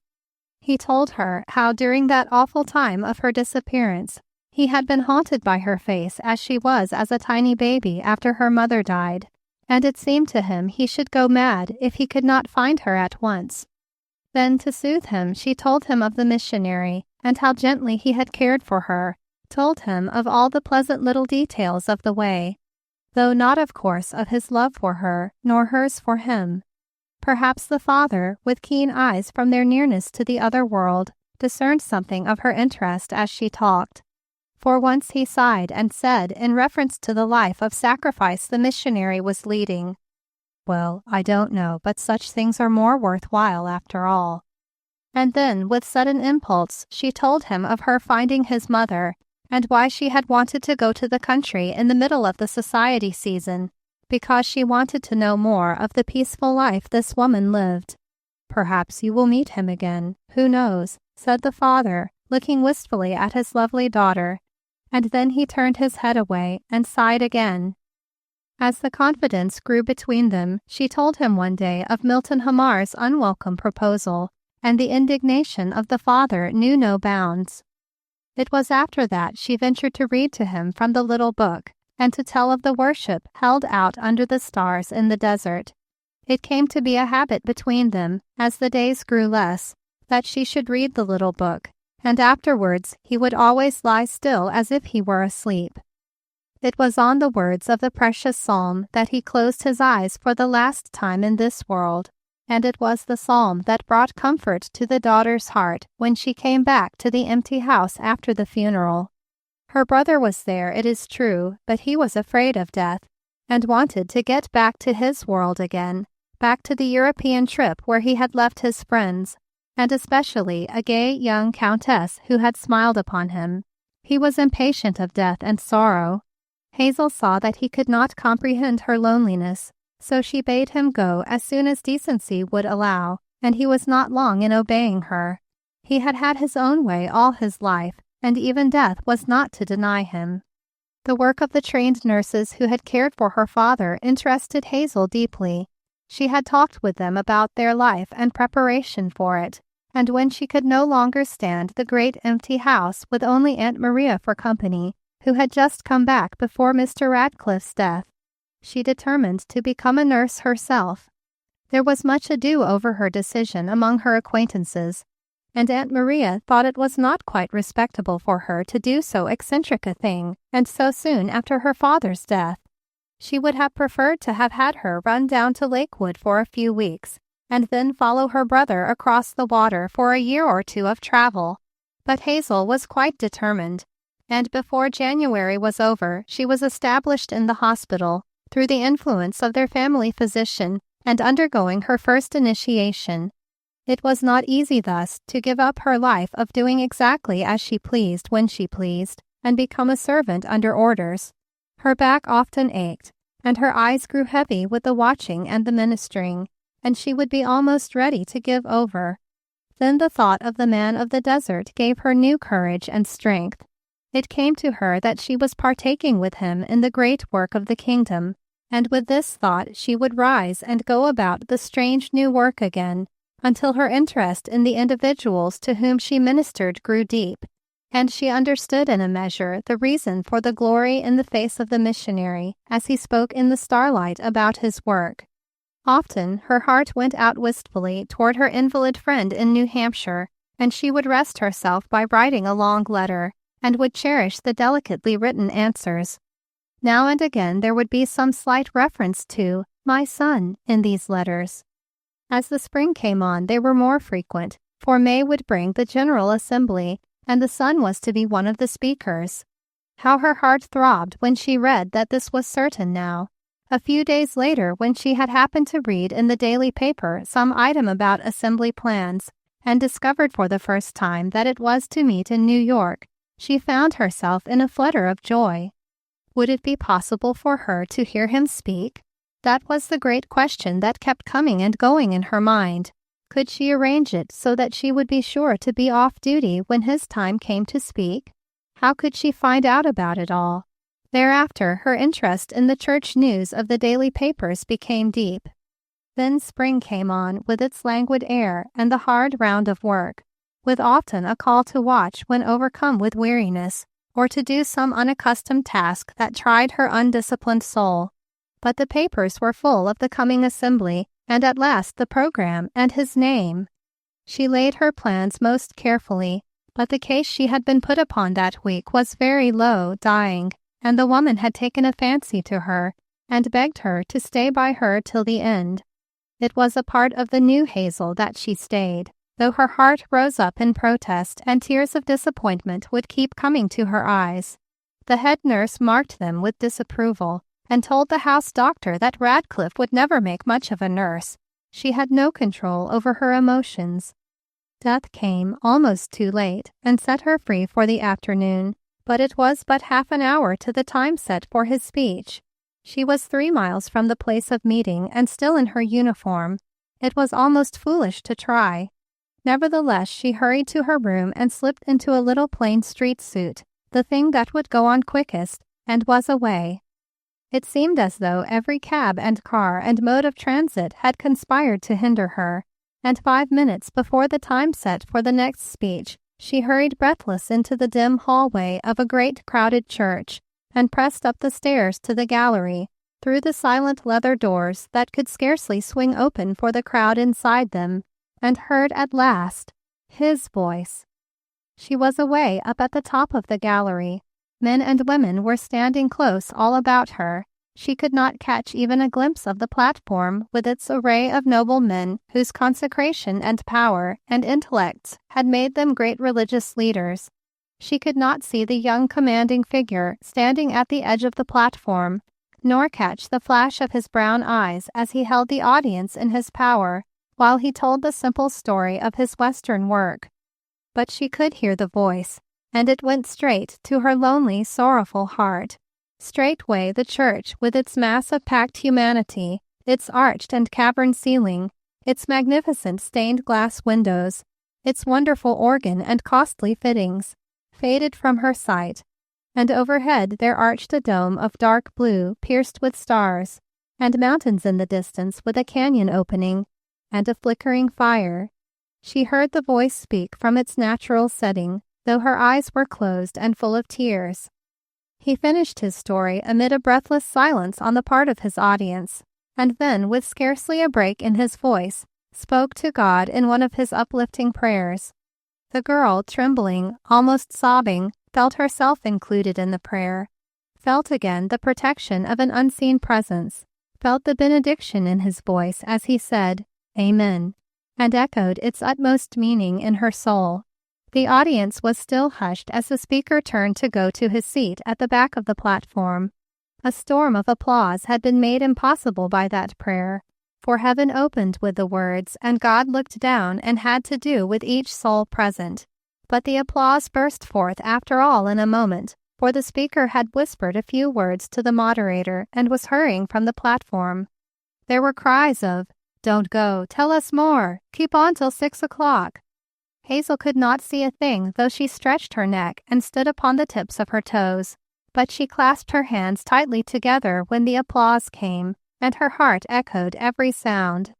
The clamor ceased a moment as the moderator raised his hand and explained that the brother, to whom they had all been listening with such pleasure, would be glad to speak to them longer, but that he was hastening away to take the train to see his invalid mother, who had been waiting for 2 long years for her boy. A pause, a great sigh of sympathy and disappointment, and then the applause burst forth again and continued till the young missionary had left the church. Hazel, in bitter disappointment, turned and slipped out. She had not caught a glimpse of his beloved face. She exulted that she had heard the honor given him, been a part of those who rejoiced in his power and consecration, but she could not have him go without having at least one look at him. She hurried blindly down the stairs, out to the street, and saw a carriage standing before the door. The carriage door had just been closed, but as she gazed, he turned and looked out for an instant, lifting his hat in farewell to a group of ministers who stood on the church steps. Then the carriage whirled him away, and the world grew suddenly blank. She had been behind the men on the steps, just within the shadow of the dim doorway. He had not seen her, and of course would not have recognized her if he had. Yet now she realized that she had hoped. Oh, what had she not hoped from meeting him here? But he was gone, and it might be years before he came east again. He had utterly put her from his life. He would not think of her again if he did come. Oh, the loneliness of a world like this! Why, oh why, had she ever gone to the desert to learn the emptiness of her life, when there was no other for her anywhere?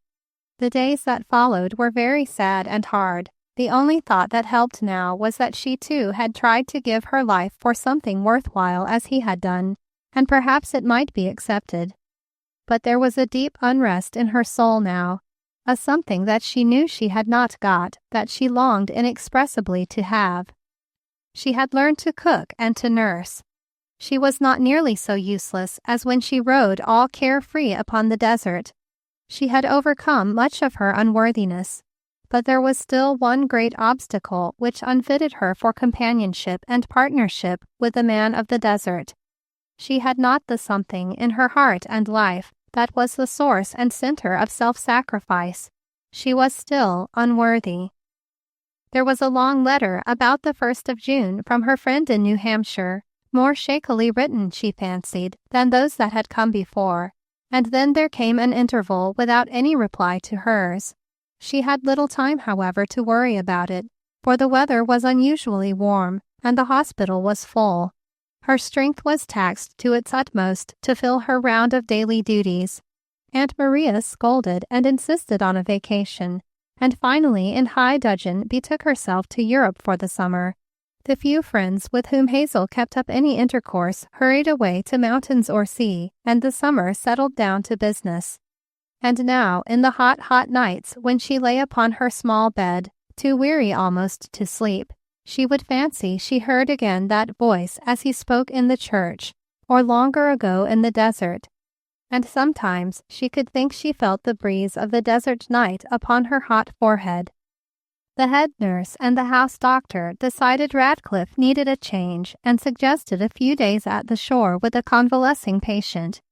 But Hazel's heart turned from the thought, and she insisted upon sticking to her post. She clung to the thought that she could at least be faithful.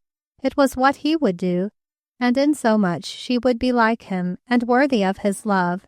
It was the last thought in her mind before she fainted on the broad marble staircase with a tiny baby in her arms and fell to the bottom. The baby was uninjured, but it took a long time to bring the nurse back to consciousness, and still longer to put heart into her again. "She isn't fit for the work," she heard the biting tongue of the head nurse declare. "She's too frail and pretty and emotional. She feels everybody's troubles. Now I never let a case worry me in the least." And the house doctor eyed her knowingly and said in his heart, "Anyone would know that." But Hazel, listening, was more disheartened than ever. Then here too she was failing and was adjudged unworthy. The next morning there came a brief, blunt note from Amelia Ellen. "Dear Miss Radcliffe, if you're a trained nurse, why don't you come and take care o' my Miss Brownleigh? She ain't long for here, and she's wearyin' to see you. She have got to have one, a trained nurse I mean. Yours respectfully, Amelia Ellen Stout." After an interview with the house doctor and another with her old family physician, Hazel packed up her uniforms and departed for New Hampshire. It was the evening of her arrival, after the gentle invalid had been prepared for sleep and left in the quiet and dark, that Amelia Ellen told the story. "She ain't been the same since John went back. Seems like she sorta sensed that he wouldn't come again while she was livin'. She told me the next day a lot of things she wanted done after she was gone, and she's been gettin' ready to leave this earth ever since. Not that she's gloomy, oh my senses no. She's just as interested as can be in her flowers and in folks and the church. But she don't want to try to do so many things, and she has them weak, fainty spells oftener, and more pain in her heart.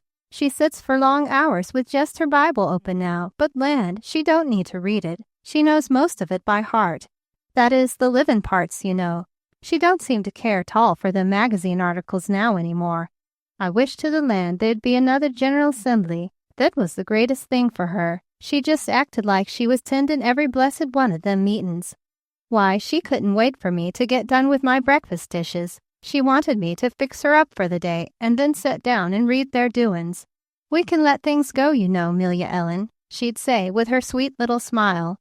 'Just while the meetin's last. Then when it's over there'll be time enough for work, and rest too, 'Melia Ellen,' says she. Well, seems like she was just tendin' those meetin's herself, same as if she was there. She'd take her nap like it was a pill or something, and then be wide awake and ready for her afternoon freshenin'. And then she'd watch for the stage to bring the evening paper. John, he had a whole cartload of papers sent, and the day he spoke there was so many I just couldn't get my bread set. I had to borrow a loaf off the inn. First time that's ever happened to me either. I just had to set and read till my back ached and my eyes swum. I never read so much in my whole born days at once. And I've done a good bit of readin' in my time too, what with nursin' her and bein' companion to a professor's invalided daughter one summer. Wall, seems like she just went on, gettin' worked her up till the assembly closed, and he come. And she was clear to the top of the heap all them 3 weeks whilst he was here. Why, I never seen her so bright since I was a little girl and went to her Sunday school class, and she wore a poke bonnet trimmed with lute-string ribbon and a rose inside. Talk about roses, there wasn't one in the garden as bright and pink as her 2 cheeks, and her eyes shone just for all the world like his. I was terrible troubled lest she'd break down, but she didn't. She got brighter and brighter. Let him take her out ridin', and let him carry her into the orchard and lay her down under the apple boughs where she could reach a wild strawberry herself. Why, she hadn't been off in the porch since he went away 2 years ago. But every day he stayed she got brighter. The last day 'fore he left she seemed like she wasn't sick at all. She wanted to get up early, and she wouldn't take no nap 'cause she said she couldn't waste a minute of the last day. Well, she actually got on her feet oncet and made him walk her 'cross the porch. She hadn't been on her feet for more'n a minute for 10 months, and 'twas more'n she could stand. She was just as bright and happy all that day, and when he went away she waved her hand as happy like and smiled and said she was glad to be able to send him back to his work. But she never said a word about his comin' back. He kept sayin' he would come back next spring, but she only smiled and told him he might not be able to leave his work, and 'twas all right. She wanted him to be faithful. Well, he went, and the coach had no more'n got down to the hill and up and out of sight behind the bridge, for she calls to me and she says, "'Melia Ellen, I believe I'm tired with all the goin's on there's been, and if you don't mind I think I'll take a nap." So I helps her into her room and fixes her into her night things, and there she's laid ever since, and it's 6 whole weeks if it's a day. Every mornin' for a spell I'd go in and say, "Ain't you ready for me to fix you for the day, Miss Brownleigh?" And she'd just smile and say, "Well, I believe not just now, Melia Ellen. I think I'll just rest today. Maybe I'll feel stronger tomorrow, but tomorrow never comes, and it's my thinkin' she'll never get up again." The tears were streaming down the good woman's cheeks now, and Hazel's eyes were bright with tears too. She had noticed the transparency of the delicate flesh, the frailness of the wrinkled hands. The woman's words brought conviction to her heart also. "What does the doctor say?" she asked, catching at a hope. "Well, he ain't much for talk," said Amelia Ellen, lifting her tear-stained face from her gingham apron where it had been bowed. "It seems like them two have just got a secret between 'em that they won't say nothin' 'bout it. Seems like he understands and knows she don't want folks to talk about it nor worry about her." "But her son," faltered Hazel. "He ought to be told." "Yes, but 'tain't no use. She won't let you.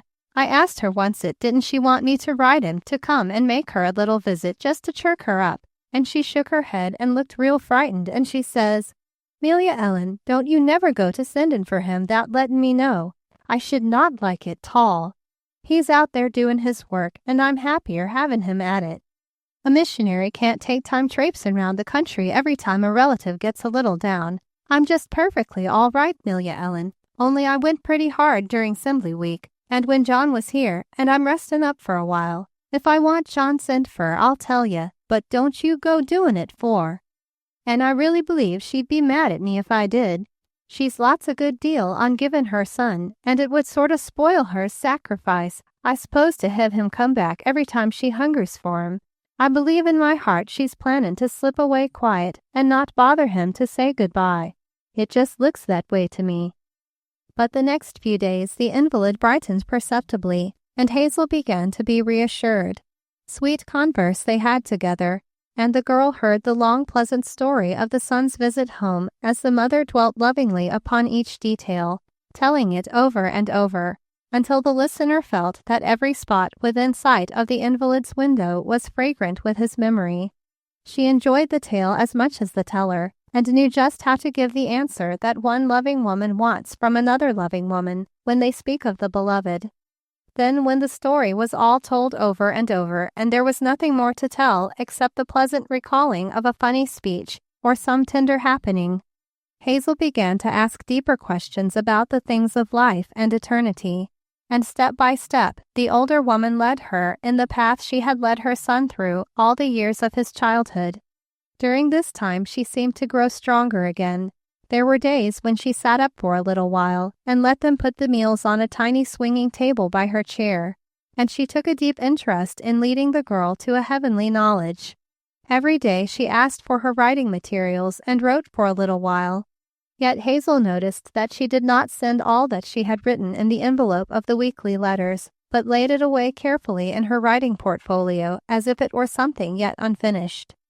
And one evening in late September, when the last rays of the sunset were lying across the foot of the wheeled chair, and Amelia Ellen was building a bit of fire in the fireplace because it seemed chilly, the mother called Hazel to her and handed her a letter sealed and addressed to her son.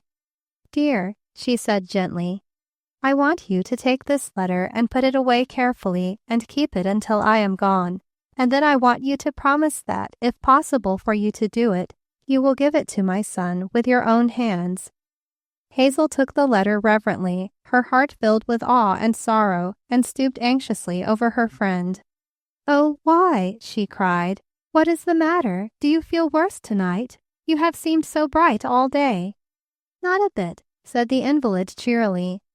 "But I have been writing this for a long time, a sort of goodbye to my boy, and there is nobody in the world I would like to have give it to him as well as you. Will it trouble you to promise me, my dear?" Hazel, with kisses and tears, protested that she would be glad to fulfill the mission, but begged that she might be allowed to send for the beloved son at once, for a sight of his face she knew would be good to his mother. At last her fears were allayed, though she was by no means sure that the son ought not to be sent for, and when the invalid was happily gone to sleep, Hazel went to her room and tried to think how she might write a letter that would not alarm the young man, while yet it would bring him to his mother's side. She planned how she would go away herself for a few days, so that he need not find her here. She wrote several stiff little notes, but none of them satisfied her. Her heart was longing to write, "Oh, my dear, come quickly, for your beloved mother needs you. Come, for my heart is crying out for the sight of you. Come at once." But finally, before she slept, she sealed and addressed a dignified letter from Miss Radcliffe, his mother's trained nurse, suggesting that he make at least a brief visit at this time, as she must be away for a few days, and she felt that his presence would be a wise thing. His mother did not seem so well as when he was with her. Then she lay down comforted to sleep. But the letter was never sent. In the early dawn of the morning, when the faithful Amelia Ellen slipped from her couch in the alcove just off the invalid's room, and went to touch a match to the carefully laid fire in the fireplace, she passed the bed, and, as had been her custom for years, glanced to see if all was well with her patient. At once she knew that the sweet spirit of the mother had fled. With her face slightly turned away, a smile of good night upon her lips, and the peace of God upon her brow, the mother had entered into her rest. Chapter 13. The Call of the Desert. Hazel, with her eyes blinded with tears, and her heart swelling with the loss of the woman upon whose motherliness she had come to feel a claim, burned the letter she had written the night before, and sent a carefully worded telegram, her heart yearning with sympathy towards the bereaved son. "Your dear mother has gone home quietly in her sleep. She did not seem any worse than usual, and her last words were of you. Let us know at once what plans we shall make. Nurse Radcliffe." That was the telegram she sent. Poor Amelia Ellen was all broken up. Her practical common sense for once had fled her. She would do nothing but weep and moan for the beloved invalid whom she had served so long and faithfully. It fell to Hazel to make all decisions, though the neighbors and old friends were most kind with offers of help. Hazel waited anxiously for an answer to the telegram, but night fell and no answer had come. There had been a storm and something was wrong with the wires. The next morning, however, she sent another telegram, and about noon still a third, with as yet no response. She thought perhaps he had not waited to telegraph, but had started immediately, and might be with them in a few hours. She watched the evening stage, but he did not come, then realized how her heart was in a flutter, and wondered how she would have the strength to meet him had he come. There was the letter from his mother, and her promise. She had that excuse for her presence. Of course she could not have left under the circumstances, yet she shrank from the meeting, for it seemed somehow a breach of etiquette that she should be the one to break the separation that he had chosen should be between them. However, he did not come, and the third morning, when it became imperative that something definite should be known, a telegram to the station agent in Arizona brought answer that the missionary was away on a long trip among some tribes of Indians, that his exact whereabouts was not known, but messengers had been sent after him, and word would be sent as soon as possible. The minister and the old neighbors advised with Amelia Ellen and Hazel, and made simple plans for the funeral, yet hoped and delayed as long as possible, and when at last after repeated telegrams there still came the answer, "Messenger not yet returned," They bore the worn-out body of the woman to a quiet resting place beside her beloved husband in the churchyard on the hillside, where the soft maples scattered bright covering over the new mound, and the sky arched high with a kind of triumphant reminder of where the spirit had gone. Hazel tried to have every detail just as she thought he would have liked it. The neighbors brought of their homely flowers in great quantities, and some city friends who had been old summer boarders sent hothouse roses. The minister conducted the beautiful service of faith, and the village children sang about the casket of their old friend, who had always loved every one of them, their hands full of the late flowers from her own garden, bright scarlet and blue and gold, as though it were a joyous occasion. Indeed, Hazel had the impression, even as she moved in the hush of the presence of death, that she was helping at some solemn festivity of deep joy instead of a funeral. So glorious had been the hope of the one who was gone, so triumphant her faith in her Savior. After the funeral was over, Hazel sat down and wrote a letter telling about it all, filling it with sympathy, trying to show their effort to have things as he would have liked them, and expressing deep sorrow that they had been compelled to go on with the service without him. That night there came a message from the Arizona station agent. The missionary had been found in a distant Indian hogan with a dislocated ankle. He sent word that they must not wait for him, that he would get there in time if possible. A later message the next day said he was still unable to travel, but would get to the railroad as soon as possible. Then came an interval of several days without any word from Arizona. Hazel went about with Amelia Ellen, putting the house in order, hearing the beautiful plaint of the loving-hearted mourning servant as she told little incidents of her mistress. Here was the chair she sat in the last time she went upstairs to oversee the spring regulating, and that was Mr. John's little baby dress in which he was christened. His mother smoothed it out and told her the story of his baby loveliness one day. She had laid it away herself in the box, with the blue shoes and the crocheted cap. It was the last time she ever came upstairs.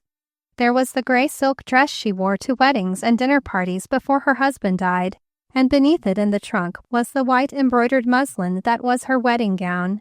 Yellow with age it was, and delicate as a spider's web, with frostwork of yellowed broidery strewn quaintly on its ancient form, and a touch of real lace. Hazel laid a reverent hand on the fine old fabric, and felt, as she looked through the treasures of the old trunk, that an inner sanctuary of sweetness had been opened for her glimpsing. At last a letter came from the West. It was addressed to Miss Radcliffe, nurse, in Brownleigh's firm, clear hand, and began, "Dear Madam." Hazel's hand trembled as she opened it, and the "Dear Madam" brought the tears to her eyes. But then, of course, he did not know.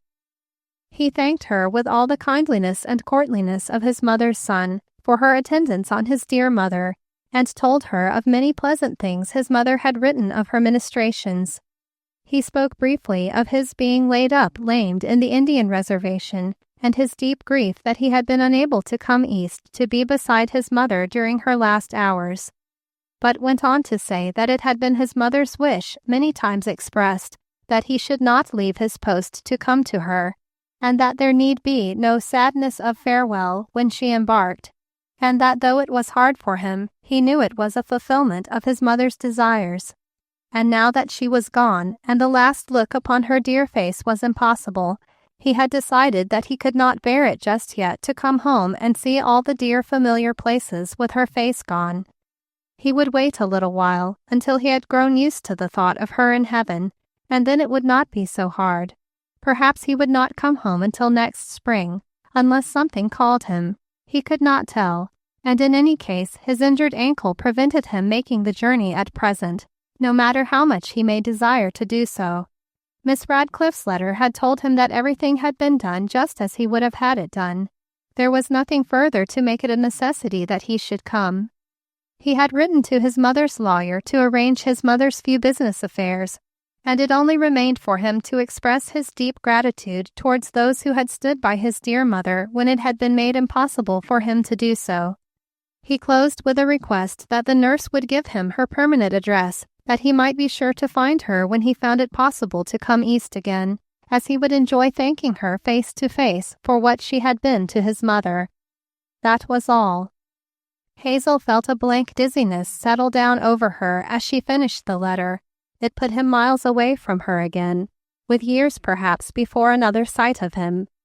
She suddenly seemed fearfully alone in a world that no longer interested her. Where should she go? What should she do with her life now? Back to the hard grind of the hospital with nobody to care, and the heart-rending scenes and tragedies that were daily enacted? Somehow her strength seemed to go from her at the thought. Here, too, she had failed.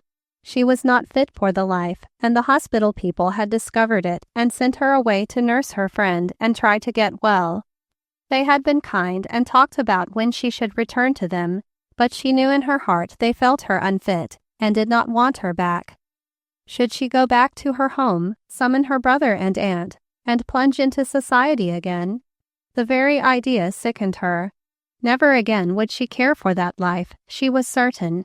As she searched her heart to see what she really craved, if anything in the whole wide world, she found her only interest was in the mission field of Arizona. And now that her dear friend was gone, she was cut off from knowing anything much about that. She gathered herself together after a while and told Amelia Ellen of the decision of Mr. Brownleigh, and together they planned how the house should be closed and everything put in order to await its master's will to return. But that night Hazel could not sleep, for suddenly, in the midst of her sad reflections, came the thought of the letter that was left in her trust. It had been forgotten during the strenuous days that had followed the death of its writer. Hazel had thought of it only once, and that on the first morning, with a kind of comforting reflection that it would help the son to bear his sorrow, and she was glad that it was her privilege to put it into his hand. Then the perplexities of the occasion had driven it from her thoughts. Now it came back, like a swift light in a dark place. There was yet the letter which she must give him. It was a precious bond that would hold him to her for a little while longer. But how should she give it to him? Should she send it by mail? No, for that would not be fulfilling the letter of her promise. She knew the mother wished her to give it to him herself. Well, then, should she write and summon him to his old home at once, tell him of the letter, and yet refuse to send it to him? How strange that would seem! How could she explain it to him? His mother's whim might be sacred to him, would be, of course, but he would think it strange that a young woman should make so much of it as not to trust the letter to the mail, now that the circumstances made it impossible for him to come on at once. Neither would it do for her to keep the letter until such a time as he should see fit to return to the East and look her up. It might be years. The puzzling question kept whirling itself about in her mind for hours, until at last she formulated a plan which seemed to solve the problem. The plan was this. She would coax Amelia Ellen to take a trip to California with her, and on the way they would stop in Arizona and give the letter into the hands of the young man. By that time, no doubt his injured ankle would be sufficiently strong to allow his return from the journey to the Indian reservation. She would say that she was going west and, as she had promised his mother, she would put the letter into his hands. She had taken this opportunity to stop off and keep her promise. The trip would be a good thing for Amelia Ellen, too, and take her mind off her loneliness for the mistress who was gone. Eagerly she broached the subject to Amelia Ellen the next morning, and was met with a blank face of dismay.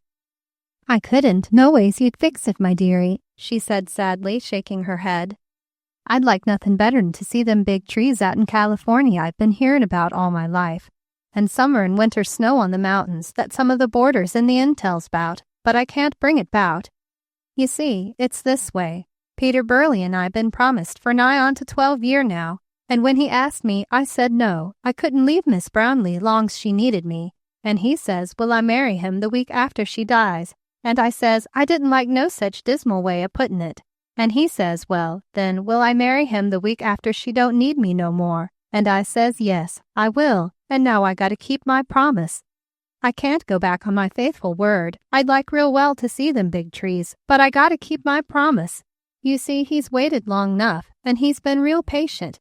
Not always he could get to see me every week, and he might 'a' took Delmira that cooked to the inn 5 years ago. She'd 'a' had him in a minute, and she done her best to get him, but he stayed faithful, and he says he, 'Amelia Ellen, if you're meanin' to keep your word, I'll wait if it's a lifetime. but I hope you won't make it any longer'n you need." And the night he said that, I promised him again I'd be his'n soon as ever I was free to do as I pleased. I'd like to see them big trees, but I can't do it. I just can't do it. Now Hazel was not a young woman who was easily balked in her plans when once they were made. She was convinced that the only thing to do was to take this trip, and that Amelia Ellen was the only person in the world she wanted for a companion. Therefore she made immediate acquaintance with Peter Burleigh, a heavy-browed, thoughtful, stolid man, who looked his character of patient lover, every inch of him, blue overalls and all. Hazel's heart almost misgave her as she unfolded her plan to his astonished ears, and saw the look of blank dismay that overspread his face. However, he had not waited all these years to refuse his sweetheart anything in reason now. He drew a deep sigh, inquired how long the trip as planned would take. Aloud he could wait another month if that would suit, and turned patiently to his barnyard to think his weary thoughts, and set his hopes a little further ahead. Then Hazel's heart misgave her. She called after him and suggested that perhaps he might like to have the marriage first and go with them, taking the excursion as a wedding trip. She would gladly pay all expenses if he would, but the man shook his head. "I couldn't leave the stock for that long anyhow you fix it. There ain't no one would know to take my place. Besides, I never was for takin' journeys, but 'Melia Ellen, she's allus been of a sprightlier disposition, and if she has a hankerin' after Californy, I 'spect she'll be kinder more contented like if she sees 'em first and then settles down in Granville. She better go while she's got the chancet." Amelia Ellen succumbed, albeit with tears. Hazel could not tell whether she was more glad or sad at the prospect before her, whiles Amelia Ellen wept and bemoaned the fate of poor Burleigh, and whiles she questioned whether there really were any big trees like what you saw in the geographies, with riding parties sitted contentedly in tunnels through their trunks. But at last she consented to go, and with many injunction from the admiring and envious neighbors who came to see them off, Amelia Ellen bade a sobbing goodbye to her solemn lover in the gray dawn of an October morning, climbed into the stage beside Hazel, and they drove away into the mystery of the great world.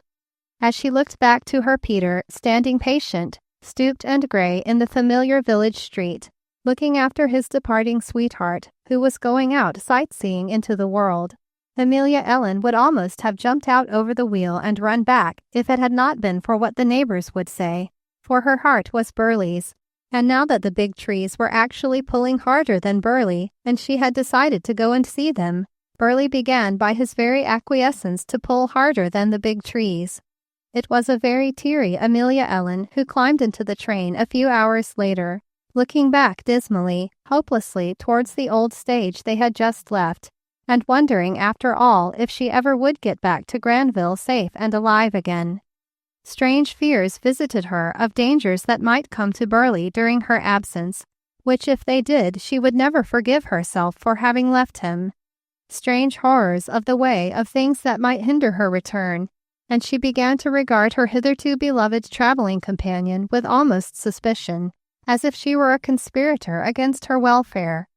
However, as the miles grew and the wonders of the way multiplied, Amelia Ellen began to sit up and take notice, and to have a sort of excited exultance that she had come, for were they not nearing the great famed West now, and would it not soon be time to see the big trees and turn back home again?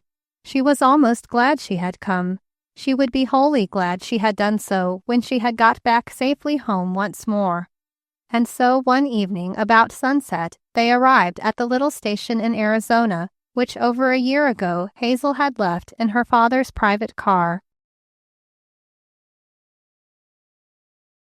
Chapter 14. Home.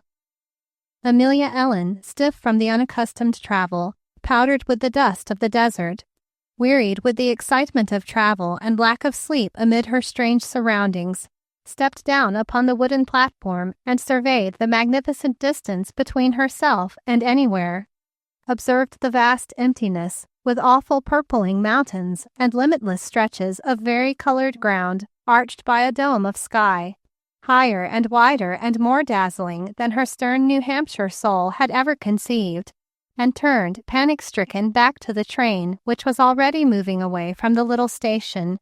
Her first sensation had been one of relief at feeling solid ground under her feet once more, for this was the first trip into the world Amelia Ellen had ever made, and the cars bewildered her. Her second impulse was to get back into that train as fast as her feet could carry her, and get this awful journey done so that she might earn the right to return to her quiet home and her faithful lover. But the train was well underway. She looked after it in half envy. It could go on with its work and not have to stop in this wild waste. She gazed about again, with a frightened look a child deserted gives before it puckers its lips and screams. Hazel was talking composedly with a rough-looking man on the platform, who wore a wide felt hat and a pistol in his belt. He didn't look even respectable to Amelia Ellen's provincial eyes, and behind him, horror of horrors, loomed a real live Indian, long hair, high cheekbones, blanket and all, just as she had seen them in the geography. Her blood ran cold. Why, oh why, had she ever been left to do this daring thing? To leave civilization and come away from her good man and the quiet home awaiting her to certain death in the desert. All the stories of horrid scalpings she had ever heard appeared before her excited vision. With a gasp, she turned again to the departing train, which had become a mere speck on the desert, and even as she looked, vanished around a curve and was lost in the dim foothills of a mountain. Poor Amelia Ellen, her head reeled and her heart sank. The vast prairie engulfed her, as it were, and she stood trembling and staring in dazed expectancy of an attack from earth or air or sky. The very sky and ground seemed tottering together and threatening to extinguish her. And she closed her eyes, caught her breath, and prayed for Peter. It had been her habit always in any emergency to pray for Peter Burley. It was no better when they took her to the eating-house across the track. She picked her way among the evil-looking men and surveyed the long dining table with its burden of coarse food and its board seats with disdain, declined to take off her hat when she reached the room to which the slatternly woman showed them, because she said there was no place to lay it down that was fit, scorned the simple bed, refused to wash her hands at the basin furnished for all, and made herself more disagreeable than Hazel had dreamed her gentle, serviceable Amelia Ellen ever could have been. No supper would she eat, nor would she remain long at the table after the men began to file in, with curious eyes towards the strangers. She stalked to the rough, unroofed porch in the front and stared off at the dark vastness, afraid of the wild strangeness, afraid of the looming mountains, afraid of the multitude of stars. She said it was ridiculous to have so many stars. It wasn't natural. It was irreverent. It was like looking too close into heaven when you weren't intended to. And then a blood-curdling sound arose. It made her very hair stand on end. She turned with wild eyes and grasped Hazel's arm, but she was too frightened to utter a sound. Hazel had just come out to sit with her. The men, out of deference to the strangers, had withdrawn from their customary smoking place on the porch to the back of the woodpile behind the house. They were alone, the two women, out there in the dark, with that awful, awful sound. Amelia Ellen's white lips framed the words, Indians, war whoop, but her throat refused her sound and her breath came short. Coyotes, laughed Hazel, secure in her wide experience, with almost a joyous ring to her voice. The sound of those distant beasts assured her that she was in the land of her beloved at last, and her soul rejoiced. Coyote! But Amelia Ellen's voice was lost in the recesses of her skimpy pillow, whither she had fled to bury her startled ears. She had heard of coyotes, but she had never imagined to hear one outside of a zoological garden, of which she had read and always hoped one day to visit. There she lay on her hard little bed and quaked, until Hazel, laughing still, came to find her. But all she could get from the poor soul was a pitiful plaint about Burley. And what would he say if I was to be et with one of them creatures? He'd never forgive me, never, never, so long's I lived. I hadn't not to a come. I hadn't not to a come. Nothing Hazel could say would allay her fears. She listened with horror as the girl attempted to show how harmless the beasts were by telling of her own night ride up the canyon and how nothing harmed her. Amelia Ellen merely looked at her with frozen glance, made fiercer by the flickering candle flare, and answered dully, "And you knew 'bout them all along, and yet you brung me. It ain't what I thought you'd do.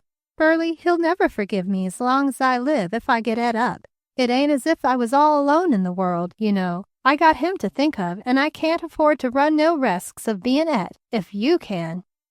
Not a wink of sleep did she get that night, and when the morning dawned, and to the horrors of the night were added a telegram from a neighbor of Burleigh's saying that Burleigh had fallen from the haymow and broken his leg, but he sent his respects and hoped they'd have a good journey, Amelia Ellen grew uncontrollable. She declared she would not stay in that awful country another minute, that she would take the first train back to her beloved New Hampshire, which she never again would leave so long as her life was spared, unless Burleigh went along.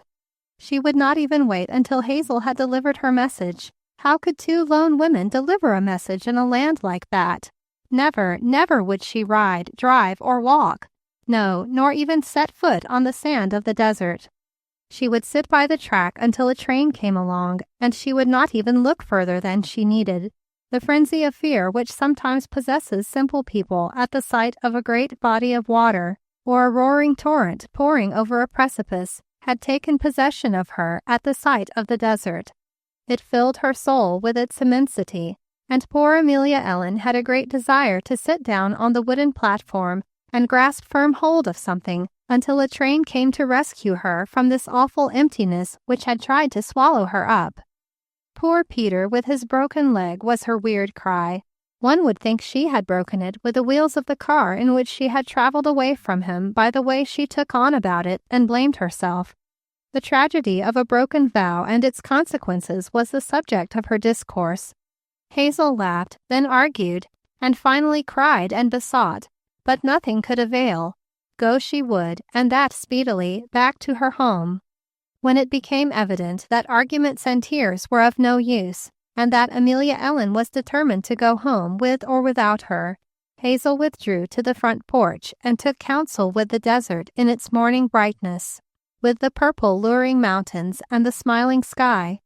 Go back on the train that would stop at the station in half an hour, with the desert there and the wonderful land, and its strange, wistful people, and not even see a glimpse of him she loved. Go back with the letter still in her possession, and her message still ungiven? Never. Surely she was not afraid to stay long enough to send for him. The woman who had fed them and sheltered them for the night would be her protector. She would stay. There must be some woman of refinement and culture somewhere nearby to whom she could go for a few days until her errand was performed. And what was her training in the hospital worth if it did not give her some independence? Out here, in the wild, free West, women had to protect themselves.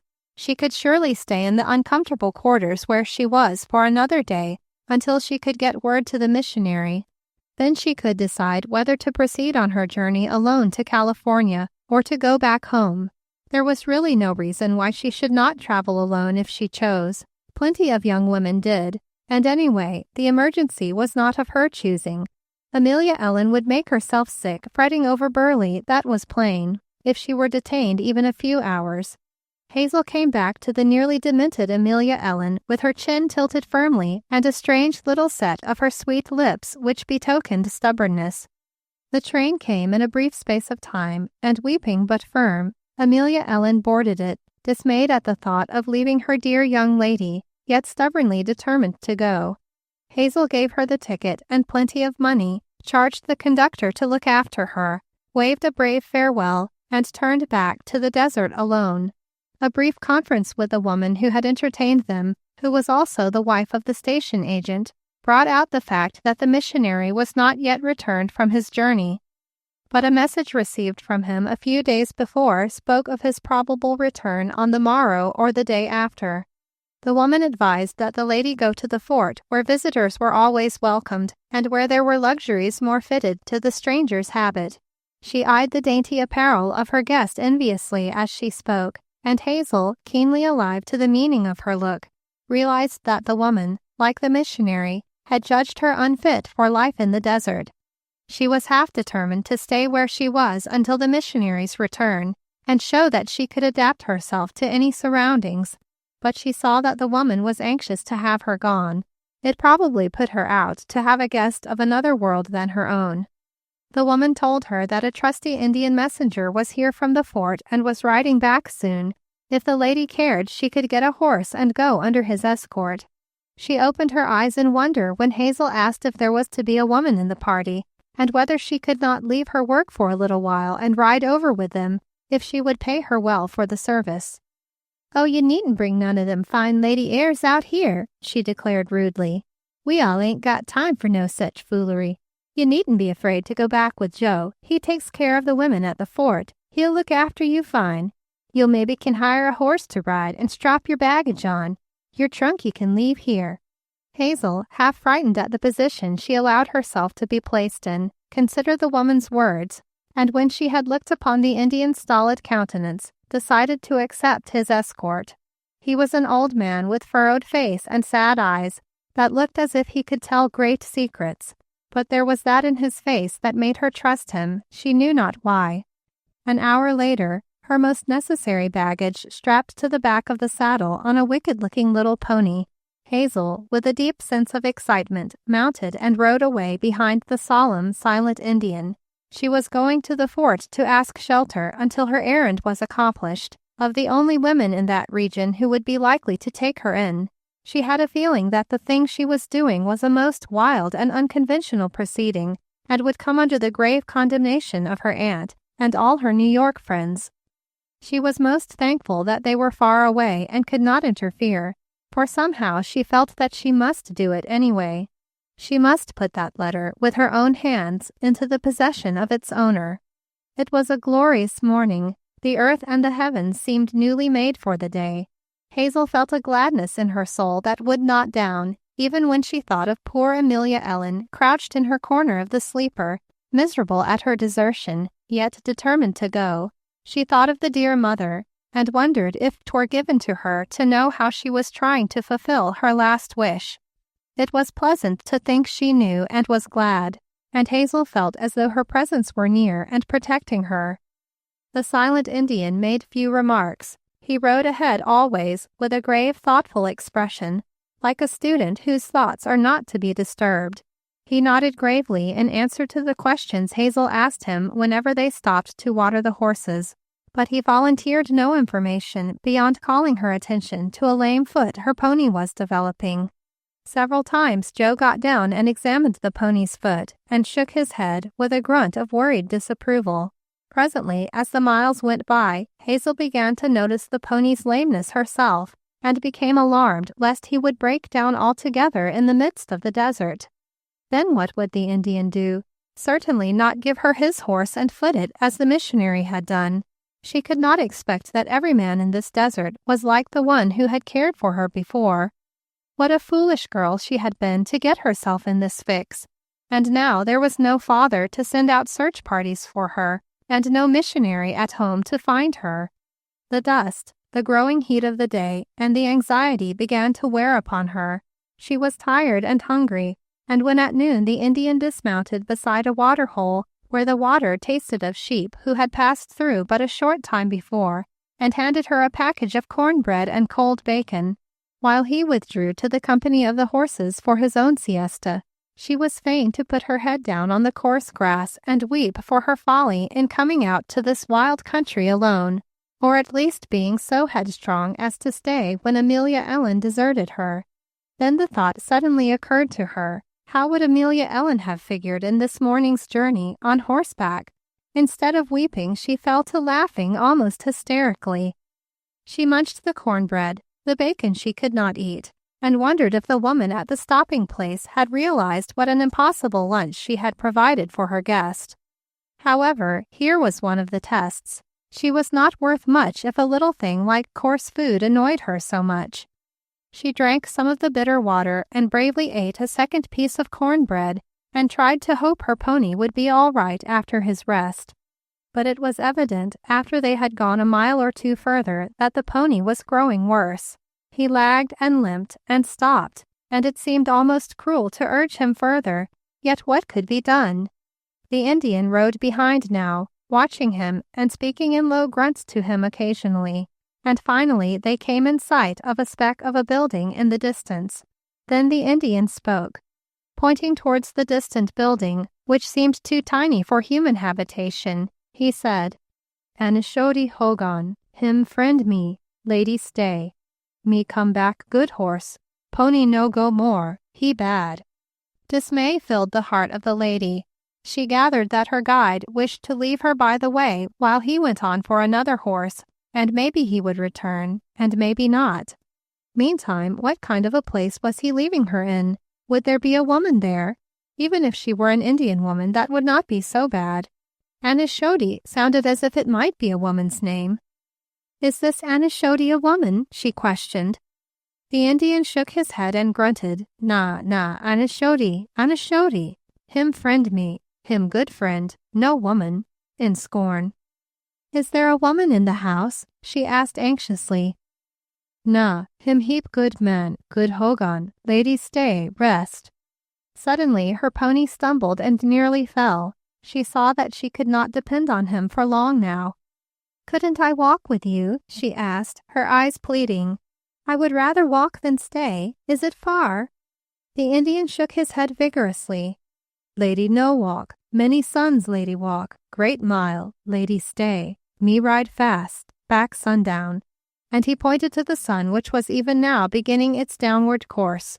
Hazel saw there was nothing for it but to do as the Indian said, and indeed his words seemed reasonable, but she was very much frightened.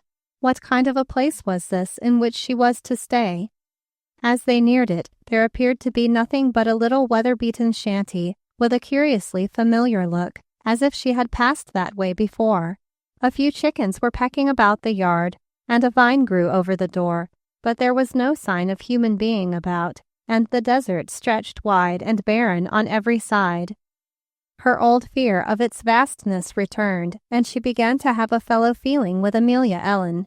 She saw now that she ought to have gone with Amelia Ellen back to civilization, and found somebody who would have come with her on her errand, but then the letter would have been longer delayed.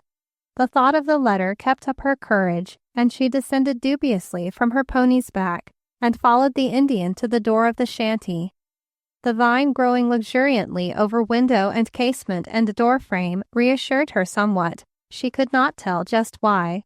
Perhaps somebody with a sense of beauty lived in the ugly little building, and a man with a sense of beauty could not be wholly bad.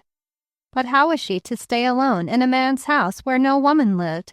Perhaps the man would have a horse to lend or sell them. She would offer any sum he wanted if she only could get to a safe place. But the Indian did not knock at the door as she had expected he would do. Instead, he stooped to the lower step and, putting his hand into a small opening in the woodwork of the step, fumbled there a minute and presently brought out a key which he fitted into the lock and threw the door wide open to her astonished gaze. "Him friend me," explained the Indian again. He walked into the room with the manner of a partial proprietor of the place, looked about, stooped down to the fireplace where a fire was neatly laid, and set it blazing up cheerfully, took the water bucket and filled it, and putting some water into the kettle, swung it over the blaze to heat. Then turning, he spoke again. "Lady stay, me come back, soon, sun no go down, me come back, good horse get lady." "But where is the owner of this house? What will he think of my being here when he comes back?" said Hazel, more frightened than ever at the prospect of being left. She had not expected to stay entirely alone. She had counted on finding someone in the house. "Anishodi way off. Not come back 1-2 day maybe. He knows me. He me friend. Lady stay. All right." Hazel, her eyes large with fear, watched her protector mount and ride away. Almost she called after him that he must not leave her. Then she remembered that this was a part of a woman's life in Arizona, and she was being tried. It was just such things as this the missionary had meant when he said she was unfit for life out here. She would stay and bear the loneliness and fright. She would prove, at least to herself, that she had the courage of any missionary. She would not bear the ignominy of weakness and failure. It would be a shame to her all her life to know she had failed in this trying time. She watched the Indian riding rapidly away as if he were in hot haste. Once the suspicion crossed her mind that perhaps he had lamed her horse on purpose and left her here just to get rid of her. Perhaps this was the home of some dreadful person who would soon return and do her harm. She turned quickly with alarm in her heart to see what manner of place she was in, for she had been too excited at first over the prospect of being left to notice it much, save to be surprised that there were chairs, a fireplace, and a look of comparative comfort. Now she looked about to find out if possible just what sort of a person the owner might be, and glancing at the table near the fireplace, the first object her eye fell upon was an open book, and the words that caught her vision were, "He that dwelleth in the secret place of the Most High shall abide under the shadow of the Almighty." With a start, she turned the book over and found it was a Bible, bound in plain strong covers with large clear print, and it lay open as if the owner had been reading it but a short time before, and had been called away suddenly. With a sigh of relief, she sank down in the big chair by the fire, and let the excited tears have their way. Somehow her fear all vanished with that sentence. The owner of the house could not be very bad when he kept his Bible about and opened to that psalm, her missionary's psalm. And there was assurance in the very words themselves, as if they had been sent to remind her of her new trust in an unseen power. If she was making the Most High her dwelling place continually, surely she was under His protection continually, and had no need to be afraid anywhere, for she was abiding in Him. The thought gave her a strange new sense of sweetness and safety. After a moment she sat up, wiping away the tears, and began to look around. Perhaps this was the home of some friend of her missionary. She felt comforted about staying here now. She lifted her eyes to the wall above the mantel, and lo, there smiled the face of her dear friend, the mother who had just gone home to heaven. And beneath it, as if that were not enough to bring a throb of understanding and joy to her heart, beneath it hung her own little jeweled riding whip, which she had left on the desert a year ago and forgotten. Suddenly, with a cry of joy, she rose and clasped her hands over her heart, relief and happiness in every line of her face. "It is his home. I have come to his own house," she cried, and looked about her with the joy of discovery. This, then, was where he lived. There were his books, here his chair where he sat and rested or studied. His hands had left the Bible open to her psalm, his psalm, their psalm. This was his couch over behind the screen, and at the other end the tiny table and the dishes in the closet. Everything was in place, and careful neatness reigned, albeit an air of manlike uncertainty about some things. She went from one end to the other of the big room and back again, studying every detail, reveling in the thought that now, whatever came to her, she might take back with her a picture of himself in his own quiet room when his work was laid aside for a little, and when, if ever he had time and allowed himself, he perhaps thought of her. Time flew on winged feet, with the dear face of her old friend smiling down upon her, and that psalm open beside her on the table. She never thought of fear, and presently she remembered she was hungry, and went foraging in the cupboard for something to eat. She found plenty of supplies, and after she had satisfied her hunger, sat down in the great chair by the fire, and looked about her in contentment. With the peace of the room, his room, upon her, and the sweet old face from the picture looking down in benediction as if in welcome, she felt happier than since her father had died. The quiet of the desert afternoon brooded outside. The fire burned softly lower and lower at her side. The sun bent down to the west, and long rays stole through the window and across at her feet. But the golden head was drooping, and the long-lashed eyes were closed. She was asleep in his chair, and the dying firelight played over her face. Then, quietly, without any warning, the door opened, and a man walked into the room. Chapter 15. The Way of the Cross. The missionary had been a far journey to an isolated tribe of Indians outside his own reservation. It was his first visit to them since the journey he had taken with his colleague, and of which he had told Hazel during their companionship in the desert. He had thought to go sooner, but matters in his own extended parish and his trip east had united to prevent him. They had lain upon his heart, these lonely, isolated people of another age, living amid the past in their ancient houses high up on the cliffs. A little handful of lonely, primitive children existing afar, knowing nothing of God and little of man. With their strange, simple ways and their weird appearance, they had come to him in visions as he prayed, and always with a weight upon his soul as of a message undelivered. He had taken his first opportunity after his return from the East to go to them, but it had not been as soon as he had hoped. Matters in connection with the new church had demanded his attention. And then, when they were arranged satisfactorily, one of his flock was smitten with a lingering illness, and so hung upon his friendship and companionship that he could not with a clear conscience go far away. But at last all hindrances subsided, and he went forth on his mission. The Indians had received him gladly, noting his approach from afar and coming down the steep way to meet him, putting their rude best at his disposal and opening their hearts to him. No white man had visited them since his last coming with his friend, save a trader who had lost his way and who knew little about the God of whom the missionary had spoken, or of the Book of Heaven. At least he had not seemed to understand. Of these things he was as ignorant, perhaps, as they. The missionary entered into the strange family life of the tribe who inhabited the vast, many-roomed palace of rock. He laughed with them, ate with them, slept with them, and in every way gained their full confidence. He played with their little children, teaching them many new games and amusing tricks, and praising the quick wits of the little ones, while their elders stood about.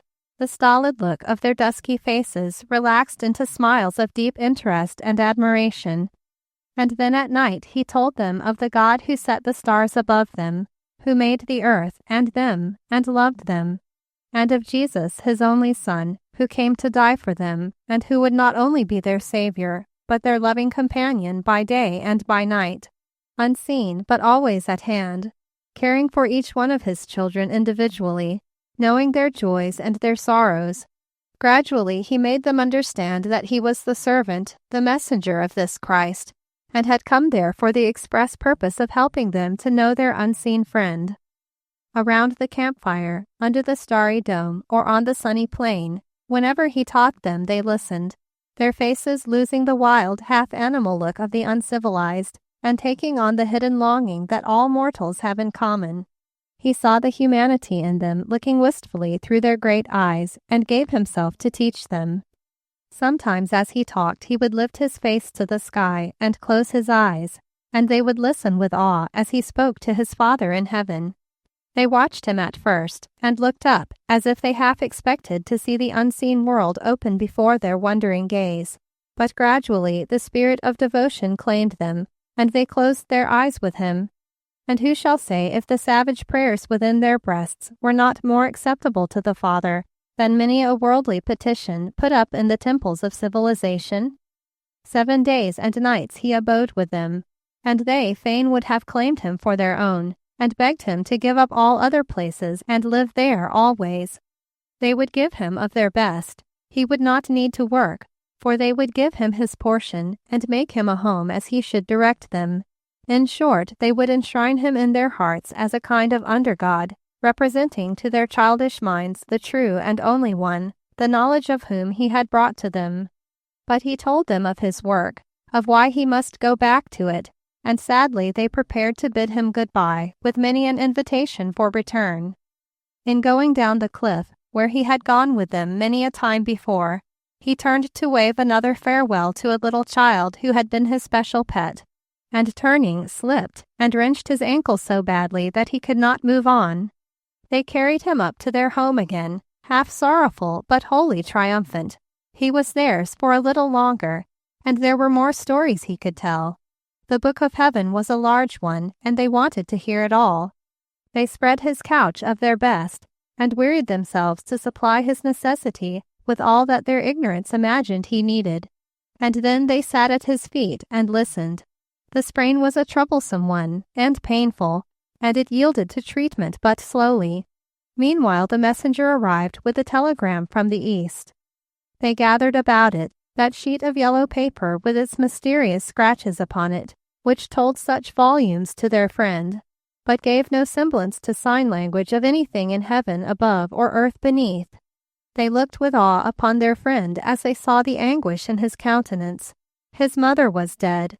This man who had loved her and had left her to bring them news of salvation was suffering.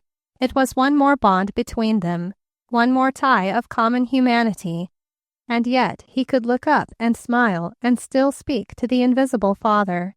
They saw his face as if it were the face of an angel with the light of the comfort of Christ upon it. And when he read to them and tried to make them understand the majestic words, "O death, where is thy sting? O grave, where is thy victory?" they sat and looked afar off, and thought of the ones that they had lost. This man said they would all live again. His mother would live. The chief they had lost last year, the bravest and youngest chief of all their tribe, he would live too. Their little children would live. All they had lost would live again. So, when he would most have wished to be alone with his God and his sorrow, he must needs lay aside his own bitter grief and bring these childish people consolation for their griefs, and in doing so the comfort came to him also. For somehow, looking into their longing faces and seeing their utter need, and how eagerly they hung upon his words, he came to feel the presence of the Comforter standing by his side in the dark cave shadows, whispering to his heart sweet words that he long had known but had not fully comprehended, because his need for them had never come before. Somehow time and things of earth receded, and only heaven and immortal souls mattered. He was lifted above his own loss and into the joy of the inheritance of the servant of the Lord. But the time had come all too soon for his hosts, when he was able to go on his way, and most anxious he was to be started, longing for further news of the dear one who had gone from him. They followed him in sorrowful procession far into the plain to see him on his way, and then returned to their mesa and their cliff home to talk of it all and wonder. Alone upon the desert at last, the three great mesas like fingers of a giant hand stretching cloudily behind him, the purpling mountains in the distance, the sunlight shining vividly down over all the bright sands. The full sense of his loss came at last upon him, and his spirit was bowed with the weight of it. The vision of the mount was past, and the valley of the shadow of life was upon him. It came to him what it would be to have no more of his mother's letters to cheer his loneliness, no thought of her at home thinking of him, no looking forward to another homecoming. As he rode, he saw none of the changing landscape by the way, but only the Granville orchard with its showering pink and white, and his mother lying happily beside him on the strawberry bank, picking the sweet vivid berries, and smiling back to him as if she had been a girl. He was glad he had had that memory of her, and she had seemed so well, so very well. He had been thinking that perhaps when there was a hope of building a little addition to his shack and making a possible place of comfort for her, that he might venture to propose that she come out to him and stay. It was a wish that had been growing in his lonely heart since that visit home when it seemed as if he could not tear himself away from her and go back, and yet knew that he could not stay, would not want to stay because of his beloved work, and now it was over forever, his dream. She would never come to cheer his home, and he would always have to live a lonely life. For he knew in his heart there was only one girl in the whole world he would want to ask to come, and her he might not, must not ask. As endless and as desolate as the desert, his future lay stretched out before his mind. For the time his beloved work and the joy of service was sunk out of sight, and he saw only himself, alone, forsaken of all love, walking his sorrowful way apart. And there surged over him a great and deadly weakness as of a spirit in despair. In his mind he lay down to rest in the shadow of a great rock about the noon hour, too weary in spirit and exhausted in body to go further without a sleep. The faithful Billy dozed and munched his portion not far away, and high overhead a great eagle soared high and far, adding to the wide desolateness of the scene. Here he was alone at last for the first time with his grief, and for a while it had its way, and he faced it, entering into his Gethsemane with bowed spirit, and seeing nothing but blackness all about him, It was so, worn with the anguish of his spirit, that he fell asleep. While he slept, there came to him peace, a dream of his mother smiling, well, and walking with a light free step as he remembered her when he was a little boy, and by her side the girl he loved. How strange and wonderful that these two should come to him and bring him rest. And then, as he lay still dreaming, they smiled at him and passed on, hand in hand, the girl turning and waving her hand as if she meant to return, and presently they passed beyond his sight. Then one stood by him, somewhere within the shelter of the rock under which he lay, and spoke, and the voice thrilled his soul as it had never been thrilled in life before. Lo, I am with you alway, even unto the end of the world. The peace of that invisible presence descended upon him in full measure, and when he awoke, he found himself repeating, "The peace which passeth understanding," and realizing that for the first time he knew what the words meant.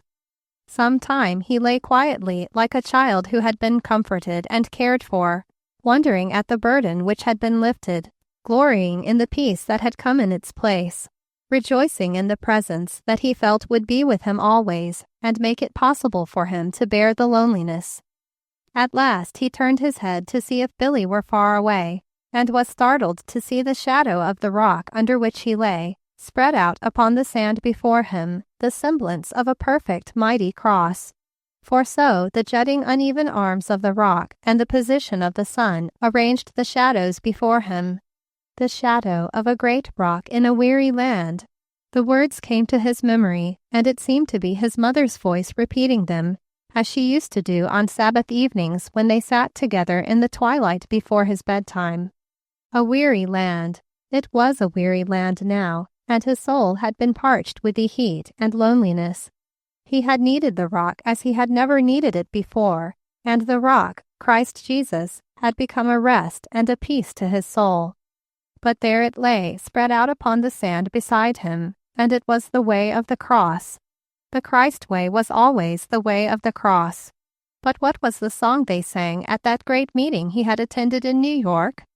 The way of the cross leads home. Ah, that was it. Some day it would lead him home, but now it was the way of the cross, and he must take it with courage, and always with that unseen but close companion who had promised to be with him even to the end of the world. Well, he would rise up at once, strong in that blessed companionship. Cheerfully he made his preparations for starting, and now he turned Billy's head a trifle to the south, for he decided to stop overnight with his colleague. When his grief and loneliness were fresh upon him, it had seemed that he could not bear this visit, but since peace had come to his soul, he changed his course to take in the other mission, which was really on his way, only that he had purposely avoided it. They made him welcome, those two who had made a little bit of earthly paradise out of their desert shack, and they compelled him to stay with them and rest 3 days, for he was more worn with the journey and his recent pain and sorrow than he realized. They comforted him with their loving sympathy and gladdened his soul with the sight of their own joy, albeit it gave him a feeling of being set apart from them. He started in the early dawn of the day, when the morning star was yet visible, and as he rode through the beryl air of the dawning hour, he was uplifted from his sadness by a sense of the near presence of Christ.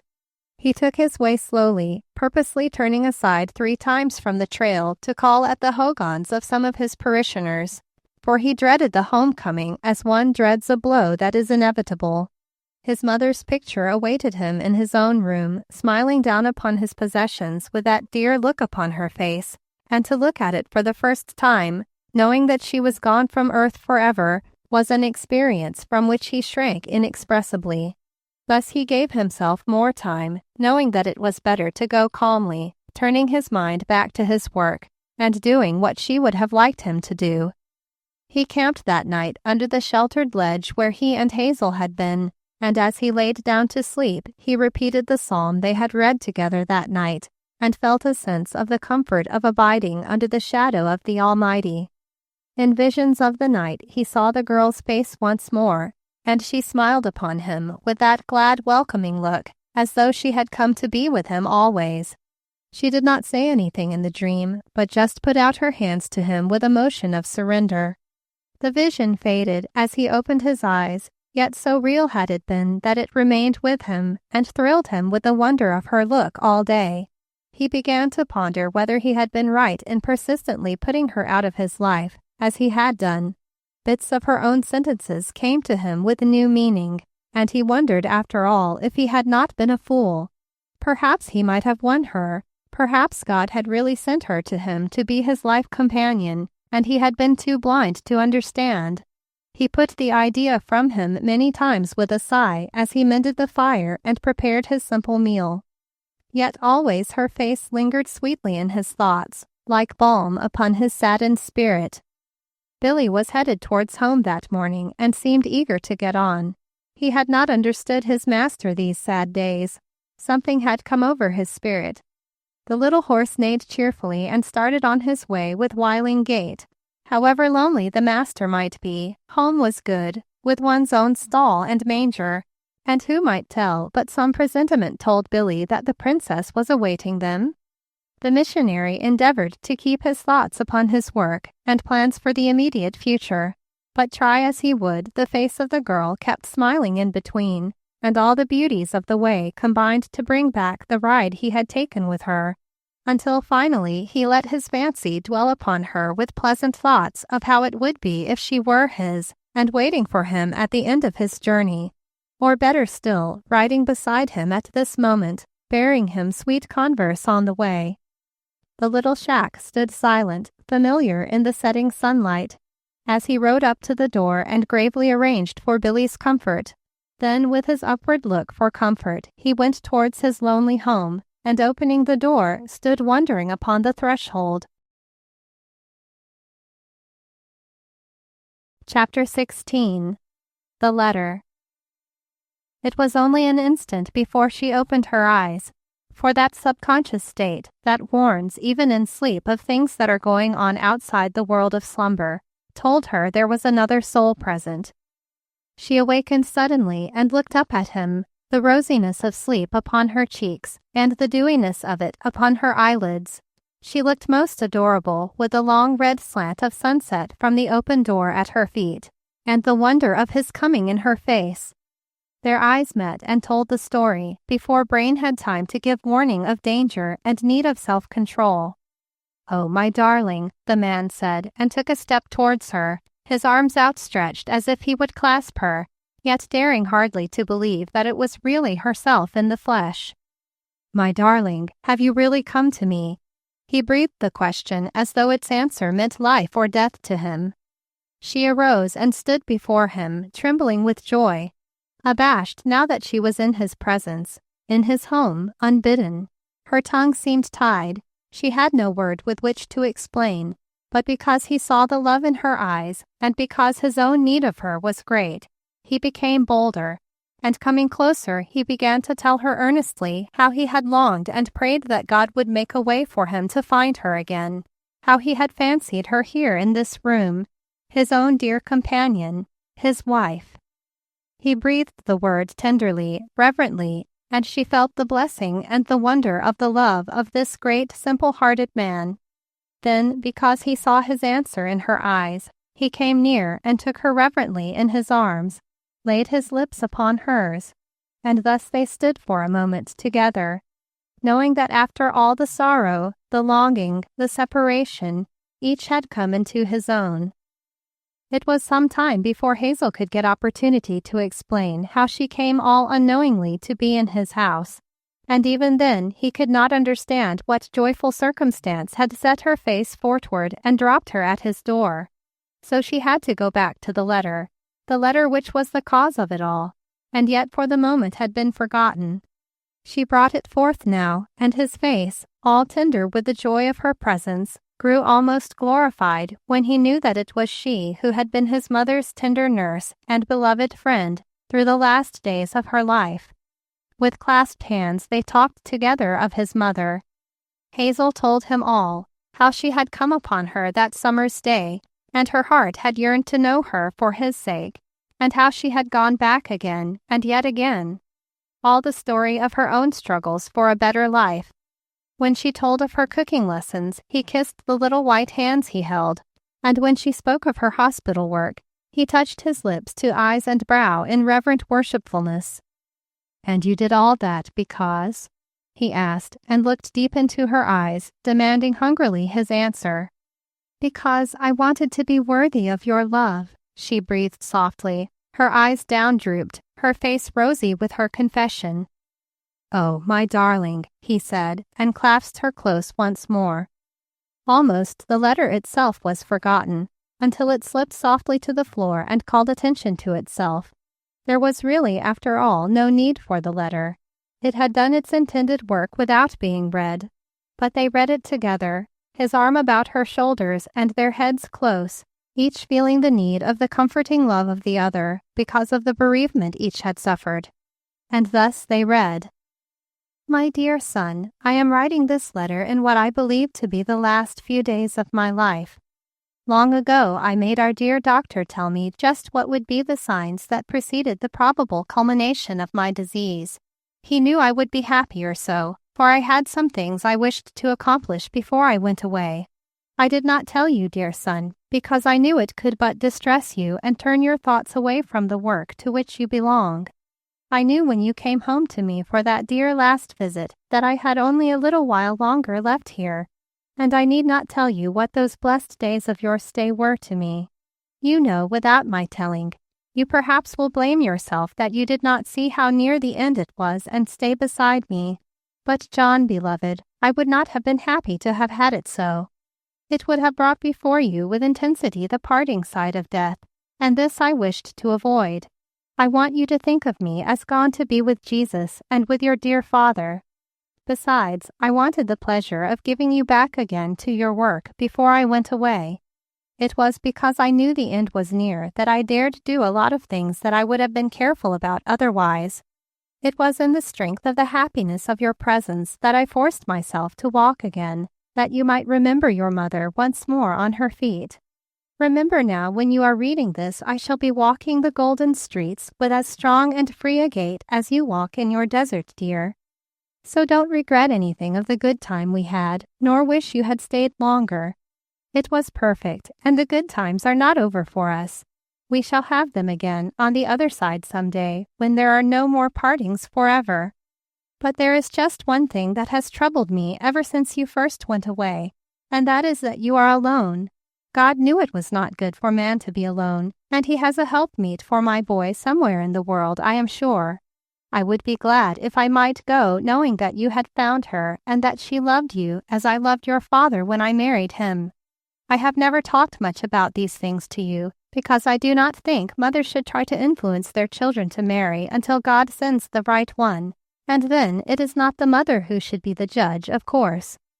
But once I spoke to you in a letter. You remember, it was after I had met a sweet girl whose life seemed so fitted to belong to yours. You opened your heart to me then and told me you had found the one you loved and would never love another. But she was not for you. My heart ached for you, laddie, and I prayed much for you then, for it was a sore trial not to come to my boy away out there alone with his trouble. I had much ado not to hate that girl to whom you had given your love, and not to fancy her a most disagreeable creature with airs, and no sense, not to recognize the man in my son, and not to know his beautiful soul and the worth of his love. But then I thought perhaps she couldn't help it, poor child, that she didn't know enough to appreciate you, and likely it was God's good leading that kept you from her.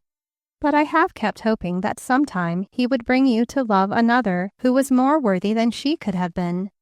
Dear, you have never said anything more about that girl, and I hope you have forgotten her, though sometimes when you were at home I noticed that deep, far-away look in your eyes, and a sadness about your lips that made me tremble lest her memory was just as bright as ever. I have wanted you to know the sweet girl Hazel Radcliffe, who has been my dear friend and almost daughter, for no daughter could have been dearer than she has been to me, and I believe she loves me too as I love her. If you had been nearer, I would have tried to bring you two together, at least for once, that you might judge for yourselves. But I found out that she was shy as a bird about meeting anyone, though she had hosts of young men friends in her New York home, and that she would have run away if you had come. Besides, I could not have given you any reason but the truth for sending for you, and I knew God would bring you two together if it was His will. But I could not go happy from this earth without doing something towards helping you just to see her once. And so I have asked her to give you this letter with her own hand if possible, and she has promised to do so. You will come home when I am gone, and she will have to see you, and when you look on her sweet face, if you do not feel as your mother does about her, it is all right, dear son. Only I wanted you just to see her once, because I love her so much, and because I love you. If you could forget the other and love this one, it seems as though I should be glad even in heaven. But if you do not feel that way when you see her, John, don't mind my writing this letter, for it pleased me much to play this little trick upon you before I left, and the dear girl must never know, unless indeed you love her, and then I do not care, for I know she will forgive me for writing this silly letter, and love me just the same. Dear boy, just as we never liked to say goodbye when you went away to college, but only au revoir, so there won't be any goodbye now, only I love you. Your mother. Hazel was weeping softly when they finished the letter, and there were tears in the eyes of the son, though they were glorified by the smile that shone upon the girl as he folded the letter and said, "Wasn't that a mother for a fellow to have? And could I do anything else than give myself when she gave all she had? And to think she picked out the very one for me that I loved of all the world, and sent her out to me because I was too set in my way to come back after her.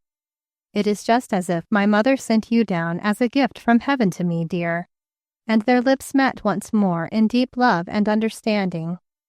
The sun was almost setting now, and suddenly the two became aware that night was coming on. The Indian would be returning, and they must plan what to do. Brownleigh rose and went to the door to see if the Indian were in sight. He was thinking hard and fast. Then he came back and stood before the girl. "Dear," he said, and the tone of his voice brought the quick color to her cheeks. It was so wonderful, so disconcerting to be looked at and spoken to in that way. She caught her breath and wondered if it were not a dream after all. "Dear." Another of those deep, searching looks. "This is a big, primitive country, and we do things in a most summary way out here sometimes. You must tell me if I go too fast. But would you? Do you think you love me enough to marry me at once? Tonight?" "Oh," she breathed, lifting her happy eyes. "It would be beautiful to never have to leave you again, but you hardly know me. I am not fitted, you know. You are a great, wonderful missionary, and I am only a foolish girl who has fallen in love with you and can never be happy again without you." She buried her face in the arm of the chair and cried happy, shamed tears, and he gathered her up in his arms and comforted her, his face shining with a glorified expression. "Dear," he said when he could speak again. "Dear, don't you know that is all I want? And don't ever talk that way again about me. I am no saint, as you'll very well find out, but I'll promise to love and cherish you as long as we both shall live. Will you marry me tonight?" There was a silence in the little room, broken only by the low crackling of the dying fire. She lifted shy, glad eyes to his, and then came and laid her two hands in his. "If you are quite sure you want me," she breathed softly. The rapture of his face and the tenderness of his arms assured her on that point. "There is just one great regret I have," said the young man, lifting his eyes towards his mother's picture. "If she only could have known it was you that I loved. Why didn't I tell her your name? But then, why, my dear, I didn't know your name. Do you realize that? I haven't known your name until now." "I certainly did realize it," said Hazel with rosy cheeks. "It used to hurt dreadfully sometimes to think that even if you wanted to find me, you wouldn't know how to go about it." "You dear, did you care so much?" His voice was deep and tender, and his eyes were upon her. "So much," she breathed softly.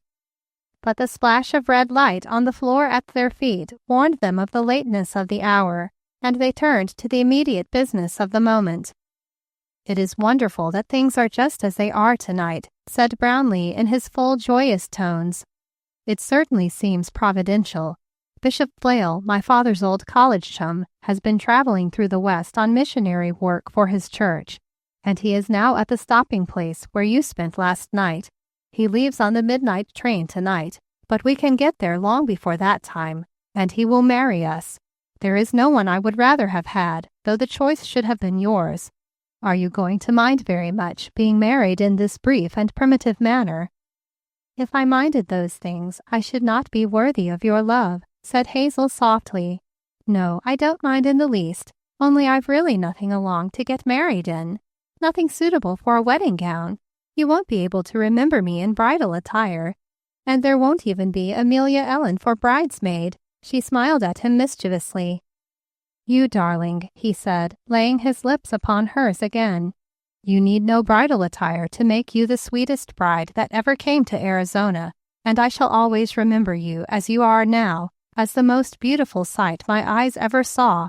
If there was time to get word to some of my colleagues off at their stations, we should have a wedding reception that would outrival your New York affairs so far as enthusiasm and genuine hearty goodwill is concerned.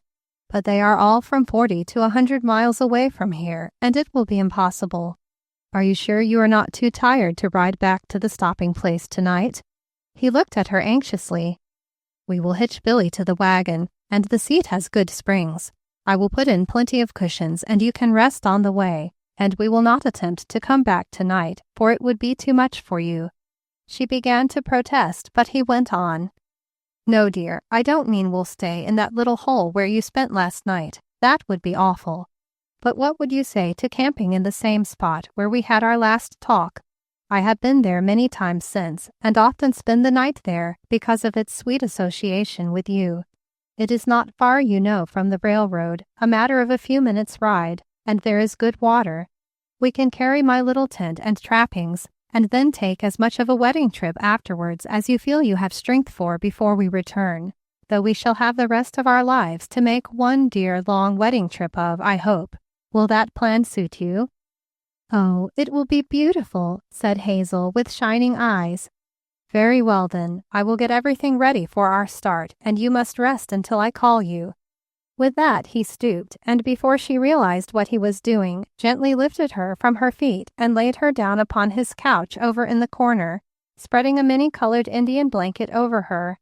Then he deftly stirred up the fire, filled up the kettle, swung it back over the blaze, and with a smile went out to prepare Billy and the wagon. Hazel lay there looking about her new home with happy eyes, noting each little touch of refinement and beauty that showed the character of the man who had lived his life alone there for 3 long years, and wondering if it were really herself, the lonely little struggling nurse with a bitter ache in her heart, who was feeling so happy here today, Hazel Radcliffe, the former New York society girl, rejoicing ecstatically because she was going to marry a poor home missionary and live in a shanty. How her friends would laugh and sneer, and how Aunt Maria would lift her hands in horror and say the family was disgraced. But it did not matter about Aunt Maria. Poor Aunt Maria, she had never approved of anything that Hazel wanted to do all her life. As for her brother, and here her face took on a shade of sadness. Her brother was of another world than hers and always had been. People said he was like his dead mother. Perhaps the grand man of the desert could help her brother to better things. Perhaps he would come out here to visit them and catch a vision of another kind of life and take a longing for it as she had done. He could not fail at least to see the greatness of the man she had chosen. There was great comfort to her in this hour to remember that her father had been interested in her missionary and had expressed a hope that she might meet him again some day. She thought her father would have been pleased at the choice she had made, for he had surely seen the vision of what was really worthwhile in life before he died. Suddenly her eyes turned to the little square table over by the cupboard. What if she should set it? She sprang up and suited the action to the thought. Almost as a child might handle her first pewter set, Hazel took the dishes from the shelves and arranged them on the table. There were pretty china dishes with a fine old sprigged pattern of delicate flowers. She recognized them as belonging to his mother's set and handled them reverently. It almost seemed as if that mother's presence was with her in the room as she prepared the table for her first meal with the beloved son. She found a large white towel in the cupboard drawer that she spread on the rough little table, and set the delicate dishes upon it, 2 plates, 2 cups and saucers, knives and forks, 2 of everything. How it thrilled her to think that in a little while she would belong here in his dear house, a part of it, and that they two would have a right to sit together at this table through the years. There might come hardships and disappointments. Of course there would. She was no fool. Life was full of disappointments for everybody, as well as of beautiful surprises. But come what would, she knew by the thrill in her heart that she would never be sorry for this day, in which she had promised to become the wife of the man of the desert, and she would always cherish the memory of this, her first setting of the little table, and let it make all future settings of that table a holy ordinance. She found a can of soup in the cupboard and made it hot in a small saucepan on the fire, and set forth on the table crackers and cheese, a glass of jelly, a small bottle of stuffed olives, and some little cakes she had brought with her in her suitcase. She had thought she might need something of the sort when she landed in Arizona, for there was no telling but she might have to ride across the desert to find her missionary, and sure enough that had been the case. It looked very cozy when Brownleigh came in to say that the wagon was ready, and he thought he saw the Indian in the dusk coming across the plain. But he stopped short without speech, for here before him was the picture which his mind and heart had painted for him many a time. This girl, the one in all the earth for him, kneeling beside his hearth and dishing up the steaming soup into the hot dishes, the firelight playing on her sweet face and golden hair, and every line and motion of her graceful body calling for his adoration. So he stood for one long minute and feasted his hungry eyes upon the sight, until she turned and saw his heart in his eyes, and her own face grew rosy with the joy and the meaning of it all. And so they sat down to their first meal in the little house together, and then having sent the Indian back to the fort with a message, they took their way forth in the starlight together to begin their wedding journey. Chapter 17. Dedication. Billy made good time in spite of the fact that he had been out all day on parishional work, but he knew who he was hauling, and seemed to take deep satisfaction in having Hazel back again. For now and again he would turn back towards the wagon when they stopped for water and whinnied happily. They reached the stopping place about 9 o'clock, and the news that the missionary was going to be married spread like wildfire among the men and out to the neighboring shacks. In no time a small crowd had collected about the place, peering out of the starlit darkness. Hazel retired to the forlorn little chamber where she had spent the night before and rummaged in her trunk for bridal apparel. In a few minutes she emerged into the long dining room where the table had been hastily cleared and moved aside, and upon which the boarders were now seated in long rows, watching the proceedings curiously. She was dressed in a simple white muslin, touched here and there with exquisite hand embroidery and tiny cobwebby edges of real lace. The missionary caught his breath as he saw her come out to him, and the rough faces of the men softened as they watched her. The white-haired bishop arose to meet her and welcomed her in a fatherly way he had, and the woman who kept the stopping place came following in Hazel's wake, hastily wiping her hands on her apron and casting it behind her as she entered. She had been preparing an impromptu supper out of any materials that happened to be at hand, but she could not miss the ceremony if the coffee did burn. Weddings did not come her way every day.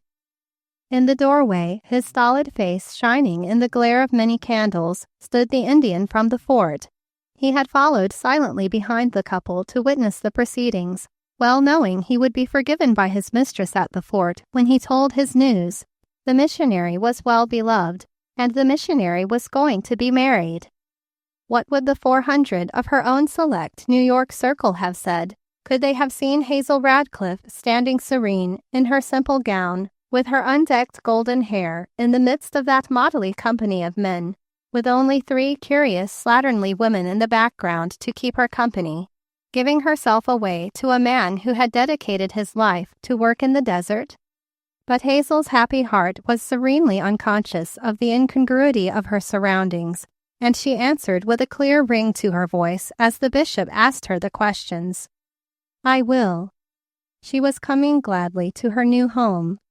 It was her own ring, the ring she had given him, that John Brownleigh put upon her hand in token of his loyalty and love for her, the ring that for a whole year had lain next to his own heart and comforted its loneliness because she had given it.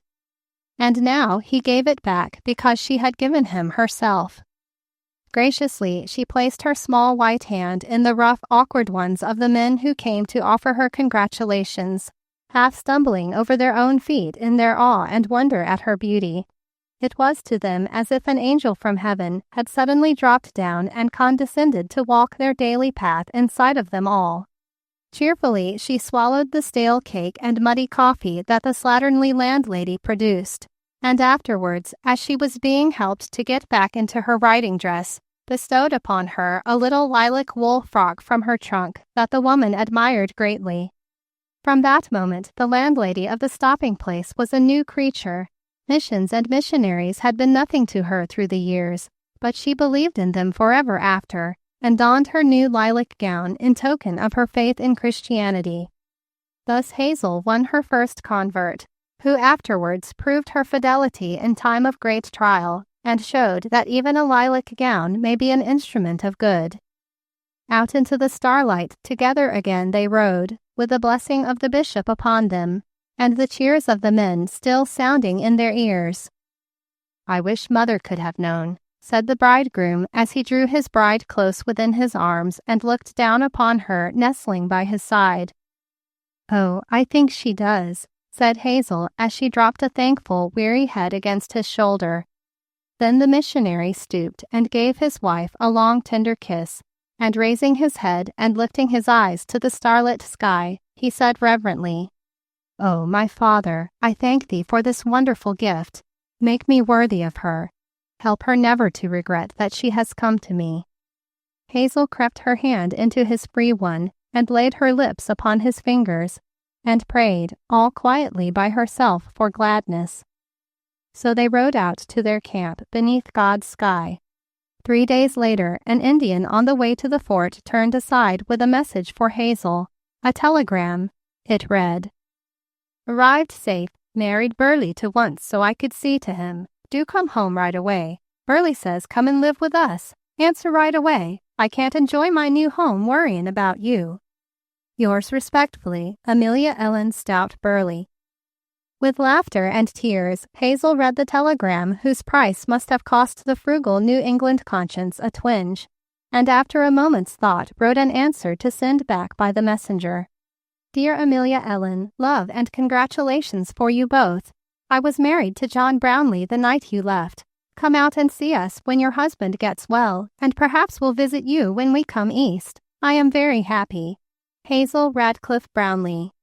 When good Amelia Ellen read that telegram, she wiped her spectacles a second time and read it over to see that she had made no mistake.